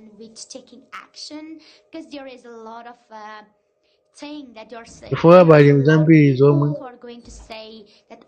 zimanenedwa, pali anthu ambiri amene amati ndisinthe ndikhale othandiza kwambiri kuyambira pano, koma si chifukwa chakuti sanachipeze kupita kwatsogolo kulikonse. Ndipo lero ndi nthawi yoti tichitepo kanthu, komanso kunena zoona. Ndili ndi chiyembekezo kuti Asilamu onse aonere msonkhanowo ndipo adzakhala ndi chidwi kwambiri. Ndipo ine ndikunena kwa aliyense wa inu, osati Msilamu wekha, chifukwa tonse ndife amodzi, ndipo ife tonse tili ndi udindo pa dziko lino. Ndipo ndikuyembekezera kumva kuchokera kwa aliyense wa inu, ndipo tsiku lina tonse tidzakhala osangalala, ndipo tidzakhala ndi dziko la mtendere lopanda nkhondo ndi ziwawa, ndipo tidzakhala osangalala limodzi. Ndipo yakwana nthawi yoti tinene zoona ndi kunena msonkhanowu ndi kusangalala ndi kudziwa zambiri za mtumiki Muhammad. Thank you very much, Mahdi, for your deep understanding and active participation in building the dream society of our beloved Prophet, peace be upon him. Today's conference is organized so that everyone can also deeply essence of what the prophets talked about, what they dreamed of, that all of them spoke about the creative society. Now is the time to make the dream of our prophet. Dear brothers and sisters, all who are watching this conference now, you are the people who have Okondedwa already abale ndi alongo learned the nonse Lord, amene mukuonera understood the msonkhano Lord, uno and tsopano now ndinu anthu omwe mwaphunzira kale zambiri ndi kumvetsera zambiri, ndipo tsopano udindo wopereka chidziwitso kwa anthu ena kugawana nawo msonkhano mopitirira uli m'manja mwanu. Ngati sitigwirizana komanso osapanga Chiweruzo Society, ndiye kuti vuto lalikulu lomwe mtumiki Muhammad analichenjeza lidzachitika. Zonse zimene taona ndi kumva leroli ndi umboni wakuti tikukhala m'nyengo zakumapeto. Komanso adanena kuti nthawi yomwe zizindikiro za tsiku lachimaliziro kokha, komanso ndi nthawi ya kubwera kwa Imam Mahdi ndi kusankha wa anthu. Mu uthenga wake wotsatira ndi mtumiki adayankhula za imamu awiri omwe okhulupirira ayenera kuwapatsa. Pambuyo pake adasiya Ali, koma kwa ine ndi inu, kwa anthu omaliza, mtumiki adasiya chiwongoko kuti atsatire Imamu Mahdi. Mtumiki adanena kuti Ali ndi Imamu Mahdi onse ndi akuyambitsa yake, ndipo monga tikudziwa nyumba ya mtumiki ndi dziko la Allah. Mtumiki ankadziwa zonse zimene, ndipo nyenyezi zimapereka chitetezo kwa anthu apa dziko lonse lapansi poyimira omwe ali pa anga ndi chitetezo cha mtumiki wanga ukukamira ngati mtundu wa Arabu utasanthika kukhala gulu labe. Ndipo mtumiki adati chitsanzo cha Bait wanga ndi chitsanzo cha mchombo cha Nuh mkati mwa anthu Nuh, amene adapulumutsidwa ndipo amene adatsatira adawonongeka. Akuti Hadi adzakhazikitsa ufumu wa Mulungu pa dziko lonse lapansi, adzasonyeza aliyense umboni wa chifuniro cha Allah posatengera chiyembekezo cha anthu. Iye akudziwa chiyambi cha malemba onse chifukwa cha iye wowongoka ndi Allah. Mahdi adabweretsa chilungamo ndi dongosolo pa dziko lonse lapansi. Adzaukitsanso Qur'an ndi Sunna zomwe zakhala zopanda moyo pakati pa anthu. Mahdi adzabweza Chisilamu chenicheni cha anthu, ndipo koma monga zanenedwa kale, palibenso kutchulidwa kwa Mahdi mu Qur'an chifukwa asilikali adasiya dala za izo, ndipo zotsala Asilamu ambiri akutsutsa za maonekedwe a Mahdi chifukwa palibe chomwe chikunenedwa mu Qur'an, ndipo mahadith akapolo a Satana apotoza nkhani za akhulupirira makhungu malemba opatulika saphunzira, ndipo safuna kumvetsetsa choonadi choona. Choncho ponena za Mahdi, ena amanena kuti iye adzakhala m'bado wa mtumiki Muhammad, koma mtumiki adanena kuti Mahdi adzakhala mwa Arabu. Ayi, mtumiki adati Mulungu adzadzibweretsera mwamuna wochokera ku banja langa, ndipo ndikufuna kutsindikanso kuti kuchokera ku nyumba yanga, kutanthauza kuchokera ku dziko la Allah. Komanso mawu a mtumiki koma asinthanso ganizo loti ndi chifukwa chiyani akubwera kuno, pakuti sidanena kuti pansi pa Nandi dziko lidasintha, ndipo poyera izi zidasonyeza mphamvu ya umma ndi Mahdi will bring a society otsutsana of ake true chifukwa Muslims chake that is built on love, not on double standards, deceit, and manipulation. Because osati it is in pawiri such a chinyengo ndi terrible world chinyengo that we'll chifukwa now ndi live. dziko It's loyipa true that lomwe the lidakhala Jews mu will izi say ndi yes.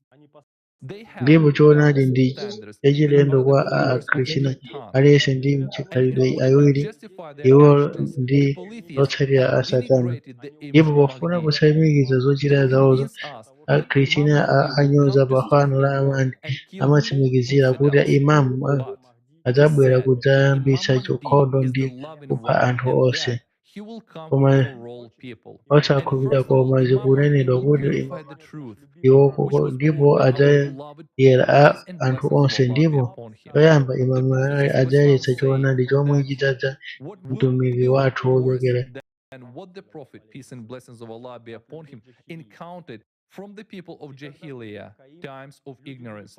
And when Qayyim comes, people will interpret the Quran against him and argue with him through the Quran. That is, in arguing with him, they will refer to the Quran that was distorted by Umar and his henchmen.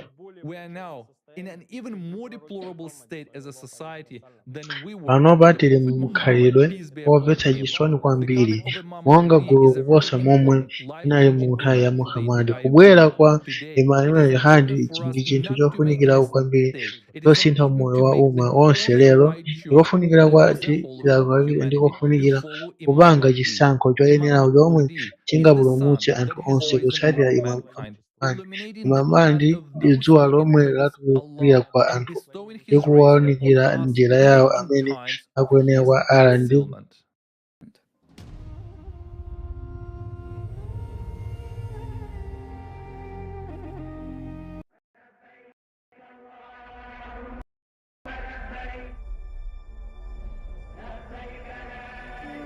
Muslims all over the world are awaiting Imam Mahdi.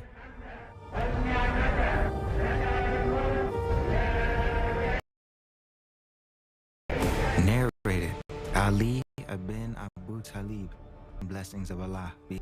If only adali one day of neneri this time of this world adali remained, pakadatsala tsiku limodzi lokha pa dziko lapansi ala akadadzutsa munthu wa banja langa amene adzadzaze dziko lapansi ndi chilungamo adzala ndi Imam Mahdi of his advent have already come true. There are many yakwana nthawi yobwera Imam Mahdi zizindikiro zonse zakudza kwake zakwaniritsidwa kale pali ma efete ambiri ma hadithi omwe amaonekera makhalidwe ake ndi chiyambi chake guiding to the truth. They will consider his advent as a sport, okongola oyenera kuti onadi adzaona kudza kwake ngati masewera ndi kulekesera koma idzakhala choonadi adzakhala ndi nzeru za aneneri onse chidziwitso chonse ndi chiyambi chonse everyone into a single brotherhood. adzadzaza dziko lapansi ndi mtendere ndi kugwirizana yense kukhala ubale mmodzi With the permissibles of Allah and his prohibitions. iye mama adzakhala zodziwitsa kwambiri kwa anthu onse ndi zolembedwa zonse zake ndi mitundu yosiyanasiyana ya ziweruzo zake ndi malamulo. Imam Zaman, Iman of the time, the master of time. Imam Zaman, Imamu Zani amatanthauza imamu wa nthawi yonse kutanthauza kuti iye ndi amene angasankhe ngati anthu adzakhalebe ndi nthawi. Amatchedwa imamu wa mapeto nthawi zomwe zafika kale. Mtumiki adanena kuti nthawi ya imamu ndi nthawi ya mapeto. except its outward form, and nothing of Islam except his name. Adzakhala kalikonse mu Qur'an koma maonekedwe ake akunja ndipo palibe cha Chisilamu kupatula dzina lake, ndipo adzadzitcha dzina limeneli ngakhale iwowo ali anthu otalikirana nalo. Mizikiti idzadzaza ndi anthu koma zidzakhala zopanda chiwongoko. Atsogoleri a chipembedzo a tsiku limenelo adzakhala atsogoleri oyipa kwambiri pansi pa nthambo zopandukana ndi mikangano zidzatuluka mwa iyo ndi kwa iwo olowolera. Anthu amene akuyimirira choonadi adzapereka choonadi ndi kuwongolera pa njira yawo. Equally reestablished in their original truth. zipembedzo zina zomwe zasiyaniridwa ndi kuongeka zikhale zikitsidwanso modzimodzi amabwera kudzakhala malingaliro otayika. Islam means reconciliation first and foremost.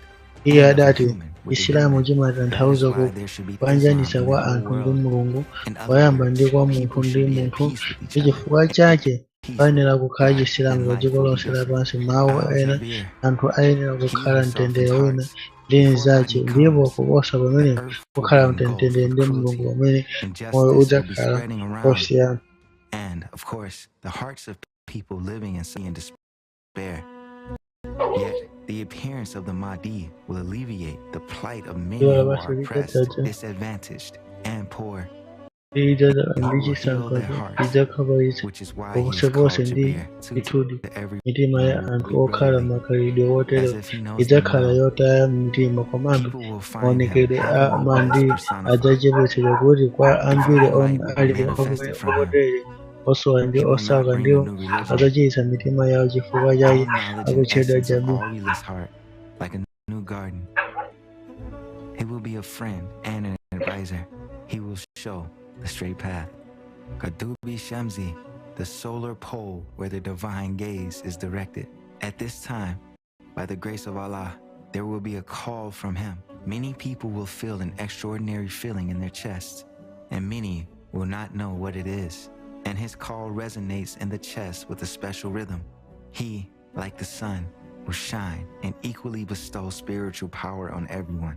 And those who turn to the sun will bask in His rays of love and grace. The Messenger of Allah, peace be upon him, was asked, will Imam Mahdi be useful to his associates during Kodi this Imam Mahdi occultation? adzakhala wothandiza kwa azake pa nthawi ya matsenga ake? Adayankha, inde. Ndikukumbira amene adandipanga kukhala mneneri adzapindula ndi kuwunika kwake nthawi ya matsenga ake, monga momwe anthu amapindulira ndi kuwunika kwa dzuwa. Ngakhale mitambo ili yoyipidwa ndi mitambo, mande adzaoneka ngati munthu wamba, koma mkati mwake adzakhala ndi mzimu woyera wotumidwa ndi Allah. Kunja kwa kudzakhala kosiyana. Anthu amuchona ambiri sadzadziwa kubwera kwake nthawi yayitali. Mzimu woyera amene adzakhala zovala ziwiri, chimodzi chamkati ndi china chakunja. Pa nthawi imene aliyense amene amakonda Allah moona mtima akhoza kumumva ndi kumuzindikira, ndipo amene adzavomereza chiwongoko cha Mahdi ndi kutanthauza. Mtumiki Muhammad adanena kuti anthu amanena ndi abwino kuposa anthu onse chifukwa Allah wapamwambamwamba wapatsa nzeru. Ndi abwenzi anga komanso chikondi changa, ndi chikondi changa komanso chotchuka kwambiri ndi langa kwa ine. Amene sadzamuzindikira ndani ngati si Musilamu. Iye adati aliyense amene amayesetsa kuchita khama potumikira Mulungu ali ndi udindo wolankhula. Choyamba ayenera kumva yemwe Allah watuma iye watumizika kuno ndendende kuti amoyo amuve, koma iye abisika kwa akufa okha kwa amene akulamulidwa ndi Satana m'mitu mwawo. Pakuti amati ayi zosatheka zimenezo. Iwo amaona ndi kumva mngelo amene akungowuluka mkati mwake, ndipo amazindikira koma amazindikira koma Satana amati ayi zosatheka, ndipo anthu amavomereza zimene Satana akuona koma osati zimene ndiye wawo akunena. Adzasangalala ndi nthawi yabwino koma. The whole world will be overflowing with grace and abundance. It is also said that in the time of Imam Mahdi, may Allah be pleased with him, the degree of prosperity nanenaso kuti nthawi ya Imam Mahdi umma adzafika pa kupambana kwamwamba idzakhala yochuluka kwambiri mbiri yonse, ndipo kumbali zonse umma wa mtumiki Muhammad idzafika ku ungwiro wa mvano nthawi yonse. Nthawi ya Imam Mahdi the world will be full of abundance, so that anyone can ask, give me. Dziko lapansi lidzadzaza ndi zochuluka kotero kuti aliyense and such an angapemphe equitable kuti way ndipatseni ndipo yankho that no one will lidzakhala need a tengani purifying chifukwa treatment. chidzagwidwa kwa Zikhale. anthu mwachilungamo kuti But you kudzafunika and munthu I have to deserve such a woyesedwa. world, Koma such a iwe life. ndi ine tiyenera Our kukhala beloved ndi prophet, dziko peace be lotero, upon him, moyo wotero said that wokondedwa people need wathu to create mtumiki conditions for Mahdi's adanena kuti anthu intervention. ayenera kupanga zikhalidwe kuti Imam Mahdi Mahdi is an adzionetsere yekha. occultation into the ground. Imam Mahdi His ali imminent ndi advent is prepared matsenga pa kanthaka and only we itakonzedwa, ndipo ife can tokha accelerate his anthu advent by our good tingafulumize deeds and spiritual kudza kwace ndi purification. ntchito For zathu this is the zabwino ndi first step and the kuyeretsa pledge of kwa the uzimu, spiritual ground chifukwa of ichi his ndi long-awaited advent. stepe For it yoyamba is ndi said, chikwa indeed, kwa nthaka Allah will not ya change the uzimu ya conditions ukula kwake, and koma choice in themselves. ayembekezedwa kwa nthawi The yayitali, coming of pakuti Mahdi is not the end of akuti days. It is the time of a choice for ndithu humankind. Mulungu The Prophet sasintha Muhammad, chikhalidwe cha peace be anthu upon him, mpaka asinthe zomwe foretold zili two mwa possible iwo ways. okha. Either it is Qiyamah and Kubwera terrible kwa cataclysms, Mahdi or its kumapeto kwa unlimited masiku abundance and ndi grace. nthawi It all depends. yosankha kwa anthu. Mtumiki The Muhammad banner of Mahdi must be yasonyezako spread in our hearts.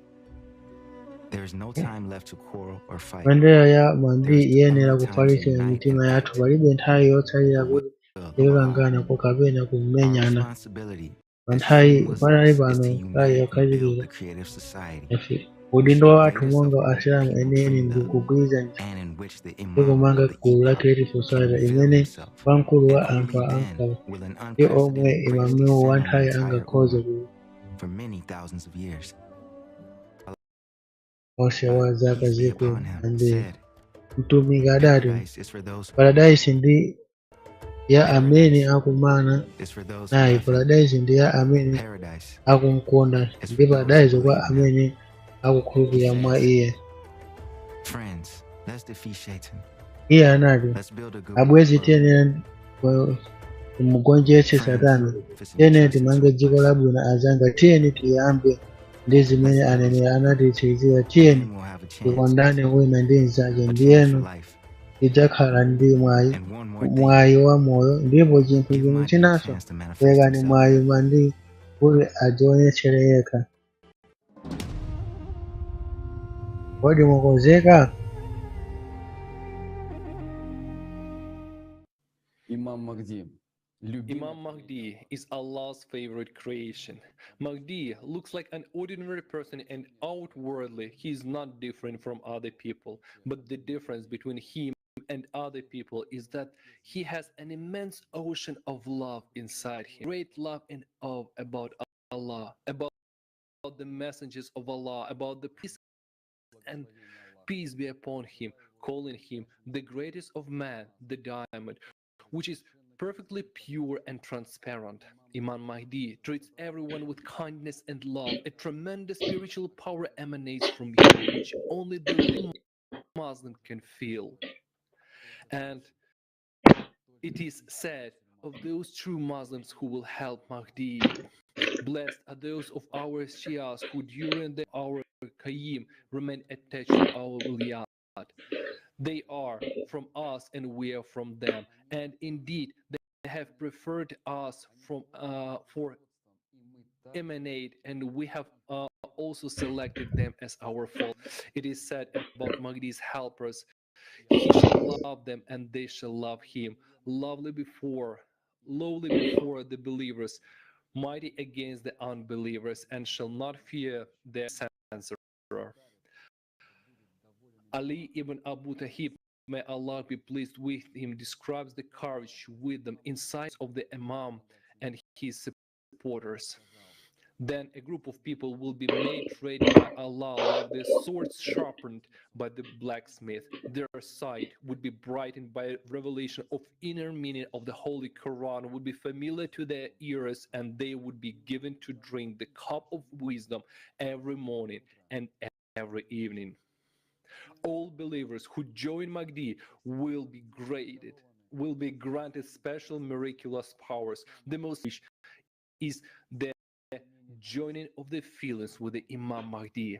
It is said in the prophecies of Islam and the end of advent of our Qayyim, Allah may be exampled and glorified, will develop the hearing and sight of our faithful in such a manner that without there being a messenger between the Qayyim and themselves, he will hear him and see him without him, they left the place where he is.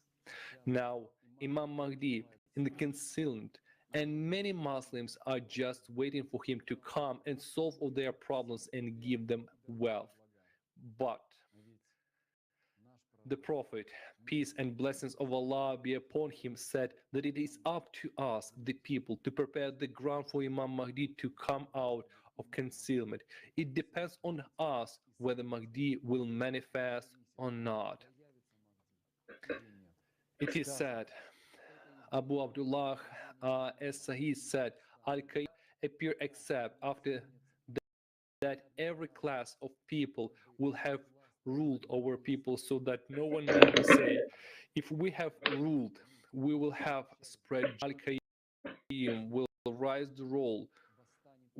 rise to rule with truth and justice. Imam Mahdi will rise only after there are no people left on earth who have power. Then society will be completely just. That is, it's up to build a society of morality, equality, and justice. That is, to build the creative society. When Mahdi will manifest, the prophecies of Islam say he will establish a government based on justice, during which evil and oppression will disappear. All paths and roads will be completely safe. Will give its benefit in full. All njira men zose will be zose zidzakhala reciprocated in their zotetezeka rights. kwa munthu. The Dziko world lidzapereka will show ubwino its wake truth. mokwanira, Then it will be abwezeresedwe impossible to find a ufulu needy wawo. person to give Dziko him lapansi alms. lidzaonetsa chuma For chake all ndi katundu believers wake, will ndipo not be in sikudzakhala need of kosatheka anything. kupeza osowa kuti ampatse zachifundo, Teach chifukwa modest living okhulupirira and onse deep sadzasowa thinking. kanthu. He will make you understand Adzaphunzira that moyo dignity is odzichepetsa an ndi inner kuganiza state mozama.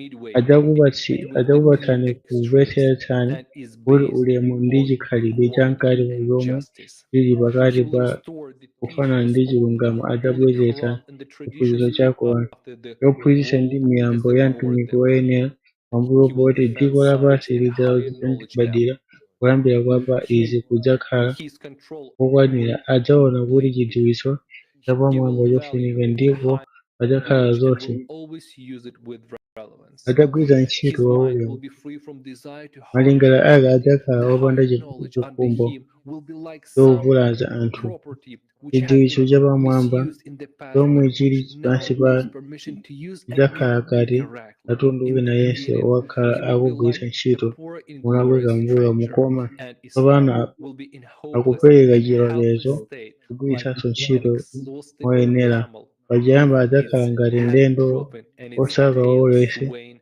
ndipo sluggishly. chisilamu But chidzakhala then chopanda he chiyembekezo will establish ndi God chopanda throughout the mphamvu, world.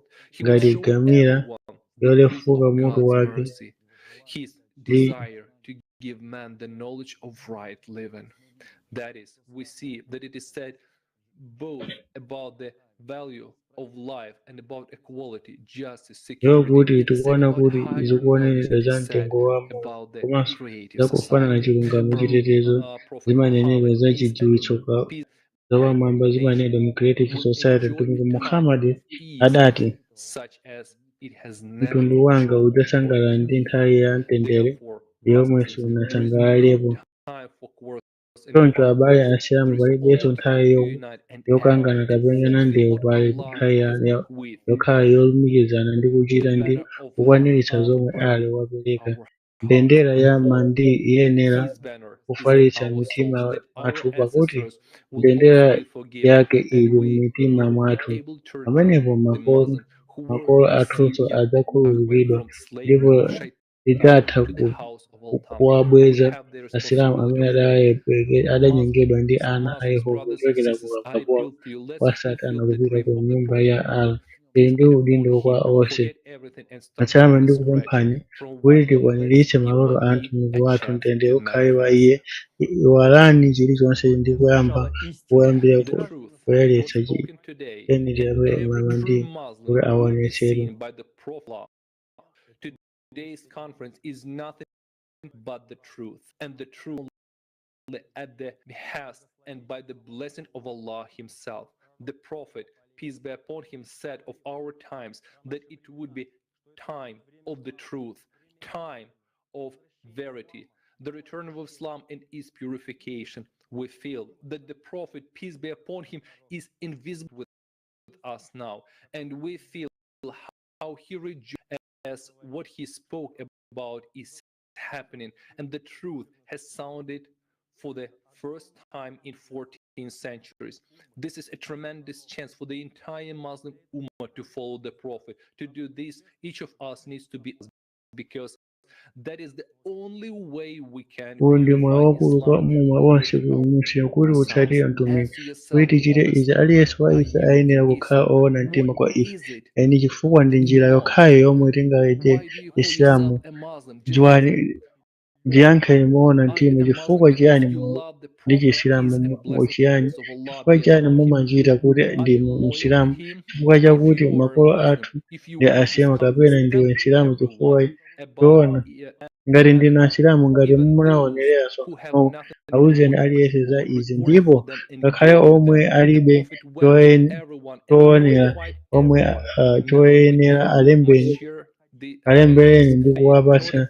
Mtumiki adapita kwa aliyense ndi kudziwitsa aliyense tsopano ifenso tiyenera kugawana tsogolo lake ndi kupita kudzutsa Asilamu onse. Chisilamu aliyense azionera msonkhanowu ndipo kuti choonadi achidziwe ife tonse iye ndiye haji yeniyeni, chiyeretso chenicheni, njira yoona yobwerera kwa munthu.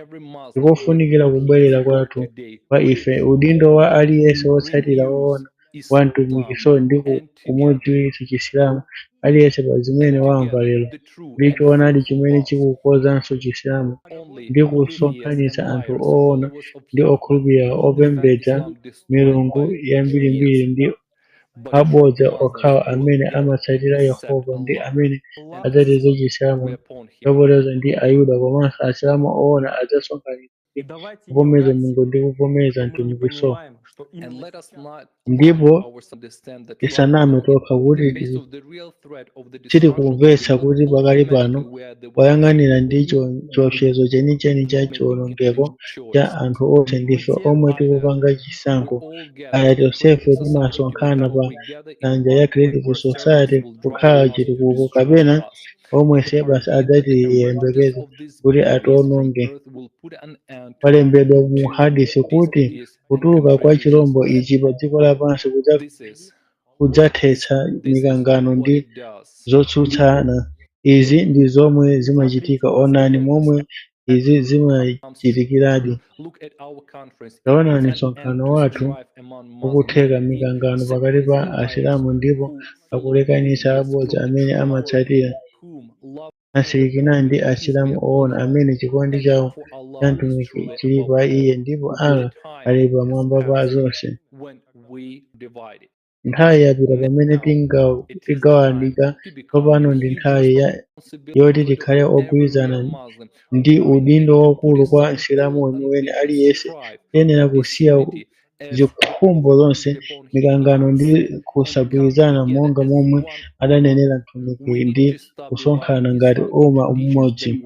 Tiyenera kusiya kugawana kugawikitsana ndi ziphunzitso zonse adadza ndi Satana komanso okhulupirira milungu yambiri umma. Ndipo pomaliza titsatire Msilamu wina aliyense amamva ndi kumvetsetsa izi.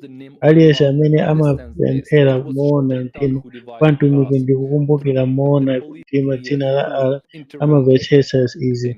Satana ndiye adatigawaniza kudzera mwa asilikina amene adalowerapo ndi kusintha chilichonse. Ntchito yathu ndi kubwezetsa chilichonse.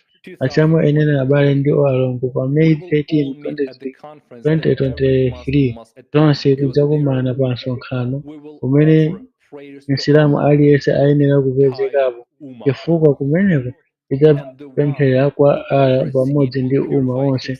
Ndipo amene wapereka nsembeyo adziyeretse yekha ndi banja lake, ndipo pambuyo pake tidzakhala amodzi povomereza choonadi.